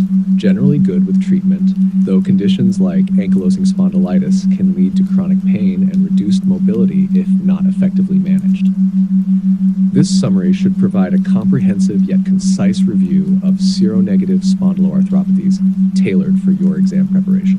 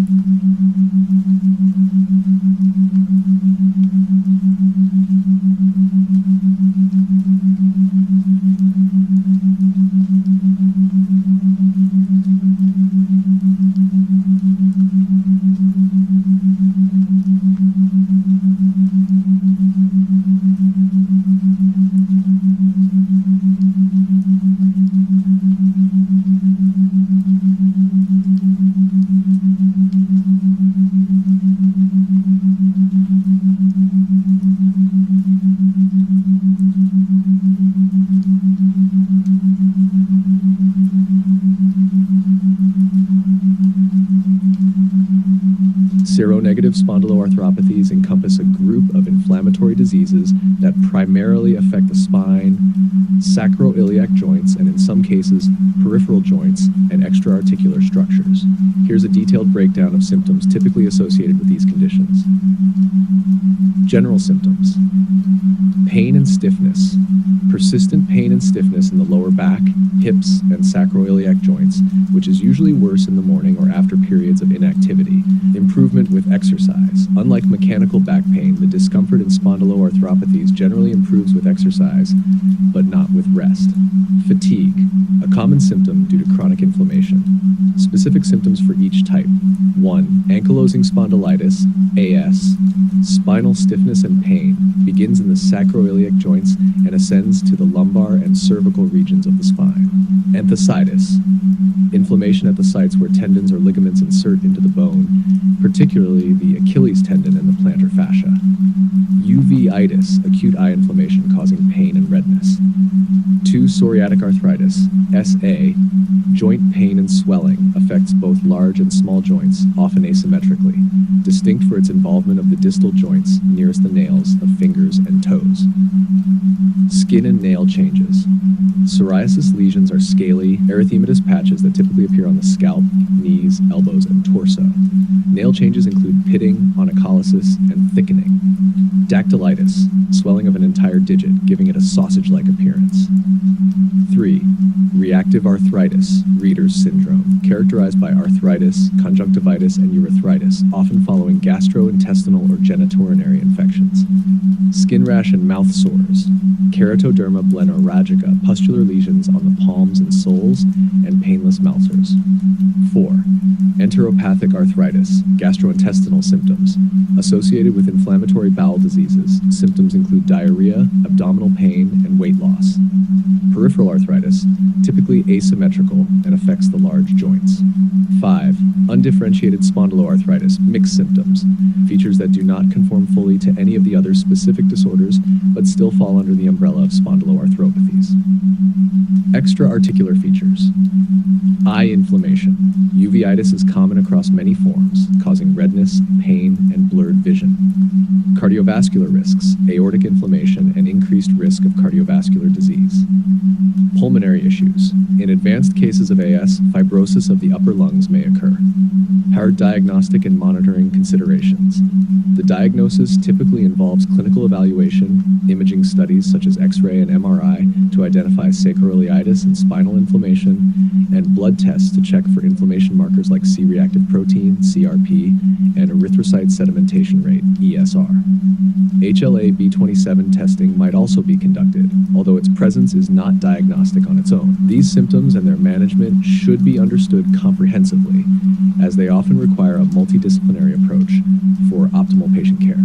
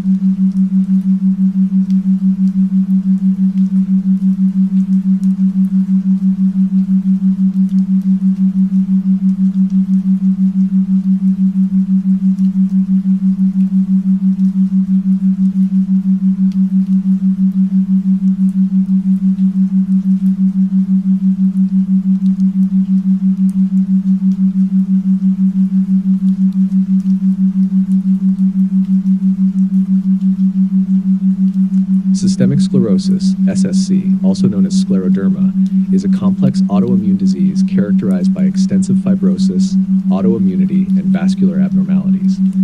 Here's a concise guide covering the essential aspects of systemic sclerosis, particularly useful for medical exams.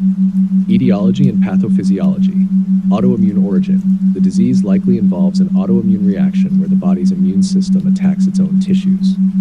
Vasculopathy and fibrosis. These are hallmarks of SSC, leading to skin thickening and organ damage. Genetic factors. There is a genetic predisposition, though the exact genes are not fully determined. Environmental triggers. Possible triggers include viral infections and exposure to silica dust. Classification: limited cutaneous SSC, previously known as CREST syndrome, calcinosis, Raynaud's phenomenon, esophageal dysmotility, sclerodactyly, telangiectasia. Skin involvement is restricted to the face, hands, and forearms. Diffuse cutaneous SS, more widespread skin involvement, including the trunk and proximal limbs, and is associated with a higher risk of internal organ involvement. Clinical features: skin, thickening, tightening, and hardening, particularly noticeable on the fingers, sclerodactyly. Raynaud's phenomenon affects most patients as manifesting as episodic color changes in the extremities in response to cold or stress. Gastrointestinal, dysmotility and reflux due to esophageal involvement. Pulmonary, interstitial lung disease and pulmonary arterial hypertension are major causes of morbidity and mortality. Renal, scleroderma renal crisis, characterized by sudden onset of hypertension and renal failure. Cardiac, pericarditis, myocardial fibrosis, arrhythmias. Musculoskeletal, arthralgia and myalgia.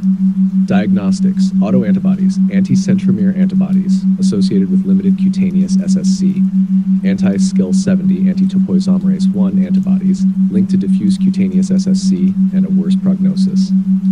Anti-RNA polymerase 3 antibodies associated with severe disease and increased risk of renal crisis. Imaging and other tests: high-resolution CT, HRCT for detecting interstitial lung disease, echocardiogram to assess for pulmonary hypertension and cardiac involvement, nail-fold capillaroscopy to observe microvascular changes characteristic of SSC. Treatment: general management focuses on symptom relief and prevention of complications. Skin and Raynaud's phenomenon: calcium channel blockers for vasodilation, topical treatments for skin sclerosis. Renal crisis: ACE inhibitors are crucial. Pulmonary issues: treat interstitial lung disease with immunosuppressants like mycophenolate mofetil. Manage pulmonary hypertension with endothelin receptor antagonists and phosphodiesterase inhibitors. Gastrointestinal symptoms: proton pump inhibitors for reflux, prokinetic agents for motility issues. Mnemonics: C. Calcinosis, Raynaud's phenomenon, esophageal dysmotility, sclerodactyly, telangiectasia, CREST for limited disease. Tight skin for remembering the hallmark of the disease: thickening, induration, gastrointestinal involvement, hypertension, renal crisis, telangiectasia, sclerodactyly, kidney involvement, interstitial lung disease, necrosis, digital, and non-pitting edema. Chat: key points to remember. Systemic involvement. SSC can affect multiple organs. Monitoring and managing these is critical for improving quality of life and survival. Multidisciplinary approach.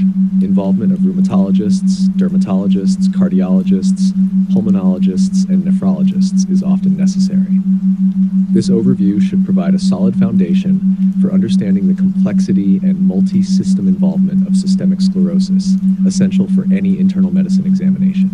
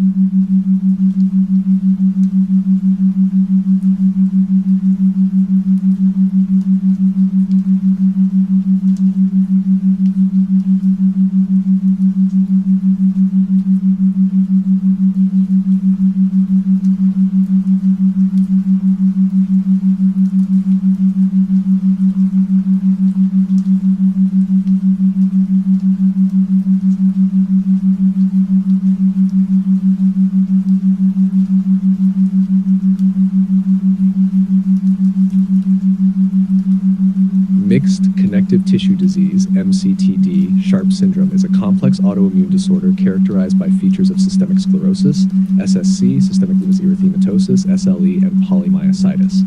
Here is a focused summary for your medical exam preparation.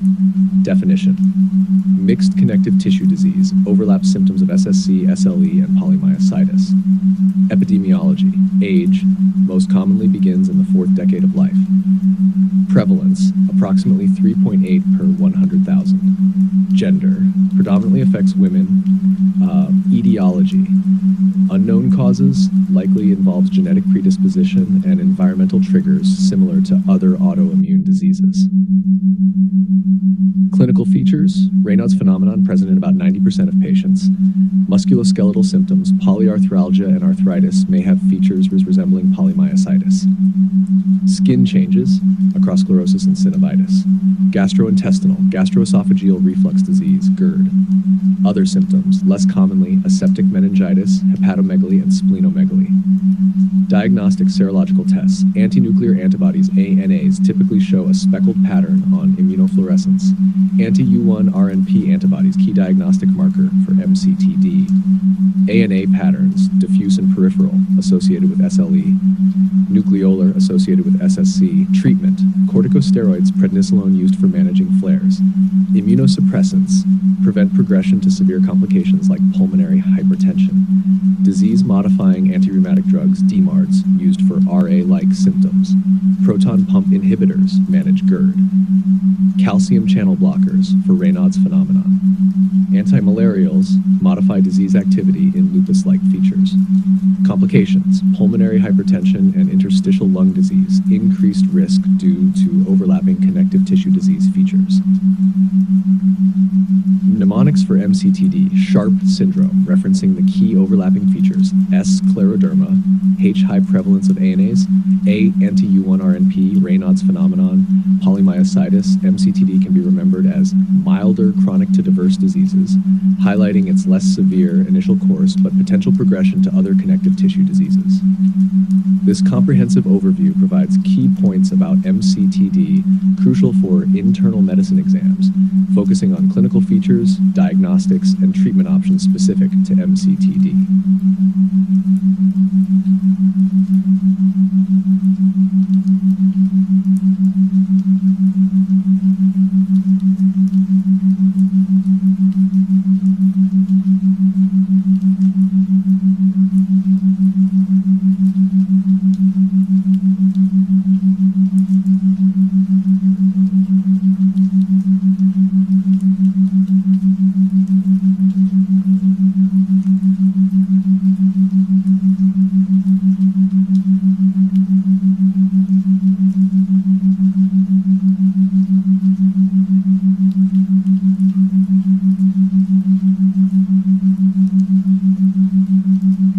Mixed connective tissue disease, MCTD, also known as Sharp syndrome, is characterized by features that overlap with several systemic autoimmune diseases, including systemic sclerosis, SSC, systemic lupus erythematosus, SLE, and polymyositis.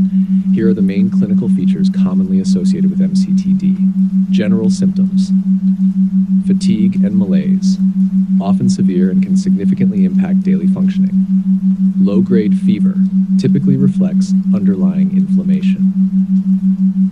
Musculoskeletal symptoms: polyarthralgia and arthritis, frequent and can be debilitating, often mimicking rheumatoid arthritis but without the erosive changes typical of RA. Myositis, muscle inflammation leading to weakness, particularly affecting the proximal muscles, similar to polymyositis. Dermatological features: Raynaud's phenomenon, present in approximately 90% of patients, characterized by episodic color changes, white, blue, red, in the extremities, particularly fingers and toes, in response to cold or stress. Across sclerosis, thickening and tightening of the skin on the fingers and hands, swelling of hands and fingers, often an early sign. Gastrointestinal symptoms: gastroesophageal reflux disease, GERD, resulting from esophageal dysmotility, leading to heartburn, acid reflux, and potential complications like esophagitis. Pulmonary and cardiovascular symptoms: pulmonary hypertension, a serious complication that may arise due to vascular disease in the lungs. Interstitial lung disease presents with progressive breathlessness and cough, often with a restrictive pattern on pulmonary function tests. Renal involvement. Mild proteinuria. Unlike in SLE, severe nephritis is less common. Other symptoms. Sicca symptoms. Dry eyes and dry mouth, resembling Sjogren's syndrome. Lymphadenopathy and splenomegaly, less common, can be present. Diagnostic indicators. Positive ANA and anti-U1-RNP antibodies. Key serological markers. The presence of high titers of anti-U1-RNP is particularly suggestive of MCTD. MCTD presents as a milder condition compared to other connective tissue diseases initially, but has the potential to progress and affect multiple organ systems. Management often requires a multidisciplinary approach due to the complexity and variability of symptoms.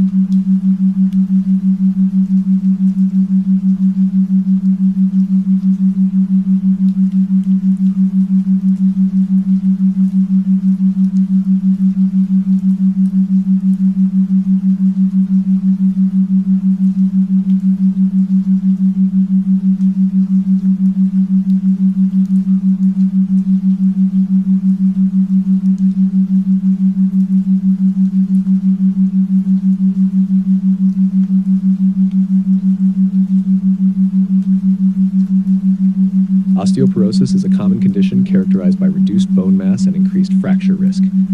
Here's a concise guide covering essential aspects for your internal medicine exam. Etiology. Primary osteoporosis. Type 1 postmenopausal loss of estrogen stimulates osteoclasts, increasing bone resorption. Type 2 senile, age-related bone mass reduction, typically in individuals over 70 years. Secondary osteoporosis, caused by medications, e.g. corticosteroids, proton pump inhibitors, diseases, e.g. hyperparathyroidism, renal disease, and lifestyle factors, e.g. alcohol use, smoking. Classification, diagnostic criteria, T-score, NIAN is 2.5 at the femoral neck or spine via DXA, dual energy X-ray absorptiometry. History of fragility fracture, hip or vertebral. Risk assessment, FRAX tool to estimate 10-year fracture risk. Clinical features, often asymptomatic until a fracture occurs. Fragility fractures most commonly at the hip, spine, and wrist. Kyphosis and height loss due to vertebral fractures. Diagnostics, DXA scan, primary tool for measuring bone mineral density, BMD. Lab tests, calcium, vitamin D levels, thyroid function, and renal function to rule out secondary causes. Fracture risk assessed using the FRAX tool. Pharmacotherapy, bisphosphonates, e.g. alendronate, risdronate. First-line treatment to inhibit osteoclast-mediated bone resorption. Denosumab, a monoclonal antibody for patients who cannot tolerate bisphosphonates. Teriparatide recombinant PTH, indicated for severe osteoporosis. Calcitonin, used for pain management associated with acute vertebral fractures. Mnemonics to remember: osteoporosis risk factors, access, alcohol use, corticosteroid use, calcium low, estrogen low, sedentary lifestyle. Fracture risk assessment tool to estimate fracture risk based on individual patient models that integrate the risks associated with clinical risk factors, as well as bone mineral density at the femoral neck. For her, prevention, adequate intake of calcium and vitamin D, regular weight-bearing and muscle-strengthening exercises, lifestyle modifications such as smoking cessation and limiting alcohol intake. This concise guide provides a framework for osteoporosis covering etiology, classification, clinical features, diagnostics, pharmacotherapy, and prevention, essential for preparing for your internal medicine exam.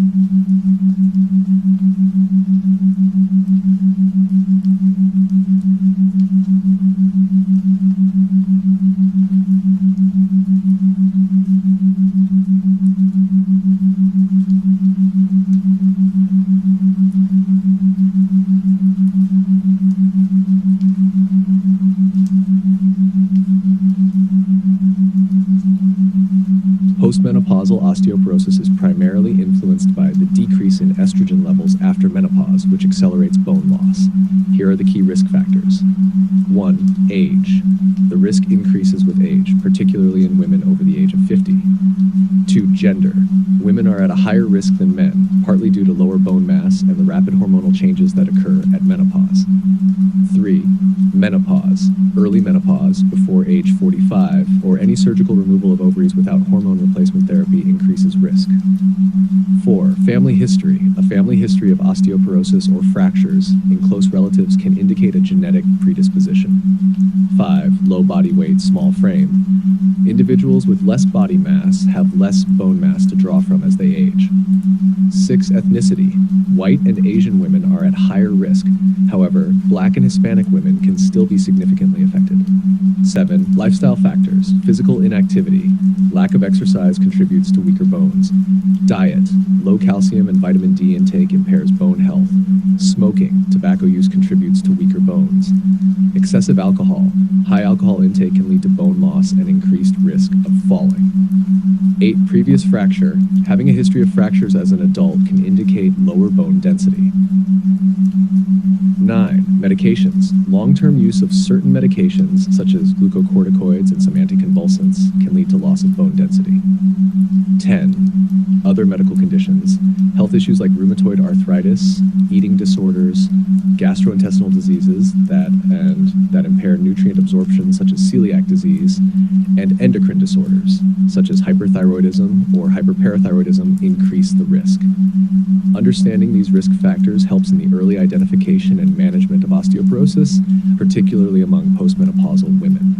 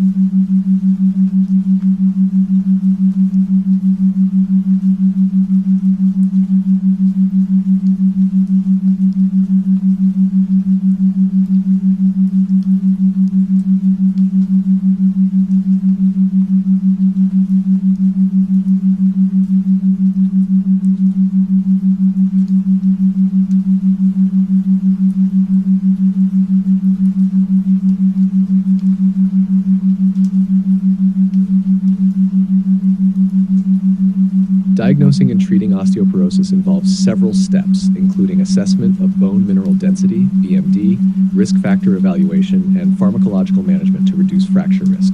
Here's a detailed look. Diagnosis of osteoporosis. 1. Bone mineral density BMD testing. Dual energy X-ray absorptiometry, DXA, the primary diagnostic tool that measures BMD at the hip and lumbar spine. T-score interpretation. A T-score of -2.5 or lower is diagnostic for osteoporosis. A T-score between -1 and -2.5 indicates osteopenia, low bone mass. A T-score of 1.0 or above is considered normal. 2. Fracture risk assessment tools. FRAX, a tool that estimates the 10-year probability of hip and other major osteoporotic fractures based on individual patient models that integrate the risks from clinical risk factors with BMD. 3. Laboratory tests, used to rule out secondary causes of bone loss such as vitamin D deficiency, hyperthyroidism, or renal disease. Common tests include serum calcium, phosphate, vitamin D levels, thyroid function tests, and renal function tests. Treatment of osteoporosis. 1. Pharmacological treatment.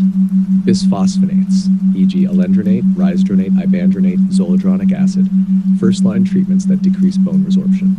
Adverse effects. Esophagitis, osteonecrosis, necrosis of the jaw, atypical femoral fractures. Denosumab, a monoclonal antibody that inhibits osteoclast formation and function, used for patients with renal impairment or those who cannot tolerate bisphosphonates. Selective estrogen receptor modulators, ERMs, like raloxifene, used primarily in postmenopausal women, reducing the risk of vertebral fractures. Calcitonin, used in the treatment of osteoporosis in women more than 5 years post-menopause. Parathyroid hormone analogs, e.g. teriparatide, promotes bone formation, indicated for severe osteoporosis. 2. Non-pharmacological treatment, calcium and vitamin D supplementation, essential for bone health. Lifestyle modifications, regular weight-bearing and muscle-strengthening exercises, avoidance of tobacco and excessive alcohol consumption, fall prevention measures to reduce the risk of fractures. 3. Monitoring, follow-up DXA scans, typically recommended every 1 to 2 years to monitor treatment efficacy. Periodic laboratory tests to monitor for side effects of treatments. Prevention, regular screening for those at risk, including postmenopausal women and older adults. Proactive lifestyle changes to enhance bone density and reduce fracture risk. This comprehensive approach to diagnosis and management helps to minimize the risk of fractures and improve the quality of life for those diagnosed with osteoporosis.